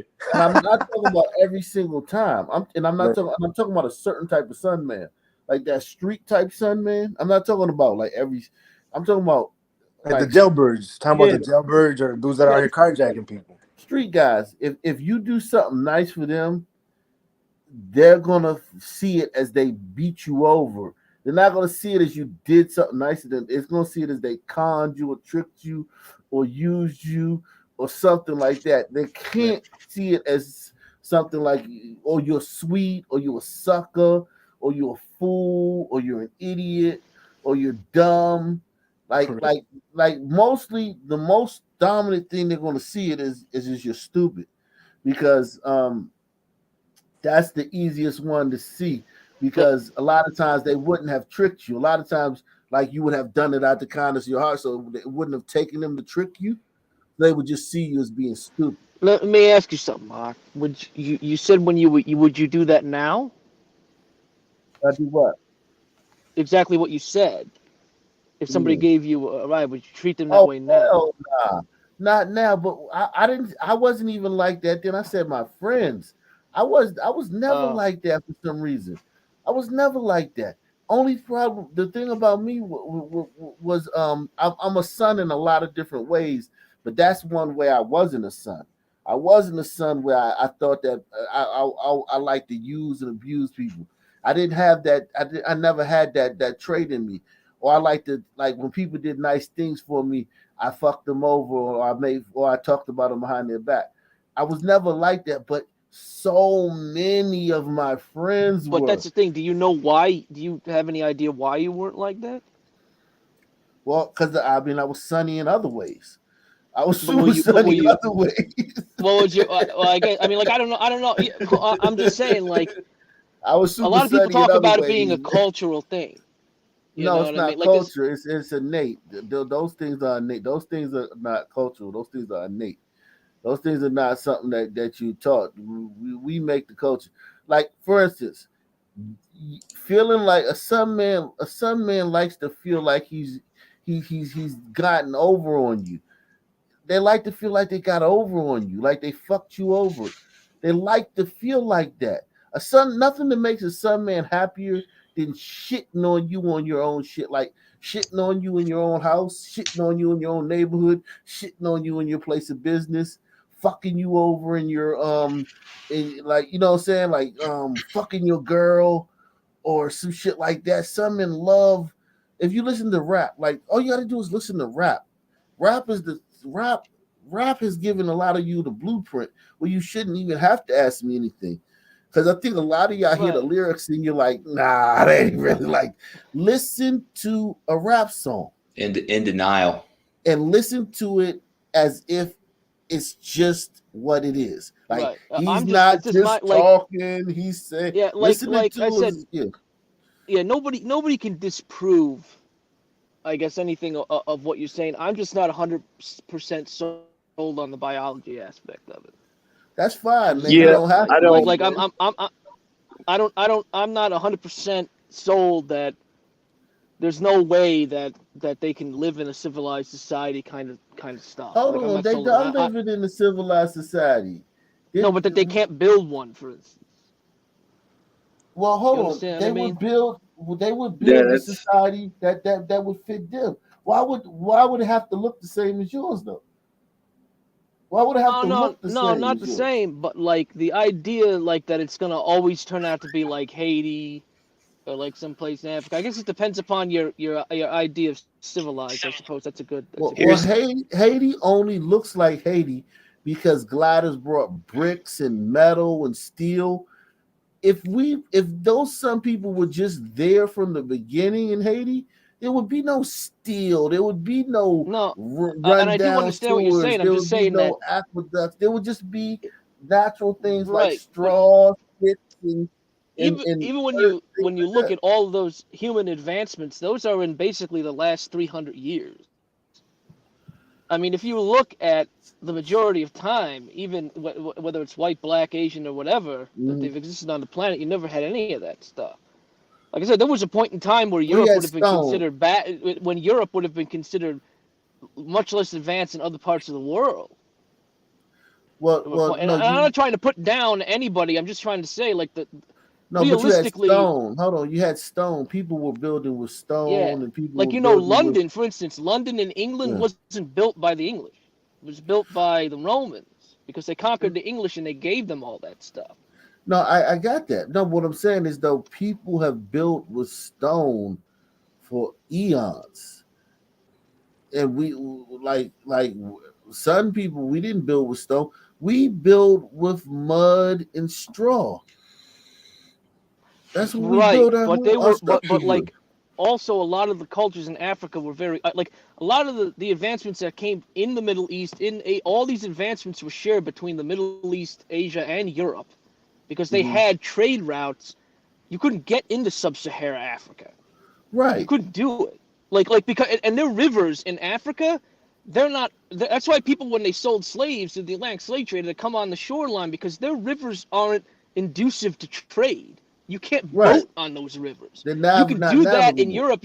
You can move goods. A lot of the technology that came into building the ships came from across the entire world No at doubt. that time. I'm not saying that they didn't. What I'm saying, this let me just wrap this up. The sun mind works different and it presents itself differently in a multicultural society. If we were all together in a certain place, sun people know how other sun people are. So we wouldn't do certain shit. Like as a sun person, like that video where the white girl was explaining herself to the sun girl, that's only because those are two people from different cultures. If that was another sun sister, she'd have been barking back too. And then they would have fought and they would have both been giving it to each other as good as much as they would have. The only reason that looks strange is because you're somebody from a different culture dealing with somebody from a different culture. If this girl would have came and knocked over a fucking barbecue pit joint, some sun man would have smacked her in the middle of next week. Or the but like sun sisters that would have worked, they would have pulled every inch of weave out of her hair and curb stomped her. Yeah, I guess the thing is like forget about like when you say no solutions, like solutions a hard thing to define, but do you think there's any way for it to make it better than what it is? No, it's just going to slowly degrade. It's going to just continually get worse. Can't you tell? Well, what do you think is the solution, dude? Because No, you seem very yeah, defensive or protective and of them. quickly, because Do we I got do I AP think back there's here. well you'd have to tell me what the solution looks like. Physical Oh my removal. God, there's no solution Yeah, there. yeah. Well, But honestly, I Physical think removal. the real solution, if you stopped all the welfare, food stamps, and maybe privatized education through vouchers, you'd have a None of better that that's outcome. shit your ain't gonna. solution? No, no. What is Holy solution? shit! I have a little bit of a AP, different your perspective on mic, this. AP, your mic, AP. You got to come back It's up. physical removal. Hey, I, yo, Ike, if he I have a little bit of a different perspective on that and what Soul's Go ahead. actually hitting on a little bit. Go ahead. Go ahead. Go So ahead. I've noticed there's actually some similarities between Chinese culture and Black American culture. And there's this one similarity that keeps recurring, and it's that the fact they have a face-saving culture, right? Like if you insult someone's public image in certain Black communities, I mean, it's a sign of ultimate disrespect. Mm-hmm. You have, and the person, if they don't retaliate or do something about it, then they're seen as weak and they're attacked. And I think that is something that needs to be rooted out. Like you have to get rid of that. You know what I mean? It's an honor society. It's called an honor society. Yeah, but Black is different because in those honors, they may be the same thing, but they come from different spirits. Yeah, but the Black honor like I comes said, from a different spirit that the Asian honor comes from. Because I Oh, don't yeah, for think sure. that Black people have honor. And I'm not, when I say honor, I'm not saying like in the what putting a value on it. I'm not putting a value on honor. So don't they say so? That's a lot of things. A lot of these things y'all do here, y'all put values on them. You something's good or bad. The way I see it, and the way I try to teach to you guys, is that there is no good or bad. It's just different. There is no good or bad. Because when we talk about good or bad, when you put a value on it, you're putting a value on it as a glider, from a glider mind. I'm like, for instance, money, right? Some people would never have had money. There would never be money. Money is a glider concept. And you can tell by the way some people treat money. We treat it like a toy. If you ever see us with, like, if you go online and you pull up people flashing money, it's 99% gonna be some people. Some people we don't understand money as like a debt. We don't understand credit. We don't understand insurance. We don't understand these things because we would have never created money. We would have had a different system to exchange goods and to show wealth. We had a different system. It wouldn't have been money. Sure. So, do you think there's a way that we could all cohabitate in America? We are. Well, We're we doing it are. right now. We are. And this is what We're doing it right now. This is what it Barely. We're barely doing it. Oh no, we're doing it. We're doing it. It's gonna get better. Trust me. This is what it looks like. You had a time when gliders were firm and consistent, and suns were thrived when gliders were firm and consistent. When gliders loosened the reins, suns took over, and now that we're basically in charge, we're creating what we would create, what we would all we're making Africa. We put it like this. This is how it works. Wherever you have Latinos, they're gonna make fucking Aztec, Inca, or Maya. Wherever you have Europeans, they're gonna make Rome, Greece, or Samaria. Wherever you have fucking Sun Sandmen or Arabs, they're gonna make fucking goddamn fucking Mesopotamia or some shit. Wherever you have Asians, they're gonna make China, the Wuhan dynasty, whatever the fuck. They're gonna make that shit. Wherever you have black people, they're gonna make Africa. Hey, I'm gonna roll out, but let me say this real quick. Let me help us. So he said, "How does it look like? What does the solution look like?" So this is what I need you to do, bro. Go to a room in your house, turn the lights off, make sure it's pitch black, open your eyes and look around. That's what the solution looks like, bro. Have a good one. Shout out to Saverick. Saverick says, "Who we refer to as being beast-like is hidden amongst the suns, which makes things more complicated when it comes to sorting out your enemies." That's deep. When you talking about the Denisovians, man. Salute It's to really. what? No, I was just gonna say to Soul that it's really just a trick question, because when you say solution, that implies perfection, Yeah, or utopia, or and change. that's not going to be achieved by anyone at any time, right? But can we live in a civilized society where we're not slaughtering each other? That I think is achievable, but we can't get there with being led by the people who are taking their kids to the drag queen story hour. Yeah, salute to Hawk, man. Hawk says if tigers were forced to live in another country, it'll end up like Japan. Burritos will create a new Mexico. Sunman will create his version. Yeah, that's how and that's just what it is. Like, if you look at some people everywhere, they turn the place into Africa. And I'm not putting a value on Africa, whether Africa's good or bad. They make Africa wherever they go. But the only question that I have, and you're right, there's a lot of truth to what you're saying, but the only question that I have is then how do we, if there is a solution, how do we find it? So basically, you don't want them making Africa wherever they go. Is that No. what you're saying?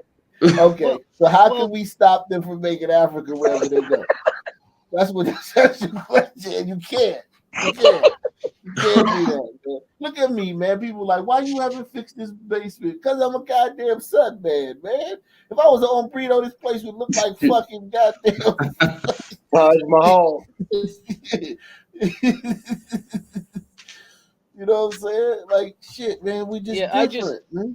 I mean, I understand what you're saying. I just like I said, if you look throughout history, there's many different times where, like, what exactly is a white nation in history depends upon what time in history you're in. Like, if you look at when the Scottish were conquered by the English, the Highlanders were terrible, but the lowlanders, which had more contact with the English, they acclimated to the English culture, and they actually became more educated. And it all depends upon different factors. It's not as if, like I said, you look at Russia. Russia was one way, and then all of a sudden they all went to communism, and they starved and died. So I guess what I'm saying is which point in time in Russian history is the true Russian society that they would build? Is it the communist one? Is it the one before that? Like same thing with China. Like China is much richer now, but they went to communism. Millions of them were slaughtered. So which one is the true Chinese system? What they have now, or what they had 500 years ago? Here's the thing, though. Here's the thing you got to understand too. Like, you're dealing with people in different iterations of the world, so it's like, yes, I mean, the fuck, you're gonna have differences because now you have steel, you have boats, you have planes. So yes, shit is gonna be different than it was 500 years ago, but the spirit of it is still gonna be the same. So like, if you look at the Chinese, they're isolationists, and that was the thing 500 years ago when they were isolated from the rest of the world. They wouldn't let the fucking Europeans even trade. The Europeans had to fucking start a war with them to trade with them because they didn't want to trade with them. Now, what's going on now? The Chinese are isolationists. Their countries are homogenous. The Europeans aren't. The Chinese aren't taking in fucking Ukrainian refugees. They're not taking in Syrian refugees. They're fucking the same way they were 500 years ago. It's just now you got planes and fucking steamboats and fucking internet and shit. So yeah, it looks different, but they're the same fucking way they were 500 years ago. Right. So what you're saying is with trade that Africa would have trains and boats and stuff, but they'd just be different culturally. No. Can you hear my mic? Is my mic better? Go ahead. Go ahead, AD. Go ahead. Yeah, what I was going to say is that with every race, there's going to be people on different levels. For example, if you want to look at the Hombritos, the Aztecs were the most advanced civilization in South America. The other tribes were not as advanced. That's how they were able to conquer them. If you look at the Glotto race, the most advanced were the Anglo-Saxons. That's how they were able to conquer the other people. Everybody was not on the same level. And if you look at here in the Sun race, you look at places like Ethiopia, and in one time the Sudanese, they were at the higher level of the empire than the Congolese and the rest.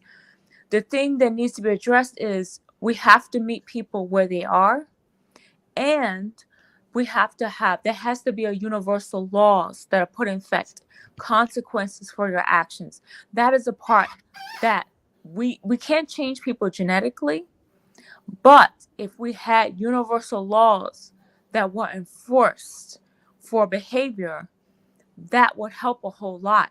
What we're seeing in our society is that all of those laws are being erased, and that's why we have chaos. But here's the thing, AP, those laws have to be erased once you put certain people in power, because if I'm, as a Sun man, I know I can look at Sun men and say, okay, if you make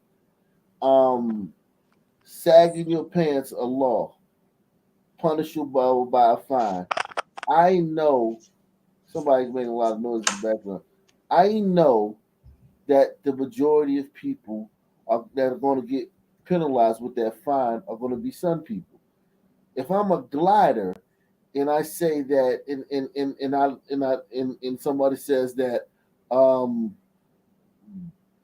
being neurotic or some shit, or walking like, with no rhythm and shit is a crime.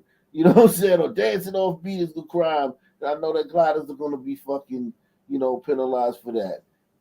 Everybody, like, look at Asian people. They struggle with driving. And they make the cars. Most of the best cars are made in Asian countries, are produced in Asian countries, and the people that are the worst at driving are Asians. Well, let me just say this: the world is full of fucking problems that can't be solved. But here's the thing. Hold on, let me just say this right quick. You have to be able to understand that if you create laws that certain groups are going to get penalized more by those laws than others. And that's the problem we have in a multicultural society. People cannot accept that, yes, certain laws are broken more by certain groups than other groups. Embezzlement and money laundering, 90% of the people that do that shit are white. Murder and carjacking, 90% of the people who do that shit are black. Messing with fucking little fucking kids and shit, a lot of hombritos do that shit. Motherfucking goddamn I don't even know what fucking Asians they really like not Copyright don't do a lot of crap. Domestic violence is with Asians. Okay, well, They like right. killing their wives and throwing acid, and sometimes in people's faces. Oh yeah. I'm talking about East Asians. East Asians is domestic violence. They will kill their Intellectual theft. wives. Yeah. Intellectual theft. Intellectual theft. Okay, yeah, but Yeah, every IP group, theft. and look at the scamming that the Nigerians do, the tricking people with the fucking letters and shit. That's something that they do. If that's something that they're gonna be the most ones to do. Everyone, we have to, until we have a multicultural society, and you can't come to grips with the fact that certain groups are going to get punished more for certain things. Yeah, I have no problem coming to grips with that, but I'm saying like something that AP said. Like I agree, you have to have laws, but like, for instance, she said that the Anglo-Saxons were the most advanced, but they weren't. It was actually in the South, in Greece and Rome, and now, fast forward, the Anglo-Saxons are and richer and they're poorer. Like the Germans were just the barbarian hordes, and then they, fast forward to the Nazis, now they're making some of the best weapons. Like I said, it's different throughout time. Here's the thing too: you have to also understand that like people thrive, different groups gonna thrive in different eras.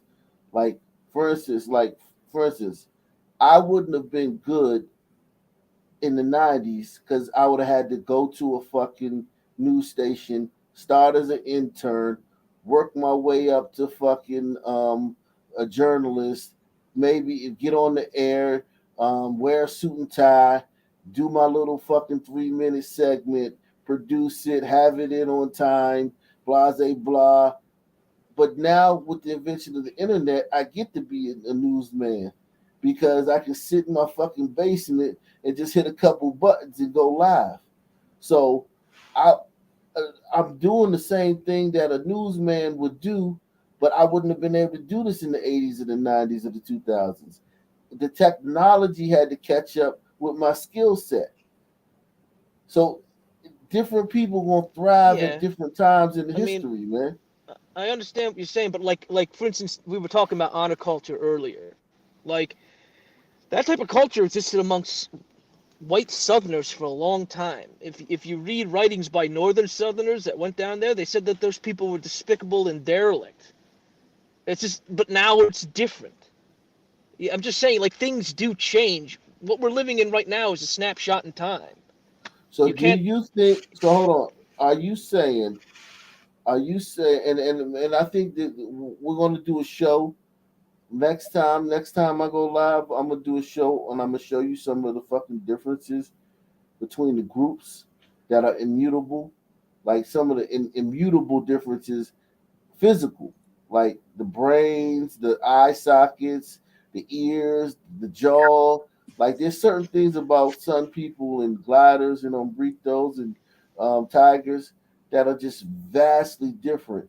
And even among the glider race, there is a genetic differences among people. Mm-hmm. There is a difference. And those genetic differences have real world when you say hombritos, like when you say hombritos, like those people, a lot of them are just European. Like most of those people in those areas died of disease. In the 1500s in Mexico, 95% of the population was slaughtered by disease. Those Aztec, like those guys, a lot of them are just gone.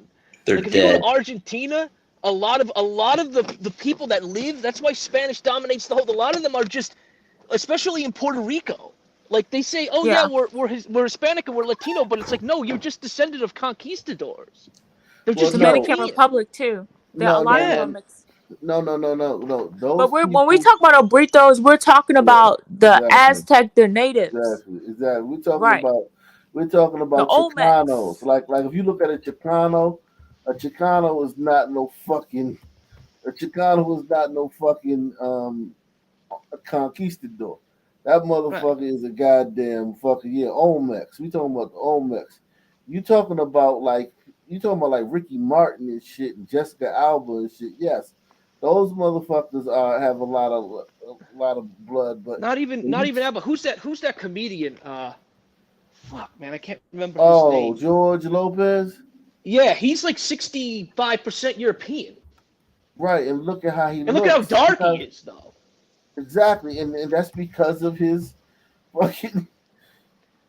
Like when you turn on the Spanish channels and you see all those women with the huge tits, they're all just white women. No, No, like, a lot of those are mixed breeds because keep Yeah. in mind, like places like Argentina and Chile, they will settle a lot by Europeans. They came later, and what their leaders did to make sure to keep the native population down, and also a lot of those places, the former slaves down, they brought in Europeans from Italy, yeah, a lot Germany, of and the other places. darkness, Right, so they darkness outbreed. that comes in their skin is probably from slave mixed. Yeah, and so what they did was a lot of the slaves, especially they outbreeded them. So you will look at a chart. I remember never forget seeing a chart, Argentina, of the black woman. She was a slave woman, but through generational breeding and breeding, her descendants, like 2 to 3 generations down, they look pure glider. Yeah, they it look doesn't white. take much to erase sun. A lot of people don't understand that you can erase sun in 2 generations. You can erase any semblance of sun in 2 generations. I Right. That mean, whole myth about whites coming from sons. No, yeah. no, no, no, no. That didn't. That we're two different Well, genetically. well, the Two problem with different that, people. yeah, that whole different that thing is that they assume that the people that existed in Africa way back then looked like the black people in Africa today, which isn't true.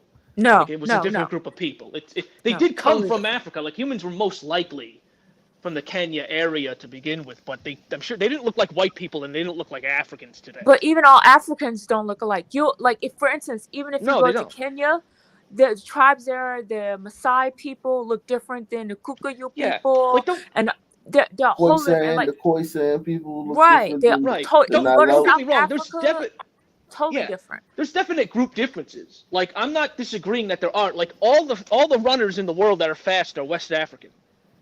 Like they just are. Like there's definite physical and if there's physical differences, more than likely there's mental differences. I'm just and saying all that the distance we're runners all are East African. right. I'm just saying that we're not like a different species from one another. Like it's not like a donkey and a horse making a mule. You understand what I mean? Like we're definitely the same species, but yeah, there's differences, and I'm not saying that if everything's going to be 100% equal, and if everything's not 100% equal, like there's not as many no more laureates that are black or whatever, there's racism. That's not true either. None of that's true. But I just don't think that black people are like doomed to live in like a trash infested Haiti because they don't know any better and that's what they're going to make. No. That's all What I'm happens saying. is, let me tell you something. The problem is, see, it's hard for gliders to really understand the concept. And if you meet gliders who actually have lived among some people for years at a time, they will understand where we're coming from. We're not saying that some people are destined to live in squalor. What we are saying is that there's a problem in the Sun community across the world where those who move up in the Sun community, the intelligentsia, are cast down. Correct. And they are killed. So even like, for instance, we, the Ak Nation group of sons and build a society, we will have to exterminate all the dummies. Because what will happen is, if we don't get rid of them, no, seriously, I'm being No, I'm not dead joking. I'm serious. not just laughing. If we don't exterminate them, they will kill us. We will Yeah. not have a society. And here's the thing: they would right, do that in any time that happened. Like There would be no time that happened where that wouldn't be the dynamic. So that's how they are. At some point, you see people do something over and over again. You have to kind of admit that's how they are. And another thing about when you talk about squalor, there would be no squalor because there would be no McDonald's wrappers. There would be no soda cans. We wouldn't make shit that wasn't biodegradable. Some people wouldn't have anything that wasn't biodegradable. Yeah, but by that definition, it's essentially squalor. You're saying they're going to live in poverty. How is that poverty? They have no cures for anything. They have nothing, no technology. It's poverty. No, What no is poverty cures. But besides? why would we need big populations? We wouldn't need big I'm not saying what populations. you The would need reason- or wouldn't need. I'm just saying that I don't believe that no, that's where they're no, destined to be. I don't the believe it's not like, hey, having black cures, people. the not having cures for things would just be a form of population control. It would just be a way to for resources to be allotted. Because think about it, some people would not have any of this shit. What we're doing right now, some people would have never thought of this shit. We would have never invented this shit in a gazillion years. But But we we would did. have But had nobody invented this shit for hundreds of thousands of years. Like nobody invented any no, of this stuff but what for I'm saying hundreds and is thousands of years. this stuff could have been invented without us. We couldn't have invented it without we wouldn't have invented this stuff. What I'm saying is we are different. We don't need all this shit. We don't need a lot of stuff. All we need is fucking a place to shelter from the rain, um maybe a place to raise our kids, a place to put our wives, and food, and maybe like entertainment and things like that. We don't need to fucking reshape the land and carve stones out of the ground and stack them on top of each other and build rivers and dams and fucking aqueducts and make fucking big ships to cross across the sea. We would be fine right where we were. And that's something that a lot of other groups can't understand. We are fine with that shit. You're trying to make it seem like we're being put out and shit. We're fine. That's why in America we're No, I don't think thriving. anybody's oppressed. I don't think this has anything to do with that. No, I'm not talking Not about oppression. I'm like I talking said, about a like lot. I'm not talking about oppression. I'm talking about we're fine. Like if you ever see black people in the ghetto, those people are the happiest as it can be. What do they want to have when they're in the ghetto? Do they want to have things that'll get them out the ghetto? Or do they want tennis shoes and name brand clothes and cars and shit like that while they're still living in the ghetto? They want to have things. We would rather have things and shiny things and things that make us bring us joy in the moment than to like build a grand society and shit. We're different. You guys need to like conquer the fucking the soil and and build conquer the mountains and conquer all that shit. And that shit is good for y'all. And that's cool.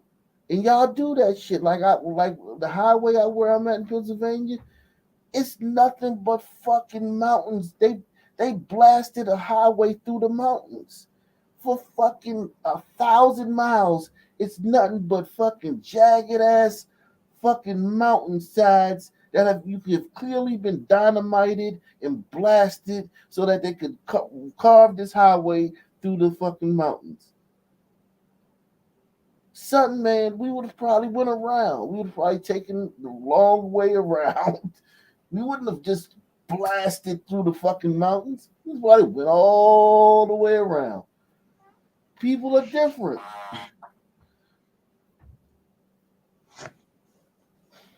Yeah, no, I mean, I get you. I just, like I said, I've seen evidence in the past where things for like you said. I know you say that it never happened and it was a brief period in time, but there was a time in the past in this country where blacks were very different as a whole.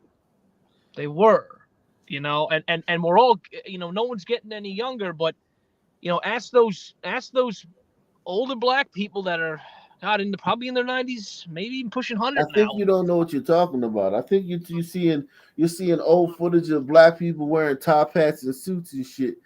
Suits were the normal, No, not the top hats and the leisure suits. Like I wear. said, this type of gun violence was not happening in the 1920s. Well, this type of guns weren't everywhere. Guns weren't They were everywhere. everywhere. You could go into Sears and get a Tommy gun back then. Yeah, guns were a little bit more prevalent back then too. Guns were huge, dude. Like you could get almost anything you wanted to back then. Everybody didn't have guns like that back in the day. As They had far access as like, to them.